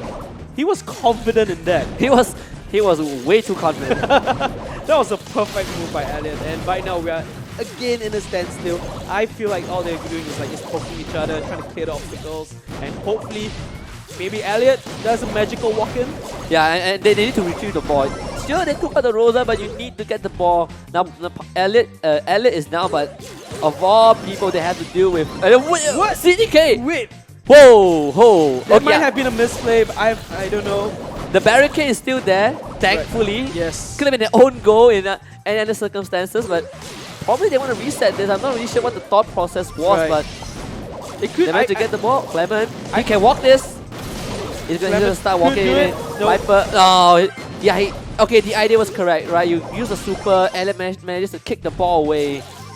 I like the idea, but the damage was just a bit too much, so Piper's going to drop some bombs. Finally clearing out the barricade. The barricade now, they're back in a pinch. I do think they're kind of running out, so Synergy is definitely happy about this like whole time wasting situation. Bear With Me do need to pick it up and like, I don't know, they need to clear, that's what they need to do, clear Rosa, pick up the ball and now go right in. Just that their health is not the best right now. Yeah. This is it. They're gonna start walking. So great, super, Elliot managing to take it down and Clemens tries to walk in, but Aaron kicks it away. 10 seconds on the clock. Bear With Me, they don't have any supers, they have no super shots. The tick super will take down Clement and this should be it. This should be Synergy Retribution's round to take. Oh man, did you see that? I don't know if I could say that was because of the downfall when he accidentally super backwards. I felt that he was actually trying to clear the obstacle, but the ball just happened to come his way. It happens. Right, it happens to the best of all of us. It's one of those unlucky moments where, guys, I want to clear the barricade, but the ball. So I'm pretty sure they were surprised as well. And bear with me, this is the second time. Let's assume that it really is that was the case, right? Yeah. Then bear with me they already have like what 2-3 meme-worthy moments. Yep, I think this is definitely the clip to watch. The highlight reel, but not for the good reason. No, I mean you can. If you are in the highlight, then you're doing something right. That's true. You're doing something right. And like we always say, Brawl Stars is a game where we just have fun. It's kind of like drunken party, This is drunken party. This is. So I mean like this would be a good party game, right? You get a bunch of friends, you throw a party, you have some drinks, then you log on Brawl Stars, you just have fun. Yeah, you can even drink Milo even. Yeah, I mean like if you for every round you lose, drink a sip of Milo. Yeah. That would actually be fun. But that would be fun to play. I want to drink Milo. And right now we're out to game number 2. Bear With Me do need to take this win to go to the 3rd round. So hopefully things might change. But from what I see, I mean, it's pretty hard because Synergy is taking the Aaron ball and just walking right on. Yes! Oh yeah, okay, fine. So Elliot and Side, they were in a perfect position. They just tossed all the damage on top of the Rosa. I think that was perfect teamwork right there. Yeah, I think Bear With Me is slightly losing the momentum. Yeah, they could be shaken up a little bit by the previous game, but you know what? Yeah, shaken up by Elliot. That's for sure. That's probably the most unlikely way to win, but I think it's going to happen over the spike. They walk through the super and Dr. is back in time. gonna Yes, nice. Saving their team. toss his head at Synergy R. So back at the stalemate, but Drunken Fist being really sneaky right there. He's gonna give his life for this. Yeah, he's stuck there, right. And right now we can see Sight just trying to get out the damage on Bosa, and they do clear here. Clement in a slightly awkward position. He walked a bit too forward for that. Not really sure what the plan was. I just don't really like their positioning that much. But, Yeah. but they have no way to clear the obstacles. Oh, and because CZK used his super on that 8-bit damage booster, he has nothing to do with the Rosa. Still finding a regain it. So lucky, thankfully for that, but they still need to somehow get the ball in. They are one goal behind, and I think we have only about a minute to go. Yeah, and Synergy is very comfortable just wasting time. Bear with me, kind of need to pick things up a little bit. They need to clear their opponent team's Vosa, and then, see, Vosa just picks up the ball, goes forward. I'm just gonna say that 8-bit is causing a lot of problem. And Yes. great pass from Aaron, almost outsmart Clement. Clement was about to go for some of those punches. He could have set the ball elsewhere. The side finally gets taken down. Maybe this is the chance for Bear With Me to get the ball past half court, if not for the pick. And now Clement's gonna pass it over to Drunken Fist. Drunken Fist, pretty healthy, will be down. CZK now has the ball. He needs to get the pass now. Clement with his super is gonna try to walk in. He can equalize it. In less than... There was time, there was 5 seconds left. Yeah, and we are definitely going to look at overtime. This is where if you have a super, you're going to have a chance to score a goal from half court, and it's going to be Elliot passing the ball. Clement now is going to retrieve it. Aaron on watchdog duty, but Clement is already down. They need to wait for Clement to respond, and they won't have the time for that. The response coming in from Drunken Fist. Get Aaron, get the ball in, and he will. Synergy takes the win! Synergy R will equalize the set. This is 1-1. Wow. We are definitely seeing heist. Definitely. And that's something I'm looking forward to. But that was a good ball game. Oh yeah. It was down to the last 5 seconds. They caught up, but then... That was overtime. That was, that was probably overtime. the best overtime. That was so a good far. game. That was a really good game. And honestly, I feel like Brawl Ball is so fun that you can actually commentate it in a football way, like how they do it in Barclay. I don't watch much football, I'm sorry, but you know, in that way, and it would still make sense. It would still make sense. Goal! Right? I think someone should start doing that. Like, you just shout goal. Someone once asked me, like, okay, do you know what is the language? What is the word that people around the globe use and has the same meaning? And it's actually goal. Oh. If you think about it. I mean, if you say goal wherever, people would know that someone scored. Oh. Wow. I didn't think of that as well. For a moment, I thought you were saying a pun. Oh, like no, something no. funny, something No, funny. And you actually gave like really, really sound facts. For once, I was trying to be wholesome. So you caught me off guard there. I'm like, oh wait, that actually makes sense. Right, it makes sense, right? Yeah. There's some extra knowledge to go with. I wasn't expecting that from you, man. I was not expecting that from you. It's like we gotta have a bit of balance, you know. That's true. Some bad ones and some good ones. Yeah, the audience have been bearing with you for a long time. Yeah, I've been throwing out a lot. I've been tossing out a lot of bad jokes yesterday, before the rehearsal to my girlfriend as well. It's bad, and so you can kind of get those things out. You gotta like get your engine running, you know. Yeah, like some of the times you just have to clean out what's on your mind. But we're gonna go into Bounty, starting off with Layer Cake. Oh, Bounty right now. I think we change up the map again. Yeah, I mean it's Layer Cake. First, we don't have the Savannah. Right, Savannah was actually not my favorite map to play because it's so confusing. You can't really see anything. But right now, it's so like Bounty is a game where I feel like you pick range. You know, you kind of get as much area for yourself. Yeah, it's like Piper, Brock, Genie, Cake. I'm surprised that there's no bow, but it's kind of... I think CZK went for 4 rockets, the 4 rocket star power, and Elliot went for the Afterbird. So one Brock has extra rocket, and then there we go, the Tick. Perfect zoning. Aaron, oh man, just a sidestep that. But you gotta go for the regeneration. Right, and right now it's pretty even, 2-1. I don't really see Synergy being so aggressive, even though they do too, because they are the one with the 1. And that could turn around in an instant. We saw 9-0, we saw 9-0 becoming a 10-9 in less than 15 to 20 seconds. At the very last second. So anything could happen, you know, a slight misstep, like side, walking forward, just going for Drunken Fist, and he is caught out. That's 4 stars for Synergy R. That is exactly what Synergy actually needs. So right now they can actually take a step back, they can just relax a little bit, let the opponent push you and try to take an advantage of that situation. So it's really, really difficult because right now both Genie have the pull, they have the super, and they're just waiting for the best time to use it. Hopefully Hook trying to get the... Oh, they did it! I was about to say that when you have a Genie on the team, you always have a chance of coming back, and it's Clement saving this. 7-star, now they're going to start running. 5 seconds on the clock, they need a pull, but the Genie does not have the super. He used it, Aaron. What? He knows this is over. Bear with me. It's exactly what you said. When you have a Genie, this is the thing that you always have to be careful of. One super, one Genie grab.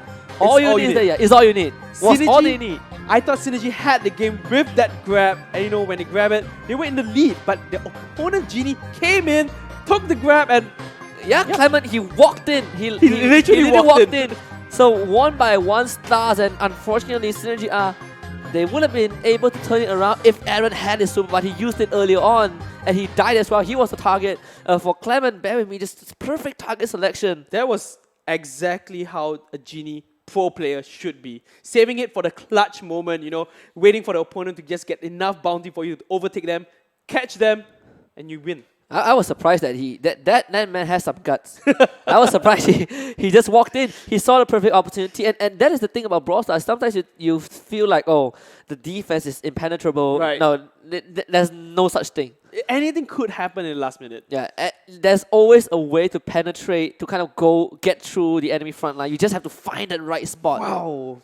Have this, when you played Bounty, have you actually had a tied Bounty before?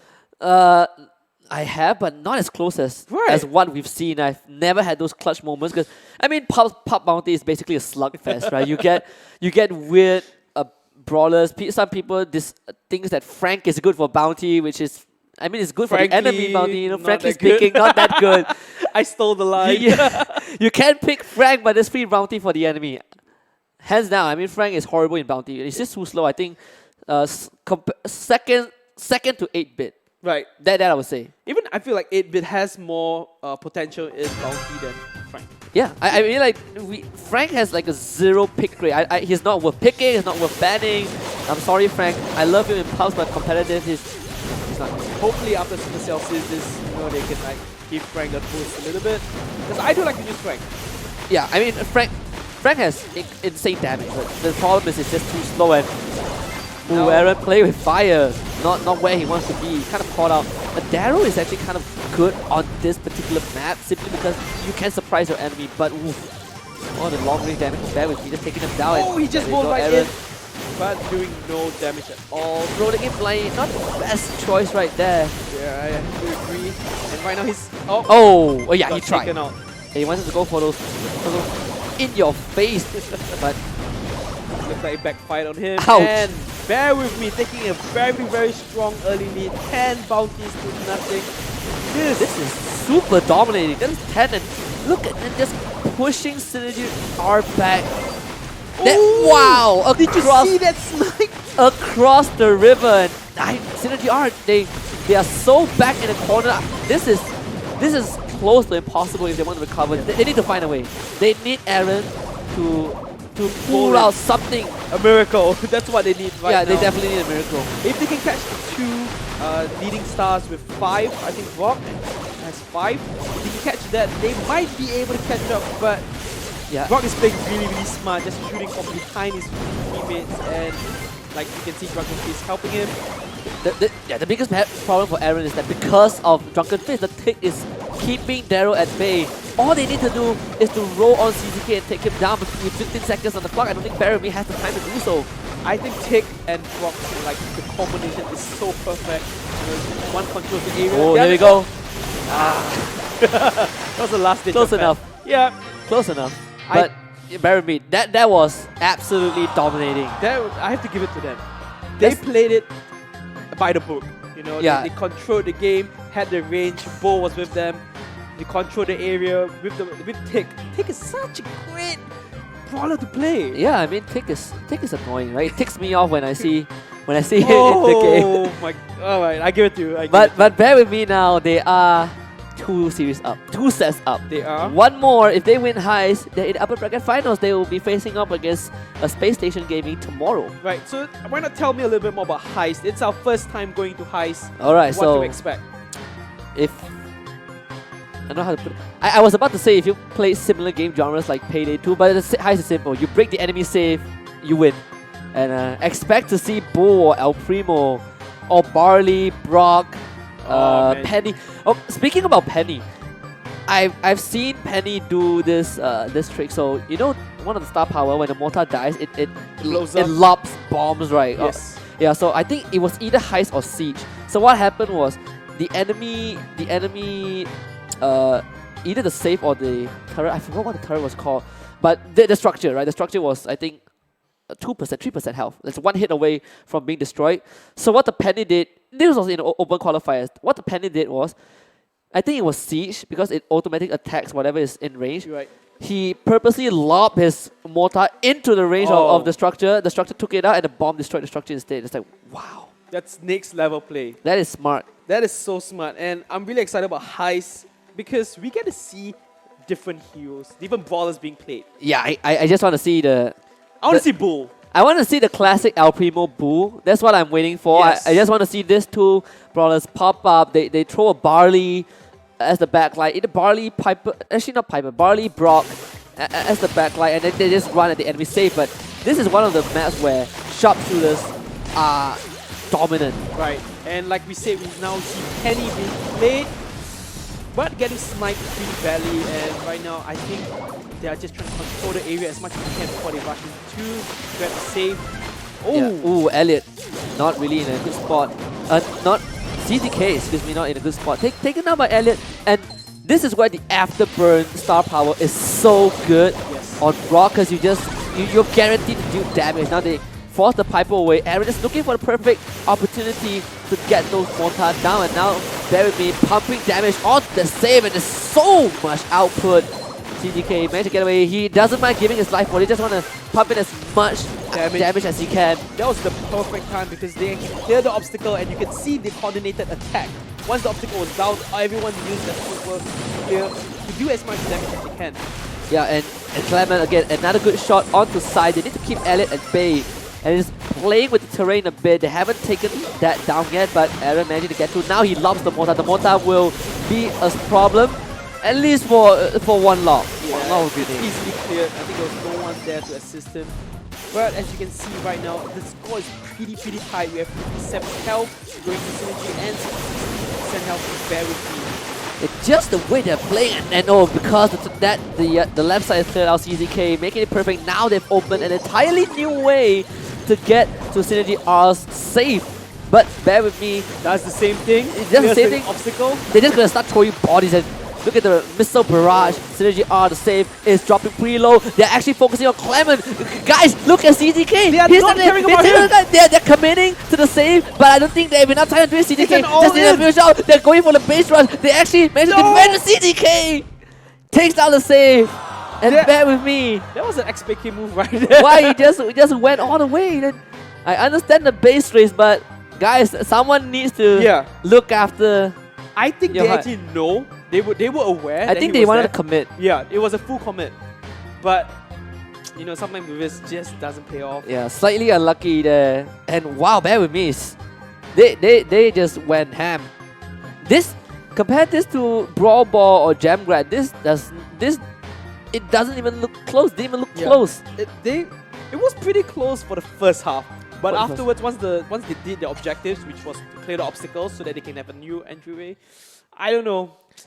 Yeah, you know, when you feel like the road is congested, make your own road. That's how we drive. But so far we have not. I was hoping to see Bull because I really feel like Heist is one of the maps where Bull really shines. It's not for this map at least. I think Safe Zone is not the map for. I think it's either Sandy Gems or Pit Star. There's this one map where you have two big brush in at the side, so like Bull can just kind of sneak through. Right. It's kind of a pain to deal with. A little bit cheesy, but very effective. But I can clearly see how Penny, they tried Penny, but Yeah, this is it. This is the one. oh, and what do we There see? we go, Bull Primo. Let's go. Bear with me. Is during the open qualifiers, they are I think the only team that does the Bull Primo.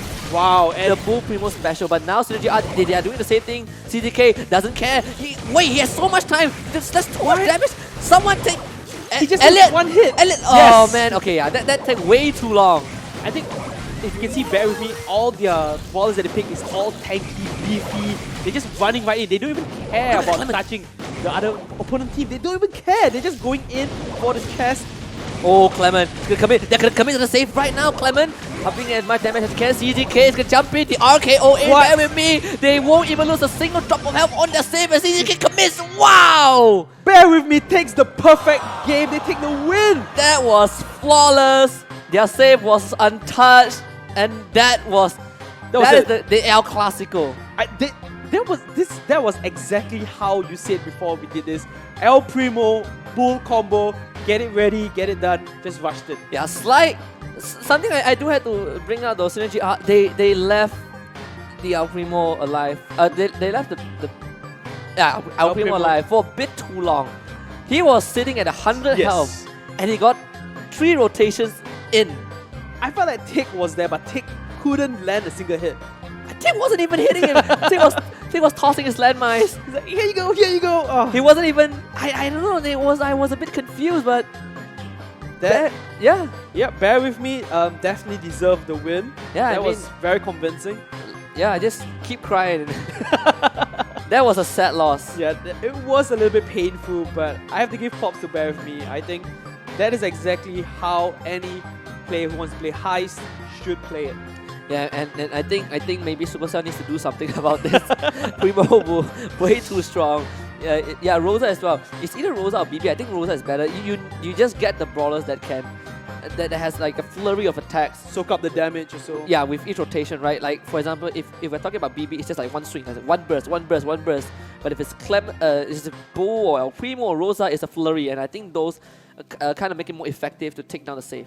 I think the Elliot picked the Tick, tried to control the area, control the board, but they just couldn't do it. Oh yeah. I think El Primo just like, you know what? I'm just gonna walk in. I think they kind of anticipated that because they went with the El Primo Bull as well. That's true. The Tick was the only difference, and man, the Tick maybe because they could have went for the mirror, or maybe they pick up a BB or something. I don't know. It could happen anyways, but Yeah. it happened exactly how Bear With Me wanted to. They took the win, and now they're qualifying to the next round. That is deja vu from the open qualifiers. That's exactly what happened. The save was untouched. Right. 100% health. I do remember you telling me this story. They didn't even go past the half point. Yeah, we didn't go. The screen didn't even go there. I mean, the in-game observer, the AI must have the easiest job of his life. Like, all you need to do is to position your frame Focus on that heist Yep. that was being attacked. But they did clear it, and congratulations to them. We will be talking to the winners right after this, and after this, we're actually going to the loser bracket, so that'll be quite fun. Yeah, and again, now the upper bracket finals, the stage is set. Space Station Gaming Southeast Asia against Bear With Me, and one team will be in the grand finals by the end of it. But That these will two happen teams, tomorrow. Yeah, these two teams, they're done for the day. They're done. But they can take a sit back, yeah, they can relax a little bit. We're pretty fine. We're one step closer to that juicy $3,000 and a trip to the G-Star World Cup. I would think that they value the trip way more. Oh, yeah. To represent your team, your country. You know, $3,000 is beautiful. Yeah, icing on the cake. Yeah, if I can travel without having to pay for it, I can use that $3,000 for something else. That is true. So congratulations. They will be heading on to the finals of the winner bracket, which will be happening tomorrow. So if you guys want to catch us tomorrow, head on down to the live stream where we'll be streaming all the action of Brawl Star. Yeah, and I think it's been an amazing day, right? So I think Yadi is ready with the winners team. It's gonna be Bear with me, and well, let's hope Yadi can bear with them. The winners interview is ready. We're gonna throw it to the stage. Take it away. All right, so once again, congratulations, Bear With Me. You know what? These are, I don't want to say that much, but you know what? How do you feel to go for tomorrow's game? Good. I think a bit unexpected as well, but we'll do our best. All right. So among three of you, who is actually the best brawler or player? You're speaking to him now? Oh wow! Oh, so you're assuming, or you're like very very sure you are actually the best player? I'm assuming. I think all of us are just as good as one another. So it's really very hard to determine that. But if you really need an answer, it will be me. Oh wow! All right. Is that true? Okay lah. Okay lah, kan? Okay, so my next question is, what are the 3 key things a pro must have in order to win? I think it's consistency, then patience, and knowing when to take the opportunities. Sure? That's like the top notch? Sure? All right. So one more last question for you. If there is any mistakes that can be improved for tomorrow's game? Yeah, for my Brawl match, I could have been more patient. Yeah. That's all? Be more patient? So tomorrow, are you going to be more patient than today? Definitely. All right. So there you go, guys. They are actually going for the upper finals tomorrow. But you know what? We will continue with the lower bracket round 1 very, very soon. So you know what? We'll be right back after this.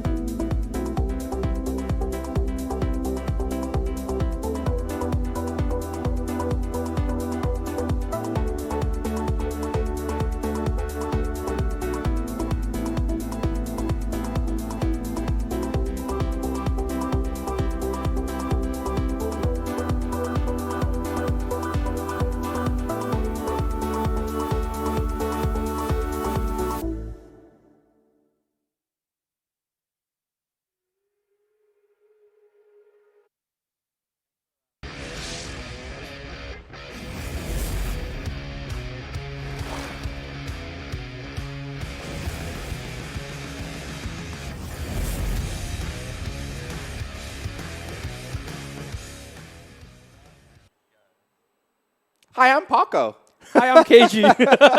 And we're back again for our lower brackets now. Right, and it's been very tiring for them. I think they've been playing non-stop.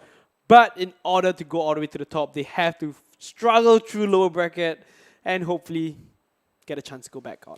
So they have to go through this. It is their last saving grace. They have to go all in. They got to pull out all the stops now because, like you said, it's their last chance. They don't get another after this.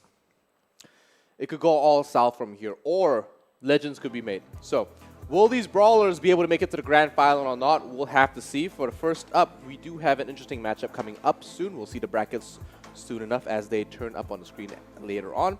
But for now, what do you think about, one, that last game? Because Synergy were looking pretty good. Yeah. They were. Yeah. But did you have any other thoughts that you didn't get to go through? No, I do think that Heist, the last game, was completely dominating, and very exciting to see. So I tell you what, let's look at the bracket and then we see what we can expect for the next few games. Because we have Alter Ego versus Star Player, and we all saw how Star Player kind of put Space Station on the backwards. You know, they did a very close game, and now we see Space Station dominating the game. So yeah, there could be a rematch happening. I don't know. But that'll be a very exciting game to watch. And we have Synergy versus EP right after this. So EP didn't look so hot in their lineup. Star Player and Alter Ego both, like you said, came from very tight matchups. They did. These guys are, I would say, on still same caliber as Space Station and Berry Noob. Obviously, we're going to see in the winner's upper bracket tomorrow, we'll be seeing Space Station and Bear With Me come together. But for now, looking at that current matchup going into Alter Ego and Star Player, I feel like Star Player are pretty confident. When I spoke to them just now, they said that they feel like they didn't do so well in their match and they didn't win because they just didn't know which brawlers to go with and how to quantify and sort of how to set up their composition, because all of this is really new to them as well. And looking at how all of it's really being set up, we are going to be going to this matchup already, and there we go. Angie already throwing a couple of shots back there. Pyongyang's all the way in enemy territory. And no, sorry, not enemy territory, but he is back there, pulling back onto the fountain. And it does look like Star Player has control over it. Kitara pulls one in. Pyongyang takes a whole bunch of damage before he takes one out. Takes one down with him. Bo coming in from the behind and gets down. Bo, and right now they are not getting. Oh no! I was gonna say they were getting the gem lead, but right now Star Player took back all the gem with 6-1 in the lead. Yeah, so there we go. I mean, we are seeing Paco, me, is doing quite well, and he's actually got quite a lot of gems, and it's smart to put it on Paco as well. I mean, Rose is normally the brawler you want to keep it on, but Paco's able to keep distance to some extent. It's the guitar strum doesn't really go that far. The Tara pulls him in. He's going to probably drop down. No, he barely just lives. And there we go. Pyongyang will be able to pick up one more gem as well. It does look like they are straggling for it. They're all super low. And oh my gosh, Blaze snipes one from the longest distance possible. And these two, with both the gems and Star Player, are still somehow alive. It's so hard. No, another ultimate coming in from the... But no, Rosa survives! Pulls him in. And there we go. Angie gets taken out as well. One more bow taken down from another bow from another. And Pyongyang just barely living. And I just don't know how Star Player are getting away with this and how Alter Ego is just not able to punish them. Their sustain is incredible because of Paco. You know, his super allows them to heal up, and that makes them way more tankier. So Paco now is like just healing everyone. Yeah, I mean, he's keeping them in the game, and they're definitely pushing up quite aggressively. Shiro as well jumps in, takes a lot of damage as punishment, has to pull back now, and Mueller as well. Trying to get a little bit of, cheeky ultimate here. I don't know what happened. He just walked right in there, unfortunately. But he gets taken up, but Star Player are in the lead, and there we go, match point going to them. I think Paco was the MVP definitely for that game, the Star Player. Because like you said, him holding the gems was actually really interesting when they have already a tankier baller with them. But because of his super that allows him to heal, the sustain is a lot more better. Yeah, absolutely. We're looking at these players here, and Alter Ego are really just trying to think about how they're supposed to bring this around and how they're supposed to change things up.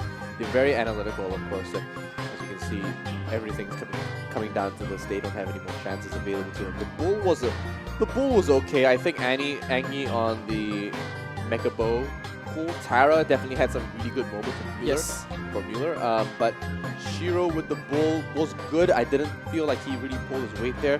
But what we did see is that I just think that overall Star Player just kited really well. Definitely stayed in the safe zones and Poco. I think it was also the way they were aggressive and then pull back a little bit, you know, and then sometimes they just like turn things over. Suddenly they just come back and get all the gems. That is impressive play. That takes balls actually. Yeah, absolutely. And it's really crazy because these guys are playing so aggressively and just being allowed to get away with it. So great job coming in from Star Player right now. These guys definitely turning up to be the stars in this first game. The first game in the first set. So it's too early to call it just yet, Keiji. But I'll tell you what, man, it's definitely looking positive for them so far. The thing is, I felt like Star Player, you know, the team, they actually played the first game of this whole tournament. The day started with them. So they could be a little bit, you know, first game jitters, you know, a little bit rusty. But then now they've warmed up, they're coming back in strong, and now we're into game number 2 for Star Player and Alter Ego. Yeah, we're going to the double swoosh, and the double swoosh with a couple of more shots we'll be going through. And oh, Mueller and Pantheon have a little bit of a scuffle over on that left side there. Pantheon's going to trade in a little bit more, but Angie is going to be able to pick up that elimination. He will be able to control that backline there. Mueller as well has got a pretty good stronghold on that left-hand side. Pantheon's putting some hits out there, but with the super on, Pantheon's going to get taken down, out trading him in tankiness and damage. I don't know what Pantheon's trying to achieve by going in that deep. And there we go with the super as well. I feel like Pantheon is doing exactly what he needs to do. He actually distracted all 3 of them while the backline just picks up the gem. Yeah, okay, so having said that, now Star Player are 3-3, 4-3 to Alter Ego, but there we go, Pantheon taking way too much damage, and they've got the fountain, but what is Alter Ego doing to react to this? I don't know, but it seems, okay, the stun managed to keep Angie in place enough to pick him up with the tick bomb. Tick mines, and there we go, the super comes out as well. The Shiro managed to defeat it just in time before he gets taken out as well. Yeah, now Star Player now just need one more gem in order to take a win. This is somehow their game plan. They just let Pantheon just like rush in, and then they pick up the gem from behind. See, Pantheon is just going to go rush in. Yeah, there we go. A lot of shots coming up from the 8-bit there with the power pack as well. Shiro going to be doing a little bit more damage, and as while he kites around and holds it down, they are pushing up Mueller as well. Holding on the front line, does look like a lot more damage coming up on both sides. Mueller and Pantheon winning that trade, taking a whole lot more damage, and Mueller should be able to trade it out with the super on top. The hit bomb is coming out, will be taken out there, but Red Team now have the countdown ticking on for them. 15 seconds on the clock, and will they be able to survive or not? Blaze can't afford to drop right now, but one last pixel, one small drop of that attack from Shiro will be able to deny it. But they just pick one new lifeline, the time just resets, and it's going to be another countdown, but they have to survive 8 more seconds. I think they can do it. Yeah, I think they can. Pantheon just has to sacrifice himself again as usual. But there we go. Oh no! How do you... What? No, not like this! Mueller picks them all up, but you gave it to a Rosa, and now she's gonna just super up and just hide. She's dropped super low, and you know what? They have to get real aggressive, but 5 seconds left on the clock with an upset like this. It's not gonna work out so well for Star Player, and Alter Ego win their first match. That was a huge turnaround. That was a huge comeback. Not just that, they ended up on 21 gems. Dude. 21? That's stonks, man. All you need is 10. Stonks. I think that was the biggest comeback we've seen. That is not just a comeback. They really capitalized on that. Yeah. And just for one pixel from the 8-bit, one 8-bit pixel. It actually saved the team because it reset at the time. Then they have another new 15 seconds to come back, try to reset it again, and that's exactly what they needed. Wow, Star Player. I thought they took the win. It's crazy because these guys are doing so well and actually getting really aggressive with how they're playing. It's really equating to all the experience and a very interesting time for us here at Brawl Stars Southeast Asian Regional. Definitely, I think not only that, because the Rosa, their gameplay seems to work, you know? Yeah. They went in, the Rosa like distracted team. They were in the lead for most of the game. They actually had 10 gems first, but that clutch 8-bit the last 8-bit pixel. What was that? An insane turnaround for the blue team there, and it's Props to them. Absolutely. They stuck it out. You know, Talk about a snipe. yeah. But you know, here we go. Back into the next game now. We're over by the Royal Flush, boys and girls. Going to be pushing up. Shiro already taking a very aggressive stance with the Piper. I'm surprised that she's not in a brush. Pyongyang will be pulled back just a little bit more. And Ethos, oh my gosh! That second one totally got sniped. Oh my gosh! Barely making it out. There we go. Finally, Shiro picks him up and Ethos gets taken out there. Blaze also getting picked up by Shiro, so a nice double kill going on to the Piper. Pyongyang is cornered between a rock and a hard place, and unfortunately will not be able to go anywhere. We'll be able to get that heal going though, so managed to get it out. And Nita, okay, being picked up this time as well. The Piper will be able to deny a little bit more area, but Pyongyang picks up Angie. How does that? What? That's a blind snipe. Amazing! Shiro managing to turn that around and actually retrade back for his teammate. Gets out of there with the parasol. Amazing job coming up from Shiro. Honestly, turning out to be the MVP of this particular round. Alter Ego is totally dominating this game right now with 9-1. All they need is one more, and I think. Oh my gosh! Shiro getting absolutely sniped there. Ethos with his revenge, picking that one up. Blaze trying to hold that front line with the BB. Should be able to control it just a little bit, but Mueller on that left side.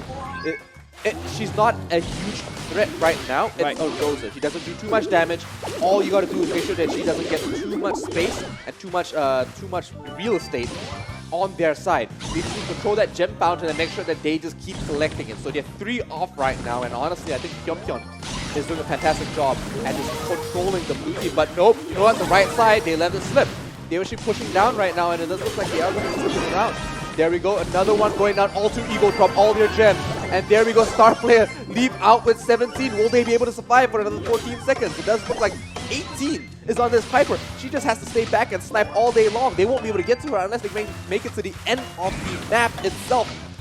But will they be able to make it or not? They need to use the parasol, they need to use the bear, but with 1 second left on the clock, star player take a map for themselves. I felt like Mueller when he had 9 gems on him, then he started to playing a little bit passive. That's not right for him. It was definitely an upset. It was. Definitely an upset and a half. So there we go, the first set over here going over to star player. So upsets and comebacks. Table flippers. Yeah. Table flips on both sides. Star player winning a best of 3 here for the first set. Moving now back onto Brawl Ball. What do you think? Like, I felt like that's the first time we're gonna see Nina, and that might be the last time we're gonna see Nina. Well, I think this is the 3rd or 2nd time we're seeing Nita. Oh, I think so. I don't think you were casting. I don't think so. Yeah, you might have just been taking a break, but it's the 2nd or 3rd time we're seeing Nita. Definitely, I still think the bear needs a bit of a buff. Definitely. You saw what she did. She had no presence. Yeah. She tried to get close. Rosa, she had some range. Rosa just like obliterated her. It was so easy. Yeah, and Rosa was super low as well. I think it was Pyongyang, right? And they just took her out, and honestly, it didn't seem too. It seemed kind of unfortunate. The bear is made of paper. Unfortunately, It's a bubblegum bear. Yeah, and I think they definitely. BB did a really good job though, because we didn't see much. We don't see many like eliminations coming from BB, but we did see BB controlling the map. Absolutely, that little half wall, just holding it down, just swiping at anyone that tries to get close to it. She was pacing back and forth, waiting for them to come to her. Had to do. That was perfect playing right there. Yeah, so we can see here that I think next game will be Brawl Ball, and we're starting off with the Pinball Dreams. I don't know about Brawl Ball. I feel like Brawl Ball is one of the games where it could end just like that. You know, like collecting gems. You could just see them walk into the goal twice. It's really unfortunate if that ever happens, but it's honestly just the way it is. So, like I was trying to say, we can see the players here just prepping for the next map, making sure that everyone's all ready to go. Moving into it though, I feel that Alter Ego have a pretty good understanding of what they need to do. They're bringing both luchadores. Both luchadores are here now. Ethos got the ball, controlling it this time, not just throwing it and kicking it away, actually using it and making sure that he has individual control. Shiro's going to be swapping it over. He kicks it back to Ethos. Ethos decides to pass it over, and you know what? Jumps right in. There we go, another jump from Ethos right onto him as well. BB has the ball. Another jump from Ethos, and he just kicks it in. Blaze gets the score. Blaze totally took the kill, man. I mean, Ethos was like doing all the work, you know, using his jump and everything.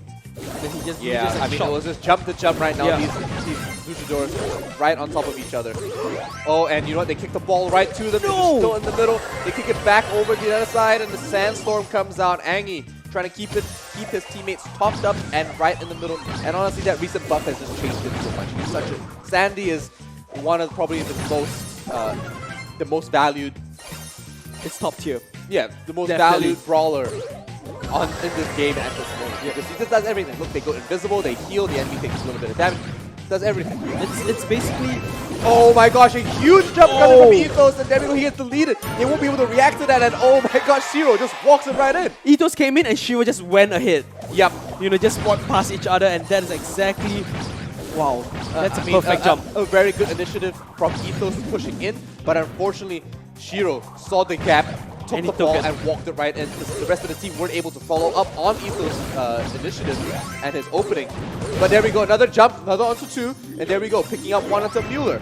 Takes the ball, jumps back, and Shiro misses the jump as well. There we go. Oh, no.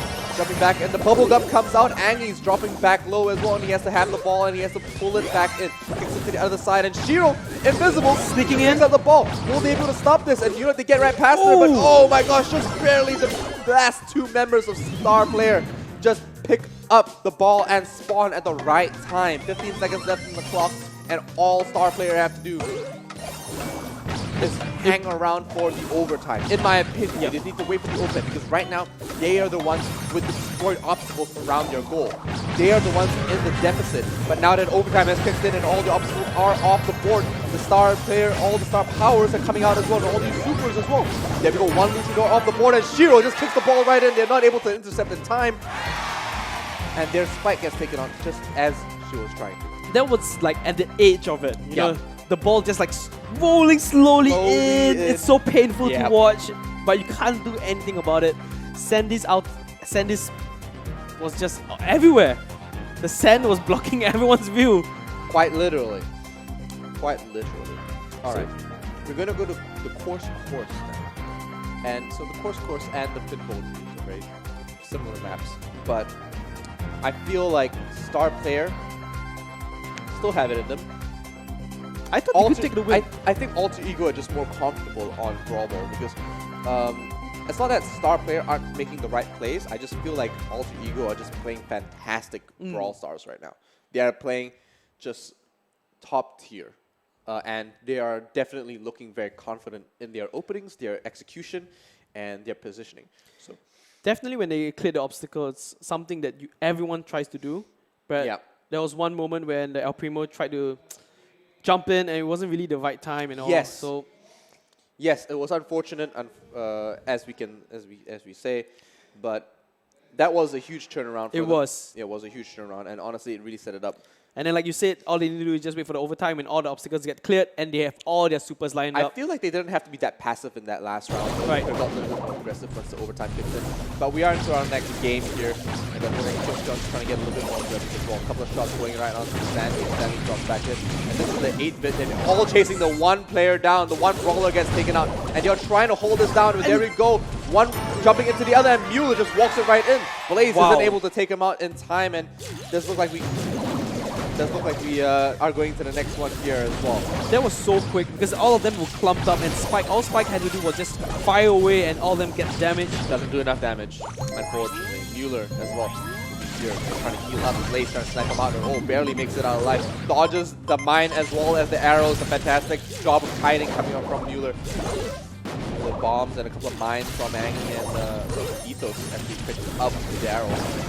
Barrel will not be able to make it happen this time, but you know what, Star Player are in the advantage. Oh, Shiro picks up the ball just as he shoots. So fantastic position for them so far, and they're leaving the ball back in their court so they can control it and make sure that Star Player don't get too aggressive. But you know what, Blaze has other plans. He's gonna walk it right in, but no, he shoots and it just rebounds back off the crate. Amazing job by Blaze and a fantastic angle. Unfortunately, a little bit of a hindsight from Alter Ego, not able to intercept that just yet, and Star Player managed to pick up their first goal, bringing it to about even in this game here. Keiji, I'm thinking that Star Player might be able to actually take this set. The thing is, all three of them are not exactly the tankiest of the the tankiest balls you have. You have Shiro with everything. You know, he just needs to roll right in and then kick the ball in, and then he scores. That's it.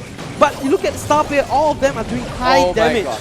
And there we go, Shiro actually dropping right in. He's going to pick up a nice little termination here and elimination for him. There we go, ball being sent over to the right-hand side. Shiro picks it up inside the Sandstorm, but he's got three members of star player trying to intercept. And Yongkyun drops super low. He drops the power back. He might be able to intercept a little bit, but he's going to heal up before he takes too much damage. He was just trying to waiting. Yeah, absolutely. Well, they're just binding their time right now, and Daryl's going to maybe just shoot it, use the super, jump in as whenever he can, and then once he does, get in and score that goal. A couple of shots from the left-hand side and the right will be able to slow down Pyongyang. And Ang as well drops super low. There we go. That's the roll I was talking about. Shiro drops right in, and they might just walk the ball right into goal as well. But no, overtime, and Shiro doesn't manage to land the ball in. Blaze kick the ball away. Pyongyang. Oh my gosh! Oh. No, is that? Oh, Shiro manages to pick up the ball, and Blaze terminates him along with Pyongyang picking up and securing that elimination. Blaze was exactly where he was supposed to stand. You know, he blocked the way, and then now they can take a win. If star player plays smart, they wipe out the whole team. That's what they need to do. Oh, I'm cheering for star player right now, honestly. Looking at this ball being picked up by Shiro, doesn't look so good. Garrel's proving to be very valuable, but Mueller's going to walk it right in. They won't be able to take him on, and there we go. Alter Ego pick up their second set. Right, so now we're tied 1-1. Yep. We're definitely going to see Heist right now. Very, very fun to watch. I'm hoping we get to see Siege for the first time. I think a lot of our viewers would definitely enjoy watching Siege. I enjoy playing Siege. I enjoy playing Siege too, and you know what? I think it'll prove to be the tightest game mode and the most highly anticipated as well. Looking forward to how it's going to turn out. I mean, we did say coming to this game that these two teams are really good. Yeah. And it was going to be a close match. We didn't expect it to be this close. The score is 1-1. It could be anyone's game. And the Alter Ego 2-0 right now. Oh, 2-0. No. Oh, on set 2. Yeah. On Brawl Ball. Yeah. They I think what you said earlier, like they are really good at Brawl Ball, is true. Yeah. They just know the timing, and honestly, I think it's not that star player aren't playing well. I just think Alter Ego are just playing better on that set. Brawl Ball. Yeah, on Brawl Ball in particular. So will they be able to do it on Bounty though? Because Bounty is a very different game mode. It's more about the aim. It's more about the actual execution of things and sniping. Absolutely. So it's all about that particular skill set. Right. And knowing when and how to play it up. Because if you look at some, like we talked about Bounty before. You know, if you've got X amount of stars or X amount of gems, you are targeted. Yeah, you are going to be targeted. But do you give up that aggression for that position, or do you risk it or not? We'll have to find out as we go into this game right now. It does look like Shiro is up front playing with the Brock. Normally you see him playing a little bit further back, but Genie, Pyongyang, looking for a nice grab. Might just be able to grab Shiro 9 here as they pull back, but yeah, maybe, just maybe, if they manage to get past all the tick mines, but there we go, Ethos getting taken out already like that. It doesn't prove to be too good for a star player if that keeps happening for them. The thing is, Shiro 9 is playing really aggressive for a player like Rocket, and he could actually step. I would prefer him to step behind BB and let BB maybe tank it a little bit more. But oh, okay. There's a merry-go-round happening right now. Yeah, Genie, a bit cute in how it's happening. Ethos' head goes out, manages to find Mueller, picks him up as an elimination. And as they push up to the center, oh my gosh, that was a long grab as well. That's your Brock. So a lot of entry denial, a lot of area denial, and a lot of sniping being moved for your side and for your team. They're going to be pushing around. It does look like Mueller is just hanging around that brush. Gets right onto the Brock as well. Be able to swipe him out in 2 hits. Maybe onto the Genie as well, but no. Pyongyang won't be able to defend himself, take out the BB, and keep themselves in the game. Only 2 stars behind now. I feel like now star player just needs a very good grab to even out the score, but I don't see it happening because they really... Oh, there we go. Like we saw the grab coming happened. through, and there we go. Now they are in fact in the lead. The Missile Barrage from Blaze comes up, but it's not enough Angie as well. And other Genie. Alter Ego just took back the lead. Now they're just ahead by 1. Oh no, they're ahead by a lot more right after that. Yeah, 5 stars in the lead now. They need to be able to find Angie. They need to at least pick up Angie to be able to level out that playing field. Ethos all by himself, but it's not going to be enough. Match over, going over towards Alter Ego. Super tight. I thought Alter Ego, very, very smart BB plays, you know, coming by the side. You know, even if he falls after that. Shouldn't be allowed to do that. Shouldn't be allowed to do that. This free real estate. He just walked right up there. It was too easy for him. Star player really need to focus down and actually push through and make sure that they cover all their grounds, because they're just leaving that left flank completely open. And they're also like squishy. So BB just needs like 2 good hits. That's it. Yeah, and we keep talking about BB, how she's an S tier. Yeah, and finally we actually see her really outshines everyone. Bring in that kind of play that we're expecting her to bring in.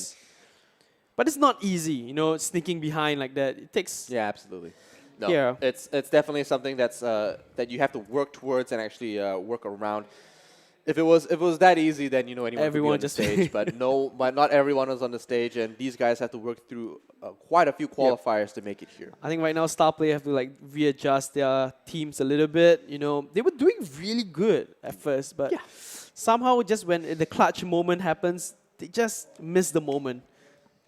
Yeah, so we'll have to see how it pans out and if it actually works out for them. We are seeing Alter Ego just restrat right now, just Shiro just staring him down the mountain, his little hand. He has not looked up once. No, he hasn't. He's just been super focused on that on that cell phone. He's just been like staring at it, and he's just like, that's all he really cares about. Teammates talking, meh. No, you guys go ahead. I'm just gonna win the game for you guys. Nod, and say yes. That's all he's got to do. Next game going through for Bounty right now. We are going to be going to the Grand now.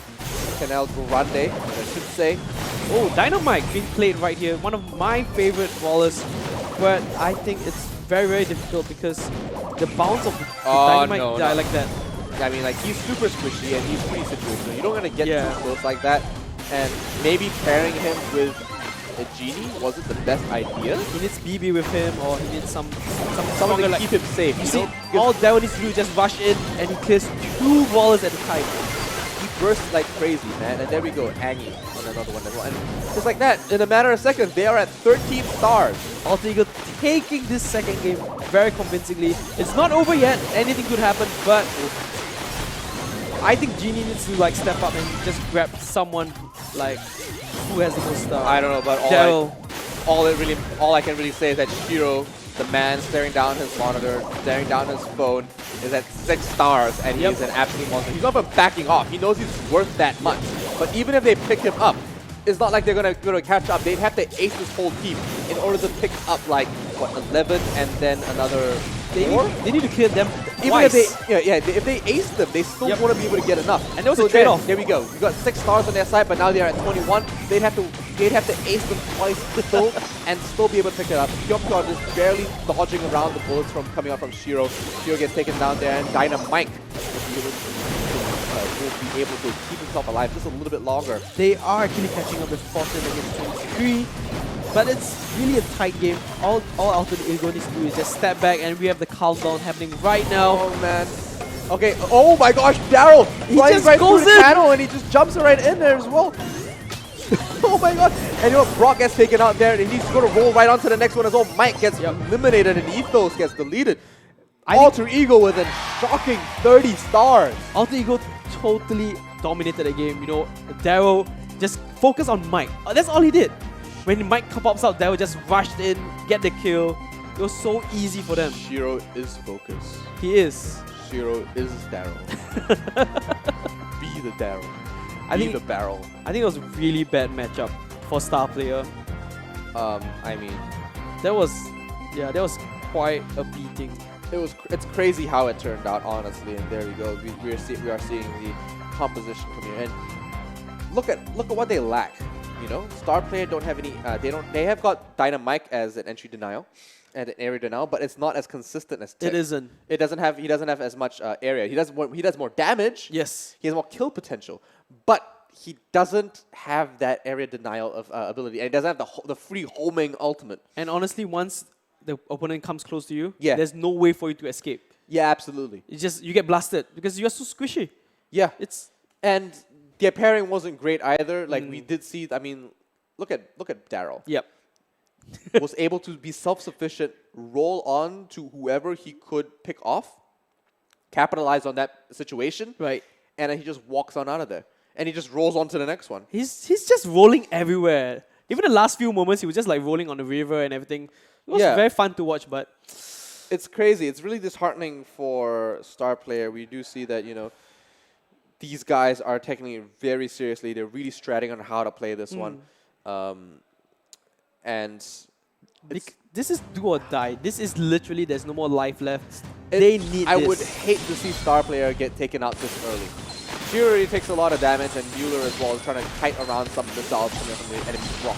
So Brock to Brock right now, just waiting for the right chance, but Nurse Joy and Officer Jenny aren't having any of that anytime soon. So they are going to be pushing on the right-hand side here. Oh. Angie actually. Look at the hiding behind the range. cactus. Yeah, I mean, it's really a duel over this right now. And Alter I'm not Ego. sure what Jesse is here for because, I mean, yeah, sure, heist. Maybe you want to keep them away. You can put a turret just next to the opponent's chest, but I don't see that happening right now because Maybe even just around her own. But Yeah. you know what? I think their strategy right now, because they've also got a penny, is that they want to keep Alter Ego away from them and as far away so that they can keep their game going. And oh my gosh, Aggie just dodges the one mortar. He dodges the second one as well. And oh, there we go. Ethos picks up the one termination. And and a couple of more going on to Mueller as well. So Ethos picking up a double. A very bipolar performance from Team so far. So finally, some damage going down to Alter Ego's safe. And they're bringing it about just about even for Star Player, down on 56.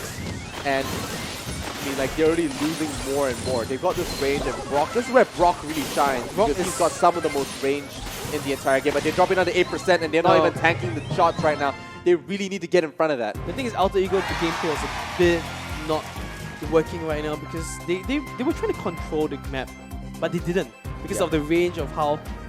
Yeah, I just don't see it happening. Yeah, no. Oh, you mean Star Player? Oh, Star Player, sorry. Yeah. So like you said, Star Player just not controlling. They had the two turrets, but it didn't really work out. It wasn't effective. No, because Brock still outranged them. Yeah. Right, and they didn't control that left side where he was subsisting the entire time.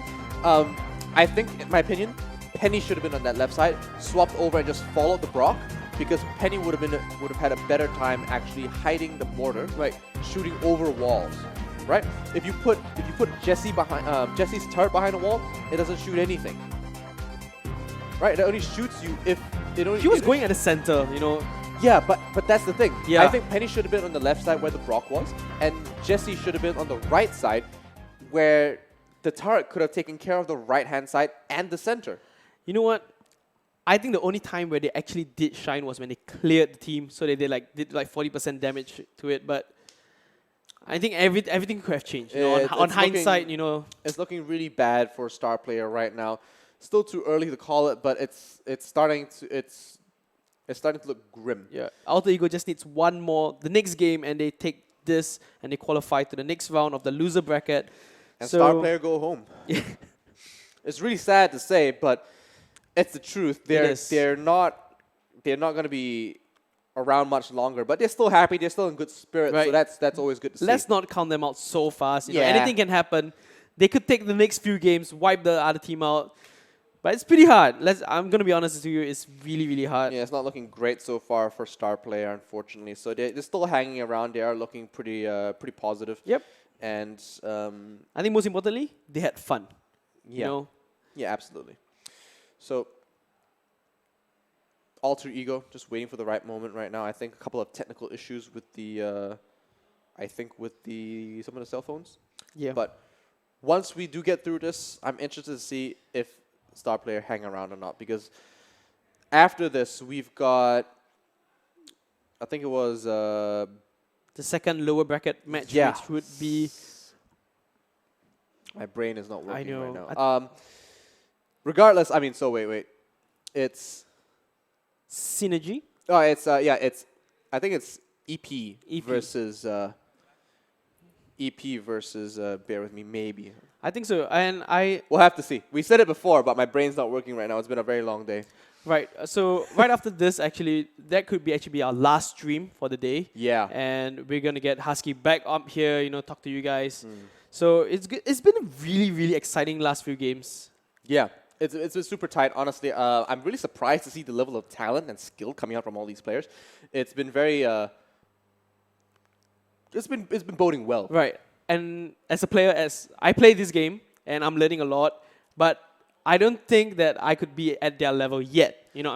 They really know the game and the mechanics and the ins and outs of it. It doesn't look that hard because of the graphics and the simplicity of the game on the surface, but there are very intricate mechanics. It's depth. There's depth to it. Yeah, and they need to, and the depth comes from layering on these abilities. Correct. Bringing in the combos and knowing when to time it. Whether each brawlers, how they work with each other. Like we said, some brawlers work well with each other. Yeah, some and don't.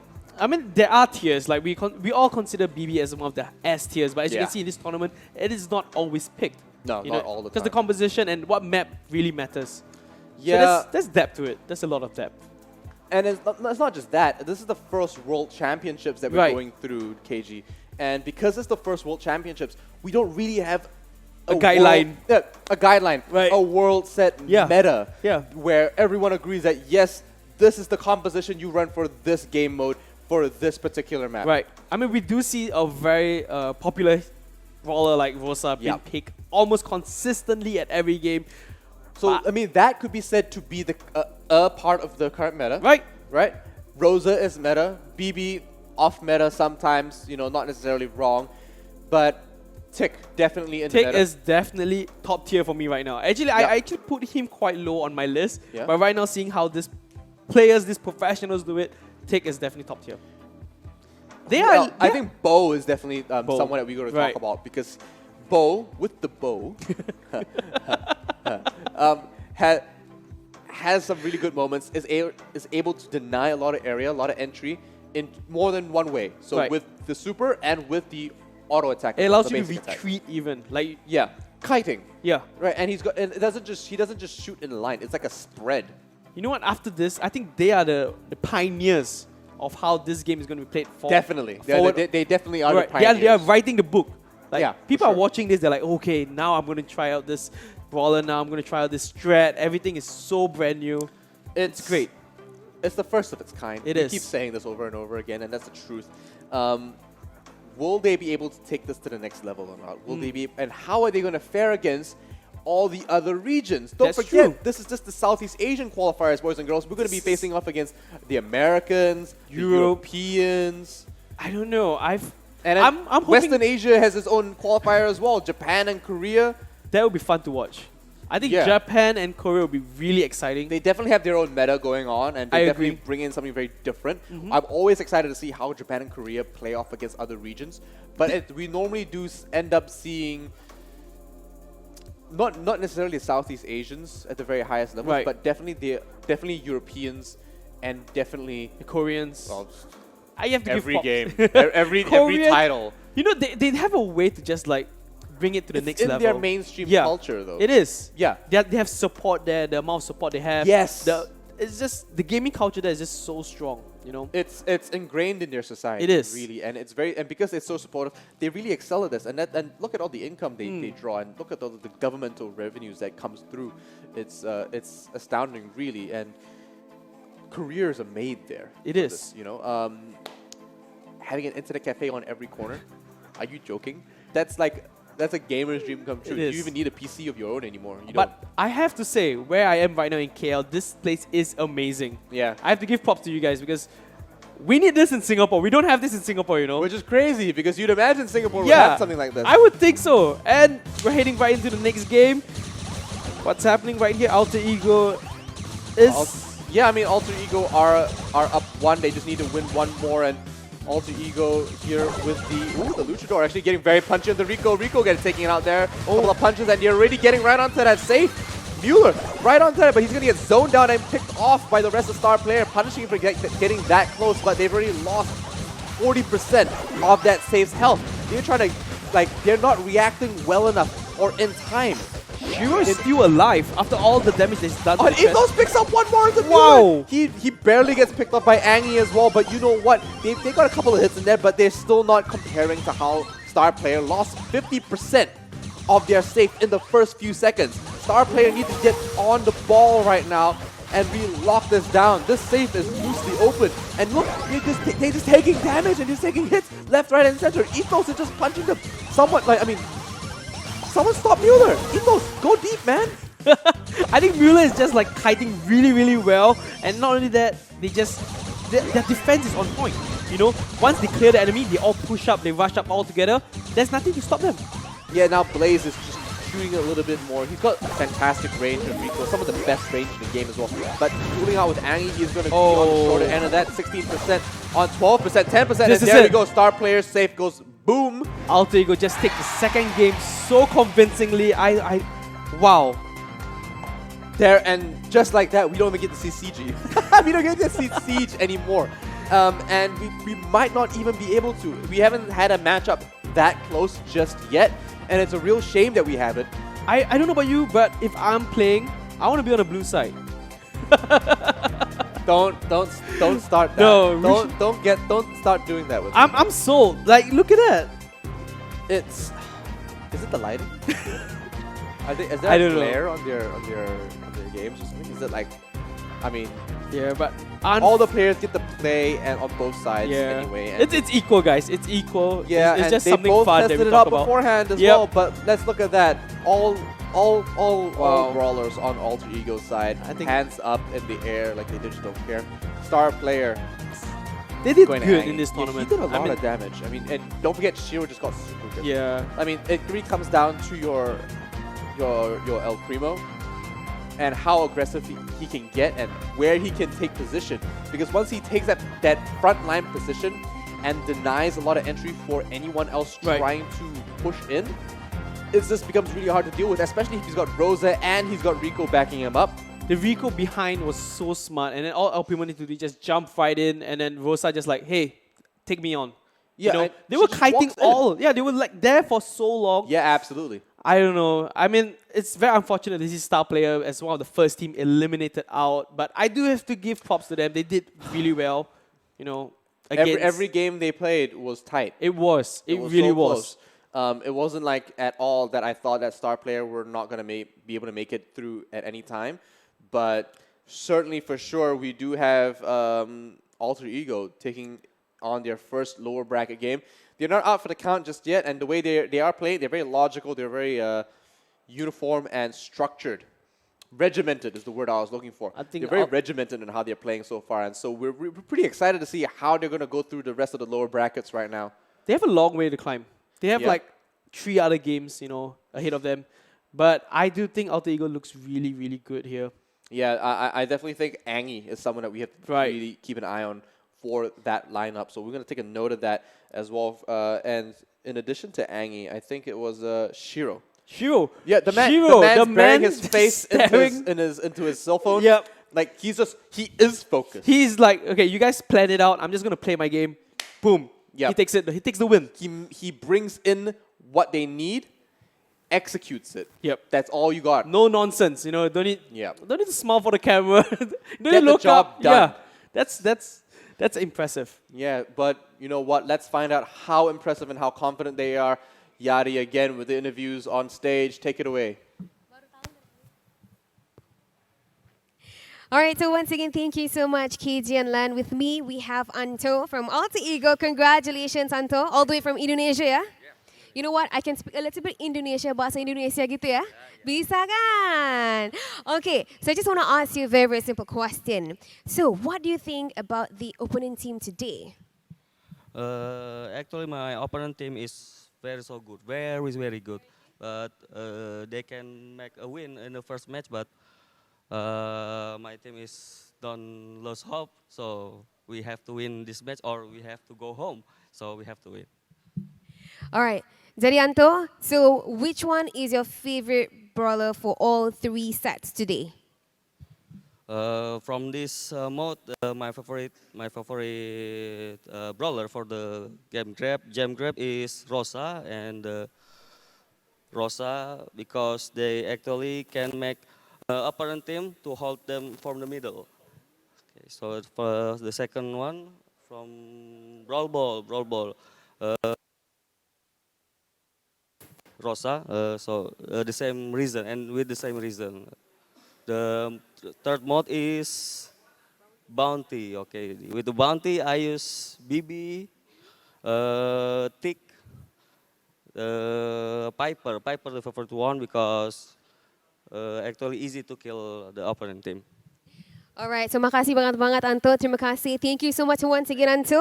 So you know what? We will take a short break at about 15 minutes and we'll come back very soon for the lower bracket round 2.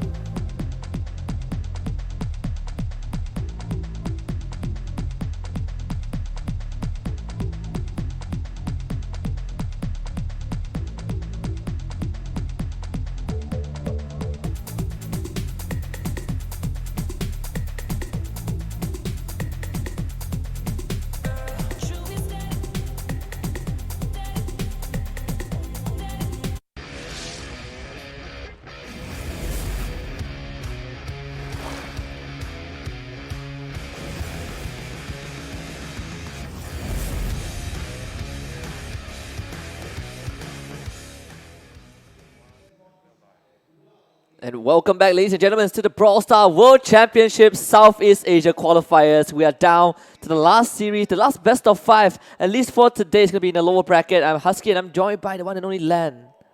Husky, we're going into a pretty interesting lower bracket so far. We just saw a star player get taken out of the game. Alter Ego, super strong right now.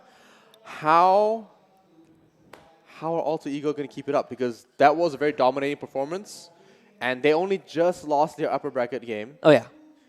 Can they keep it up? Because they're going to face off against the winner of this next matchup as well. Yeah, I mean, star player, they came in strong. We saw them, they were neck to neck against Space Station. At least for the first set, dropped to lower bracket, lost to Alter Ego, which for me, it can be considered an upset, but props to Alter Ego for showing up big time. Yeah, they definitely look like a very different team. Much more coordinated, very regimented, and Shiro just focused. Yeah, some teams just perform way better in lower bracket. Yes. So we'll just have to look at the bracket right now. Let's have a look at how it's going to go. Does look like we're going to be seeing Synergy versus EP, and then the winner of that goes against Berry Noob. Yeah, and this is definitely going to be an interesting one because Synergy and EP, they both lost 2-0 in the best of 3. In the round of 8, they were completely wiped, I would say. Yeah. And coming down to this lower bracket, only one shall remain. Yeah, EP didn't look too hot in their matchup either, but Synergy should be able to bring in something a little bit more interesting. Maybe. It might just be the tightest match so far. Don't count them out just yet. They should have some fight in them. But Berry Noob wasn't doing too bad themselves, so only losing the Space Station in a very, very disappointing matchup, a 3-0 as well. Yeah, I was talking to Keiji earlier about how it seems like today blue side, it seems like we're bleeding blue, but at least we got a 3-0 in the red side. Bear with me is red, and you know. Yeah, finally one. But finally. We'll take a quick glimpse at the lineup for this final best of 5. Let's check out the players a bit. We do have Alter Ego. There we go, Angi, Shiro, and Muller. You just said that Shiro, absolutely amazing performance. They have to continue to keep this up in the lower bracket run. Yeah, definitely. These guys coming in from Indonesia are definitely proving to be very, very competitive in how they're playing right now, and with an established Indonesian organization as well, like Alter Ego. Yeah, I think losing out early on in the upper bracket, it didn't hit them too hard. Now they are more focused, they are more hungry for blood. But we'll take a look at Synergy's lineup as well for this one. This is going to be the last match for one of these teams. Synergy are not too hard in the upper bracket run, and it might just end today.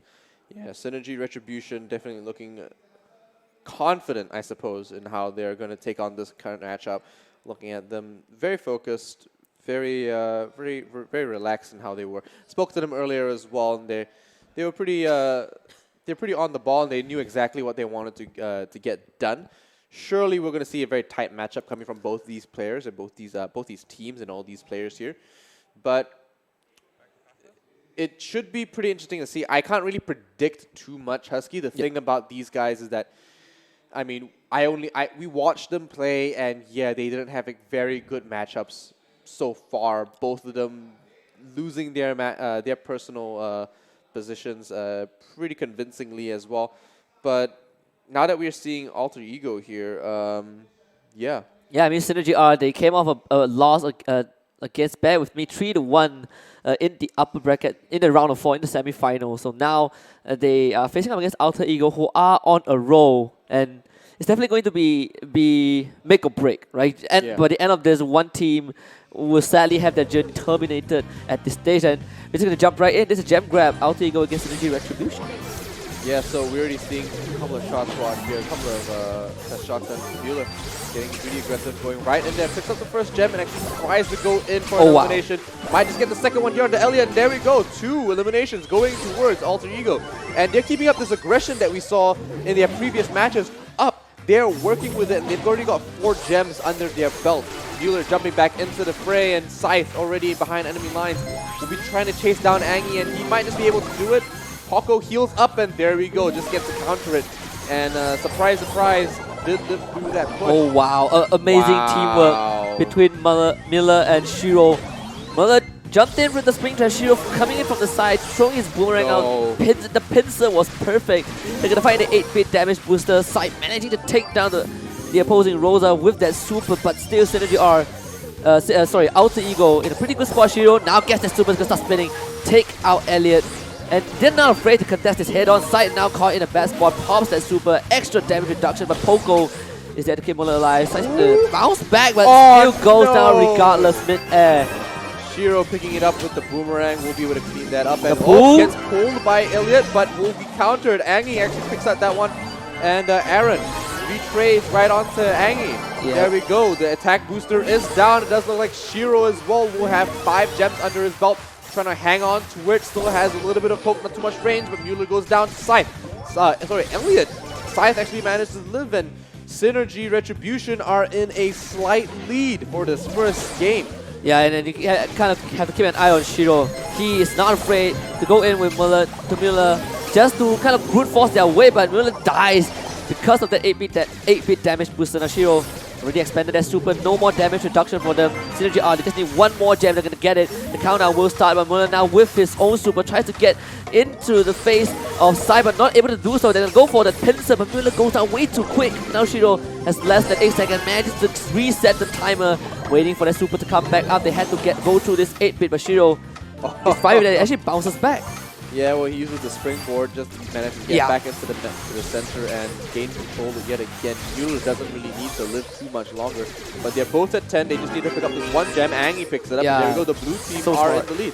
Even if Mueller, all he's got to really do is just push in, distract them, but they're caught in a really tight corner here. Shiro really doesn't want to take too much more damage. Heal goes out, doesn't really hit on anyone, but just keeps them topped up.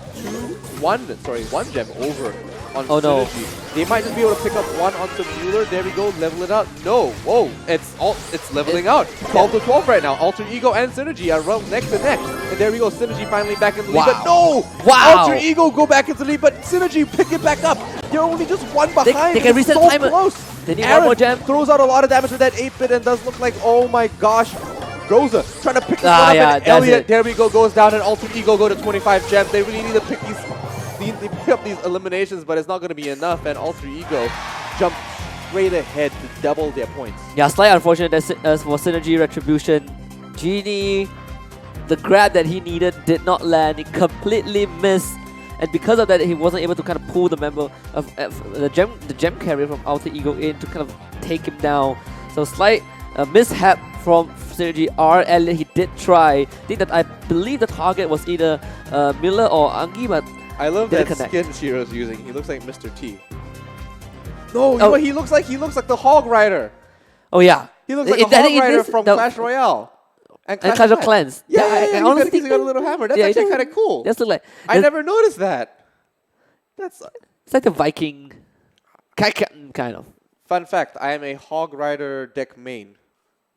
Deck? Oh, you mean for Clash Royale? Yeah, for Clash Royale. I use the Hog Rider deck as my ladder deck. But unfortunately, it's just not in the meta right now. Mega Knight is meta. But we're focusing on Brawl Stars. Clash Royale aside, Alter Ego just looking so strong, back to back, non-stop. Yeah, they're running off the momentum from the previous series, the dominant one as well. And Synergy are kind of not in a good spot, I would say, at least for the first run, right? It's just the first map of the first set. We still have plenty much to go. We're definitely going all the way to Bounty if we're looking at the 3-0 and Alter Ego. Because of that victory, I think they're going to be feeling really good about themselves. Now, double swoosh, it's going to be a different ball game. As I was expecting a bold Synergy R will fulfill the expectations, but we'll see how Alter Ego do it. They're going to stick with the Carl this time. Instead of the Hog Rider look-alike, we're going to get the Road Rage Carl. Yeah, so the Royal Flush here, Road Rage Carl will be on the deck, and it takes so much damage. The spin is just ruthless. Honestly, I think they need to nerf that just a little bit. Carl's just so strong, but Tara with the new buff coming in, she's pretty good with that presence. Yeah, I mean, Tara is also kind of the pseudo genie. You can turn things around with just one super, the gravity on top, and that is perfect. She just came back to life, and he got taken out straight away. And there we go, Elliot making sure that he secures that right-hand side. It looks like Angie's actually trying to push up a little bit more, and Sai just trying to snipe on with that Mecha Bow. One more ultimate from Elliot, pulls it in, sucks him right to his little shadow clone. But Aaron dropping super low, one rose into the next. Mueller picks that one up, and Scythe on 4. Ooh, the Gets pull! grabbed, and oh my Wow! gosh, Genie makes it fit, and Carl spinning. He's going to pick up another couple of gems for his team, and there we go. Alter Ego already on 11 gems. Way over Synergy, and they're on 0 right now. They might just take out this gem grab set. Yeah, and Shiro is now going to keep zoning. They need to hang on for 5 more seconds. Shiro, he has his super ready. He's going to go in for the spin, and Alter Ego, they're going to lock it down. First set going to them convincingly. 2-0. You can tell they were just stressed on that last set. Oh, yeah. They were stressed. All these guys with their hands on their foreheads like, whoo, that was tight. Yeah, and again, now Synergy Retribution, you can see on their faces, they're trying to assess the situation and what went wrong in double swoosh. Was it because of Shiro's Carl? Partly, I would say it is. He did. Elliot at first, you know, he was kind of tasked to take down Shiro. Shiro was spawn killed at least 2 to 3 times, but yeah. Once Elliot stopped kind of marking Shiro, and suddenly Alter Ego just turned it around.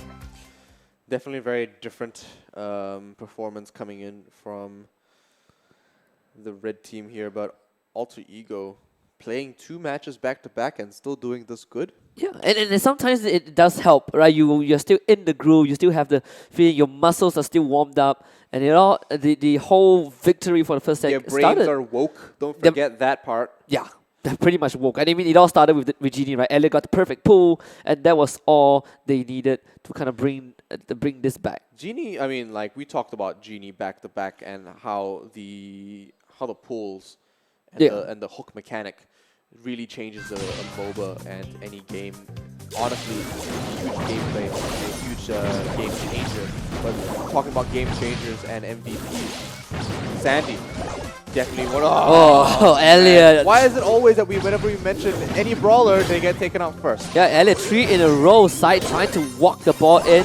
He's gonna get the bat swing, but not able to score the goal for now. Yeah, so there we go. Angie picks up the ball. Sandy passes it on to Shiro, and they're gonna try to get it across halfway.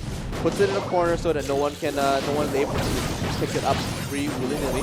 And the head comes off Aaron. So there we go. Wow. The bomb seeker goes in and finds a little takedown. There we go, the Primo special. Oh, throws it up. No, the kick won't be enough, but he's coming around the corner. Maybe he might be walking him, but no, Elliot is able to stop him. No, Scythe is able to stop him. The bat swing, BB doing a fantastic job. Yeah, Scythe swung the bat, actually knocked El Primo in closer to the goal, but El Primo didn't have the health to work with, but now Shiro is back for round 2. Does not have the super, but in prime position. They just need to keep the BB at base. Spike as well. On the other side, they're going to drop the sandstorm. They kick the ball in. Elliot now has sole possession, manages to send the ball past half court. So keeping the ball away from their own goal. It sends it right back into his hands, and Aaron kicks it back over. Scythe maybe just might be the one to pick it up. Nope, it's actually the Piper. So they are just hanging around that side there. It's just sitting in front of the goal. Honestly, Alter Ego needs to pick it up and get it out of the way. If they leave it too exposed, they can score it. Aaron just walks right in and cleans it up. They needed to have addressed that soccer ball and got it out of the way. They just left it there and they just let Aaron walk in. Yeah, they neglected it. And Scythe did an amazing job. He used the super. The super actually bounced on top, on the back line of Alter Ego. They were not able, because of that, they did not have the health to deal with the soccer ball like you said that it should have. And they allow Synergy R to kind of collapse in, but Shiro, he does have the super if he wants to use it, I believe. But he's going to play slow, not able to get in range. Scythe just has slightly longer range with that bat. And Synergy R looking pretty strong, at least for Pinball Dreams. The counter's going to start. They're going to kick the ball on their side of the court. This should be Synergy Retribution's match. Yeah, there we go. They're not able to change anything up in the next 5 seconds, 4 seconds. That's it. Yeah, that's it. And so there we go. Synergy take one match for themselves. It's not over for them just yet. Moving on into the next game. Now moving over onto the Sloan Slam. You mean course? Oh, course. Yeah, the course. Right. Slam is actually my favorite Brawl Ball map. Yes. I love how it just looks like it's the most, the closest you can be to resemble a proper soccer field. Well, might just be that, but Shiro's not looking too happy right now. Yeah, I mean, when I talk about Shiro, I just mean he tried. He tried. El Primo, Shiro. Shiro is still focused, of course. Both teams just waiting for the next round to begin. But I feel like Alter Ego are just still so consistent, but they just had a better moment at that for themselves. Yeah, I mean, it is not like a soup. It's not like a whitewash for Synergy R. It was neck and neck, but obviously when the time called for it, the BB was the one who kind of pulled stops to what Alter Ego was trying to do. But it might change side again. The BB just on point. They're gonna score his first goal, but Spike just round time Muller. Okay, Muller managed to kill off side, but the teammate wasn't able to respond in time. So Alter Ego now get down 1 goal, and the Synergy R just perfect coordination for Brawl Ball. Yeah, there we go. The ball gets passed over. Scythe might just pick it up, and there we go. Maybe he will just walk it in, but decides to go onto the right-hand side. No, right down the center. Oh, Daryl misses the roll. Try to get into it.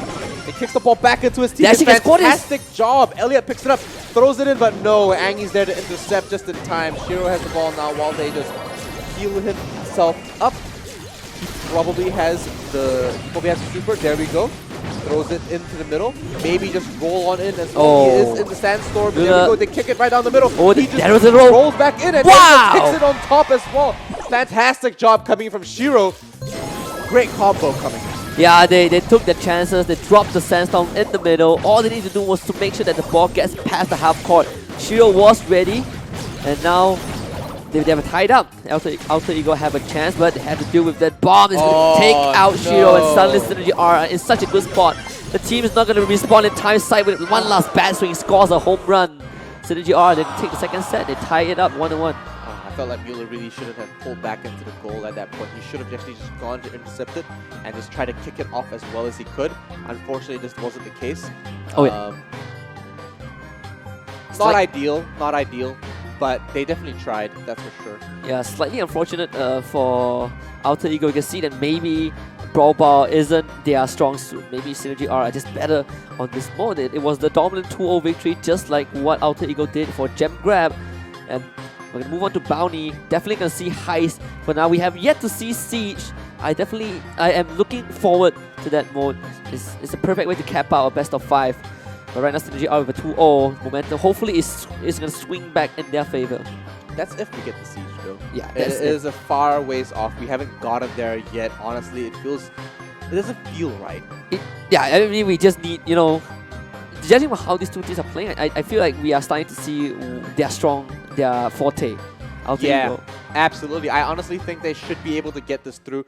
It's unfortunate that they haven't really gotten there just yet, but we should be seeing... getting close to Siege. I'm not sure if they're going to be able to land it, though. Yeah, it's definitely something that I'm looking forward to. It's a tight match so far. We're going to the next one, of course, but there we go. Mortis coming back onto the board, and as usual, is able to swipe up that first stop. Yeah, and this is bread and butter. Textbook play from Mortis is really good if you can play him right in Bounty, because most teams go for sharpshooter. The Mortis is absolutely amazing at taking those back we saw Acolytes on Mortis. Yeah, we saw it. Crazy. And Shiro might be able to replicate that. Now goes for the take. Not able to deal enough damage, but pushing tick back, that is more than enough. They actually have 3 stars. Alter Ego, they can hold on to this. Shiro just needs to find the opening. That extra range from the star power is definitely going to help. Now he goes in for the Genie. He actually hits the wall. Wow. And he's going to give his life for this. No super. It's going to be CGR tying up the star. Yeah, there we go. A lot of these tick bombs denying a lot of area as well. Mueller has to pull back just a little bit. Penny's not going to be able to do too much. But you know what? Once he gets the border down, I'm pretty sure. No, the border's not up just yet. But there we go. A lot more tick mines now is the GR as well, trying to deny as much area back. So while they are back, they do need to find one more star in order to actually justify that strategy right now. Because right now, 5-5, no one's going to go anywhere. We're in a stalemate right now, and both teams aren't willing to actually commit too deeply right now. Looking at their compositions for their team so far, I only see Mortis as a brawler willing to commit, and right onto Brock as well. Wow. There we go, leading up 3. And Scythe with the head bomb coming through with the tick. And there we go, and Mueller coming with Penny. Trades it off, and oh my gosh, just barely at the tip of that hitbox, picks up Penny, but Alter Ego now at 4-star lead. over Synergy R. Retribution needs to find their own Retribution, and then Aaron is getting still have the whittled grab. down. They still have the grab. They 5 haven't used seconds, it they yet. go for Oh it. my gosh, nothing's going to come from that. But other than Oh. Mueller getting taken down, but it's not going to be enough. Alter Ego win by a small lead. I was surprised that Alter Ego didn't commit earlier. All of them had the their supers ready to take had it. Genie had the grab. All they needed to do was to commit a bit more on the Synergy Retribution. They didn't go for it even after Synergy Retribution expanded their supers. So slightly unfortunate right then. Yeah, Alter Ego. All those takedowns and all those eliminations were just on the precipice of missing. Yeah. Super tight. Yeah, and then honestly, like, it is a very subtle thing. A lot of people might not realize it or might not notice. When you see this small ring, outer ring on beneath the brawler, it just means that their super is ready. I think Synergy R, they had a good idea that, okay, Alter Ego, they do not have the supers to work with. We should just commit with the first grab. You cannot just use a single grab in a single match. It just doesn't make sense because you're constantly dealing damage. You have to use those grab proactively, especially on Bounty, where you don't have to collect anything. You just have to get the takedowns. Absolutely. So we are seeing that. We're seeing the red team here. Synergy, Retribution. Trying to find their own Retribution. I mean, trying to bring this back for themselves. I think if anything, it's been a longer day for Alter Ego simply because they are playing back-to-back matches. Synergy, Retribution, get to lay back for a bit, watch how the bracket play out. But come in to one of my favorite maps for Canal Grande for Bounty. Yep. And I mean, like, we're literally seeing a lot of action go down. Leon making his first appearance here as well. Yeah, finally Leon will take center stage. Yeah, I mean, for a game mode like Bounty, he makes all the sense because all he's got to do is sneak out on someone in the right manner and then secure that elimination in order to take that bounty for himself. Yeah, and Leon is best at close range. You can see the side trying to right find him here, out, but there. right in his face. Can he make it too? Yes, he can! And he gets away. He lives! Oh my gosh, he's going to dodge all of this. And you know what? They will just find him just now. And It's coming he for will side. pick up a third! No way, Shiro gets 3! No way, Shiro gets 3 eliminations. And they now sit on 12. Gets 5 bounties.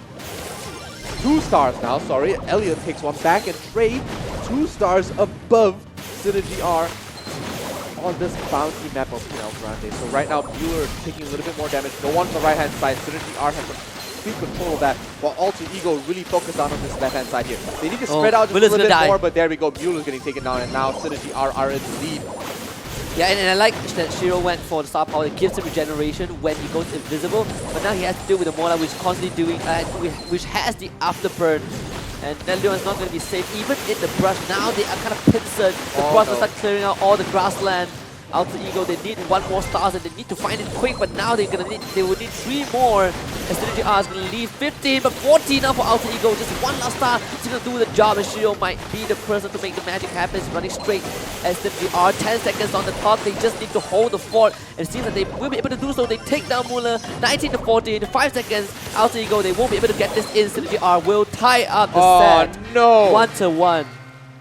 There we go, Synergy R making things happen for themselves. Oh yeah. Amazing. And so, an amazing set coming in so far. I'm very impressed with how it works. I feel like Alter Ego just tunnel vision into that left-hand side and they didn't spread out enough. Really lost it out there and they really just dropped their own momentum. Yeah, I mean, Shiro did an amazing play, right? He got 3 takedowns. He took out the took out the Brock. Took out Elliot and Sai. Went invisible with the super, regenerated. Took out Sight again, but ends up dying, I believe, to Aaron from the other side of the river. So slightly unfortunate right there. It turned the scores around a little bit. I think the Leon pick was good. He definitely had really good moments, but I think the overall team coordination wasn't ideal either. So they got slightly pushed back. Yeah, I mean, Alter Ego, if they just coordinated that a little bit better and they were just a little bit more broad in their setup, I think it would have been better. I don't think Leon should have been by himself on the right-hand side. There should have been 2 members on each side, and then, Leon sneaking in between somewhere. Yeah, I think one of the downside for Alter Ego's selection is the fact that there was no sharpshooter. You're dealing with a Brock, a Tick, and a Penny.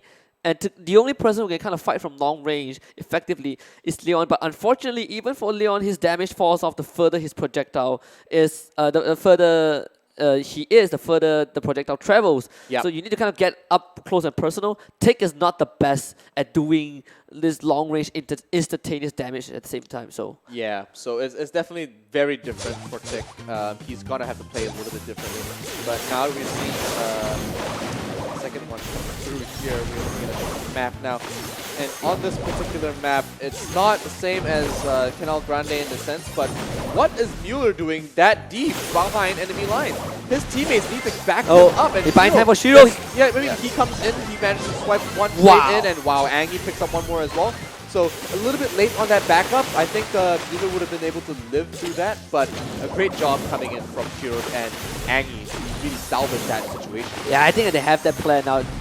Synergy R, they were just so focused on killing off the Sandy that somehow infiltrated their side of the map. It gave Shiro enough ample space to just walk up and take out Side, take out Elliot. Now there's suddenly 6 stars in comparison to Synergy Retribution's 2 stars. Alter Ego, they just need to kind of play around this. But we've seen this problem in the previous match where they get the lead and Synergy are managing to push them into a corner, just like what we're looking at right now. Shiro's going to go down 6-5. And there's a great chance that Synergy R can bring this back. Mullen's going to die as well, but Shiro, he can save this. Take Oh this my there. gosh, He had the super. Morris is going right in there. One He swipe. picks up one. No, he won't be able to make it out alive. There we go. Scythe cleaning that up. Tick took it down for his team. And Bueller now on the left-hand side as that Sleepy Sandy and taking a little bit too much damage. All these little fish coming right up for him, and he's dropped down to 312 health, and he's not going to be able to push up too much more unless he heals up just a little bit. Now, Synergy are in the lead. They have a 4-star lead. They don't want to have to drop CC. They need to stay alive. It's really just rock that is all that value. But if they're all going right on him, they're going to level it out. But no, Synergy are picked up 17 stars. An amazing job so far, and Elliot just barely makes it alive. Shiro did not have enough damage to take out the Brock. If he did, he would have his super to regenerate health. And that's going to be Synergy R's game to take. They're going to lead this set 2-1. A much better performance coming in from Synergy Retribution. A very, very convincing game so far on this bounty. Yeah, Alter Ego slightly losing the touch right there. The idea was correct, but the damage wasn't. Yeah. Slight miscalculation. They ran head on face first into Synergy Retribution, and the only thing that they could hope for is that they have enough damage to kind of continue the fight, but they did not have it, and Shiro was the last Vistage to make it happen. Look at that, Genie. He's so happy. You're also happy. Anyway, honestly, I think, yeah, Elliot, star player, makes sense. The man has been doing damage on damage on damage, and he's got a very good distance on them as well, so...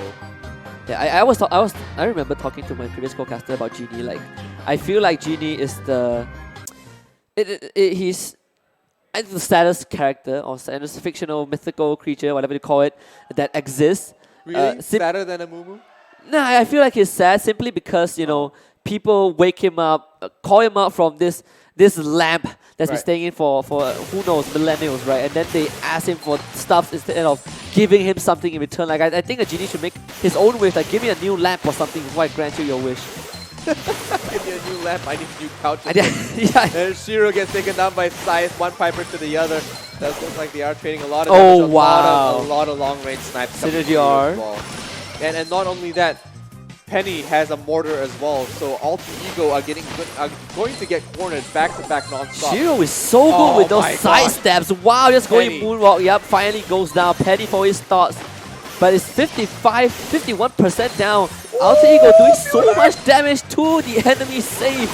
And Synergy R, they might be landing good shots, but they are not getting damage in. They finally take down Shiro again. But Angi is going to be that nuisance that they need to find a way to get through. Yeah, so, I mean, Mueller barely lives through that one, and oh my god, Scythe gets taken out. There we go, missile barrage. Wow. Aaron lives through the missile barrage and actually trades in Mueller as well. He's on 100 health, and doesn't look like Shiro will be able to snipe him at any time. There we go, the mortar present box right behind the little half wall. They don't be able to take it out anytime soon either. They don't have range on it, they don't have line of sight. It does look like Mueller has to try to trade this out, but no, he gets sniped out by Scythe, while Shiro snipes one more himself as well, and he gets sniped out by Scythe. So everyone's getting sniped by Scythe, and no one's going to be able to stop them right now. Yeah, it's just a one-for-one occasion. Mueller finally clears out that wall, but Synergy R, they're still trying to find ways in. They need to get through Shiro, who has been phenomenal with his shots. Like every single shot's mattered at this point. I mean, like, we're talking about the 9th and entry, but Synergy R have really lost 50% of their It's gonna change pretty soon, though. Yeah, absolutely. They have that tempo, but they're super Wow. low on health. Look at how Aaron's Look at all the sudden, yeah, finally died. He finally picked one up, and he finally goes down to Angie, and he puts up the root sandstorm, like you say, and he's gonna heal up. They're gonna rush for the. Shiro's gonna go rush in as well. Angie gets taken out by Shiro, takes out Aaron as well. A couple more, and you know what? The Parasol comes out as well. Oh wow! All Predicted shot. But Synergy R pick up all the members of Alter Ego, and they're slowly reviving, but they're down to the last 7 health. Smash. There we go. The heist save gets absolutely destroyed, and that was so close coming in from Synergy R. And I want to point out that one shot from Synergy R's Penny was perfect. He saw Shiro go up, he shot Shiro, flew up into the sky, predicted where he was going to land, took him out through the sandstorm. That kind of turned everything around. Alter Ego, they were so close. We said Shiro has been landing crucial shots, but you can land 10 shots, and all it took was Size, one miracle bullet to end it all. Synergy R, they deserve this first map. Fantastic performance so far from Synergy. Yeah, and a great recovery as well. They lost Gem Grab, fine. They took over Brawl Ball, they took over Bounty, and now they are potentially one map away from knocking Alter Ego out of this qualifiers. Unfortunate, really, but there we go. We are seeing that we're going to the next one here. So another map coming in for Heist. Sandy Gems. Yeah, Sandy Gems. Sandy Gems. So, I mean, is Sandy going to be... Are they going to pick Sandy? I hope they do. I honestly hope they do. Like, I was reading, I think Reddit or Twitter regarding Brawl Stars, right? And I saw a really interesting suggestion. Some random user was suggesting, why not Supercell introduce a brawler that builds walls instead with his super. But we're going to keep that for a while. We're going to see, I believe it's there we go. Boo, Rosa, and Rico. But someone has to deal with Aaron though. I mean, Aaron is home invasion. He's in the house. Yeah, you know what? He's trying to keep them out for as long as possible, but I mean, they're trying to keep him out, but there we go. Oh my gosh, the Rico Ricochet coming through. Angie doing a fantastic job predicting those lines. And there we go, those angles will pay dividends. Scythe goes down as well, and Mueller's going to start punching this safe with that Rosa. We'll be able to back off just barely, and we'll be able to heal up. Oh my gosh, I cannot believe it. Mueller barely, and getting knocked back, but Scythe will be able to finally clean that up, finally for himself as well. But it's hard to get him with that 8-bit damage booster. They're just doing extra damage. Shiro not going to live through that, and now Aaron has a clear line of sight. They're going to bomb rush this safe. Yeah, and you know what? They just might do that, Husky. Mueller taking a whole bunch of damage as well, Scythe as well. 8-bit is just so valuable as a brawler. He does so much damage. He's able to keep more damage for his team. Has long line of sight. He has a long range in the sight. Like, look, he's sniping it from the other side of that right corner. They have the damage booster. Elliot takes down Shiro. The save down to 41%. He's just going to start melting Aaron and Scythe. Oh my gosh, Angie's got some angles. Aaron he's some of these angles, and he unfortunately look at 8-bit though. But he's dropped down to 5%. One last swing! We go. Oh, Alter Ego losing it out just there, and Synergy Retribution finally clutching in, and yet again still not going to Siege. Yeah, their lower bracket run does continue though. They lost the round of 4, 3-1, and they won this lower bracket round of 4, 3-1 as well. Finally, Red Side takes another victory in the bracket. But unfortunately for Alter Ego, this is the end of their journey at the qualifiers. Fantastic job coming in from Synergy Retribution. Honestly, it didn't look so good, and Alter Ego were very confident in the start. But as we have seen back-to-back all throughout the day, Synergy R and these teams on the back end in the start, they just come back in and they swoop in, make a nice comeback, and honestly, they're looking very strong moving forward through these lower brackets. Yeah, I think it's a game of momentum. It's a game of just keeping a composure, right? Knowing what to do at the right time. Alter Ego, this will be the last time that we see them, at least for the very first season of the Brawl Stars Open qualifiers. But the fact that they even made it to this stage is an amazing achievement out of hundreds of teams around the world. Yeah, and I mean, they're representing their region, so all these teams, regardless of what happens, these teams all have to be proud of where they are, what they've achieved so far, Husky. This is no easy feat being here on the main stage for the World Championships. World Championships, by the way. World Championship. Southeast Asian regional qualifiers. Yeah, and then the World Championship is enough. That it carries enough weight, right? I think years ago, not just years ago, I think video games itself has come a long way. Who would have imagined us standing here? Us standing here talking about Brawl Stars, World Championship, open qualifiers with hundreds and hundreds of people competing across the entire world with such a big prize pool. People are flying left, not just that, left, right, and center. Being able to compete on your mobile phone. On your mobile phone, right? Anywhere in the world, you could be competing anywhere in the world. A fantastic time to be alive. Yeah, what a great time! We've gone way past the dial-up connection. Yeah. Like, you know, when your phone rings and you're... Don't even get started on the dial-up connection. I got nightmares of that thing. But looking forward into the rest of the matchups so far, I'm feeling like Space Station Gaming is still my favorite. Yeah, Space Station Gaming, I think Bear with me is also... Yeah. I mean, both of them are in the upper bracket finals. Both very confident with how they're playing so far as well. Yeah, I mean, but you know, they were done for the day pretty early. We're gonna see them in action almost first. I think it would be like the second or third match tomorrow. But you know, you get the idea. Yeah, absolutely. So these guys are neck to neck. They're some of the best players we've seen so far, and some of the most methodical as well. There is a real stark difference in how they're playing, and I can't wait to see how that's going to turn out. So far, it's been a pretty interesting day for us. Yeah. But we're going to close it out now, and Yari's on stage with the interviews. Let's hear what they have to say. All right, so once again, thank you so much, Husky, and also Lan with me, of course. Congratulations once again, Synergy Retribution, guys. Here with me is Charleston and also Aaron. All right, guys, what was your expectation during the match just now? We were planning to win like Gem Grab and Ball. These two we were quite confident in, but after we lost Gem, I think it was important that we didn't like give up. So we still managed to come back. Yeah, so that's great. All right, so there you go. What about you, Aaron? Which map was the toughest for you? I think for me, just now we had a pretty bad experience with Sandy Gems getting pretty badly outcomed. So I was a bit worried for that we wouldn't be familiar to take control. But luckily we managed to communicate effectively and we turned it around now. So yeah. All right, so that's good. Since you guys are going to go for the third round, right? So how are you going to prepare yourselves for tomorrow? So who's going to take this question? Is it Aaron or Charleston? All right. So I think we should practice playing more Brawl Stars over other games and and get good amounts of rest. All right, so there you go, guys. Our two amazing winners for this round. You know what? We'll see you guys tomorrow, and all the best for all the amazing teams that is competing tomorrow. So if you guys would like to know what's going to happen tomorrow, you know what? I'll be passing over again to Lan and also Husky. Thank you, Yari, for that fantastic interview with Synergy Retribution. Husky, it's been a pretty interesting day so far. I'm just getting started, honestly. I feel like Brawl Stars just ends way too quickly. I still want more, but I guess I mean, we still didn't get Siege. Maybe tomorrow. I'm going to go back and play Siege myself. Yeah, you know what? The three casters got to get a game in. You know, we're going to play Siege ourselves. The team made in heaven, a match made in heaven, honestly. Exactly.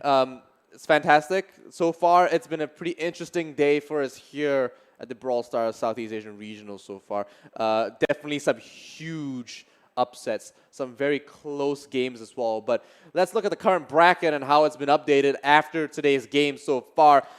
Looking at the top upper bracket matchup so far, we've got Space Station versus Bear with Me. And then tomorrow we're going to be seeing matchups with Synergy Retribution versus whoever wins between Synergy and EP. Moving on into a matchup with Berry Noob and then landing with Synergy Retribution. So maybe Synergy might end up versing Synergy Retribution. Yeah, we never know. It's going to be a long journey for the lower bracket round one at least. Synergy Retribution, they're not out of the woods yet. Yep. They need to win at least 2 more best of 5 sets to make it to grand finals. But Space Station and Bear With Me, they have one foot through the door. Yeah. So let's say Bear With Me drops down into the lower bracket. What's going to happen is that Bear With Me will have to play whoever wins between Synergy Retribution and the other losers in this bracket. Not that they're losers, they're just, you know, struggling right now, they're having a tough time. But but if Bear With Me or Space Station lose in this upper bracket final, what's going to happen is that they have to win in the lower bracket final, move on to the grand final, and then win twice. Yeah, I They'll mean, have to win 3 times. I mean, this is going to be an interesting rematch, right? So, if you look at the record, so Space Station, they beat Barry Noob 3-0 in the round of 4. Bear With Me, they beat Synergy Retribution 3-1. So these two teams are coming in really strong, and I think the upper bracket finals will be the match, at least the match of the tournament before the grand finals. And whoever goes up to the lower bracket finals, I think if you are in the lower bracket, you have to be fearful of who of these two teams. Yeah, exactly. Will it be Synergy versus Synergy Retribution leading into the grand final, or will it be the two Bear teams meeting each other over in the grand final as well? Seems like fate has it, right? We might just see either one of these teams just meet up against each other. Yeah, it just may be the case, and honestly, I think Space Station have it pretty much unlocked, but Bear With Me were really confident with their last match against Retribution. Retribution obviously finding themselves a little bit better around against Alter Ego, which was pretty interesting. I didn't expect that, to be honest. Yeah, but we're going to take a look at tomorrow's matchup. It's going to be the final day for the Open Qualifier. Going to start things off with Space Station Southeast Asia against Bear With Me, the upper bracket final. Yeah. The one that we've been waiting for, we've been anticipating, followed by Synergy Retribution against whoever wins the matchup between Barry Noob against the person who wins the low bracket round 1. Yeah, absolutely. So it might be the Bears again, might be the Synergy boys. Oh yeah. We never know. We won't really know. But I'm putting my money down on Space Station Southeast Asia to make it all the way to the grand final. Really. Yeah. And fair enough. You know, after that we do have the lower bracket finals, and if Bear With Me loses, they will be playing at approximately 2 p.m. for that, and then finally we'll have the grand finals. I mean, I myself am surprised that we went through, I think, 8 sets of games today, 8 series, right? 4 best of 3s, 4 best of 5s. It just felt so quick and fun. Yeah, and it's been a fantastic time so far for us here at the Southeast Asian Regional Qualifiers. It's been a pretty interesting time for us. We've seen some fantastic matchups so far. It does look like it's been a pretty tight day, and it's been a very long day. I'm just happy that this is held in my home country. Yeah, absolutely. And so for everyone that doesn't know, these times are set in Malaysian Standard Time. So don't forget to adjust your clocks and really do some number crunching on when those matchups will actually be for you, wherever you may be. Actually, I gotta reiterate that, right? It's our home country. Our home country. Yeah. Yeah. Welcome. Yeah. So we are going over into the... Yeah. Okay, so been a long day. Okay, so with that being said, I think that's all for us. I guess I'm gonna sign off. I'm signing off for our buddy Keiji, and of course I'm Brian Husky Ng. His Ianseaton. We'll see you guys tomorrow for the grand finals, and until then, goodbye.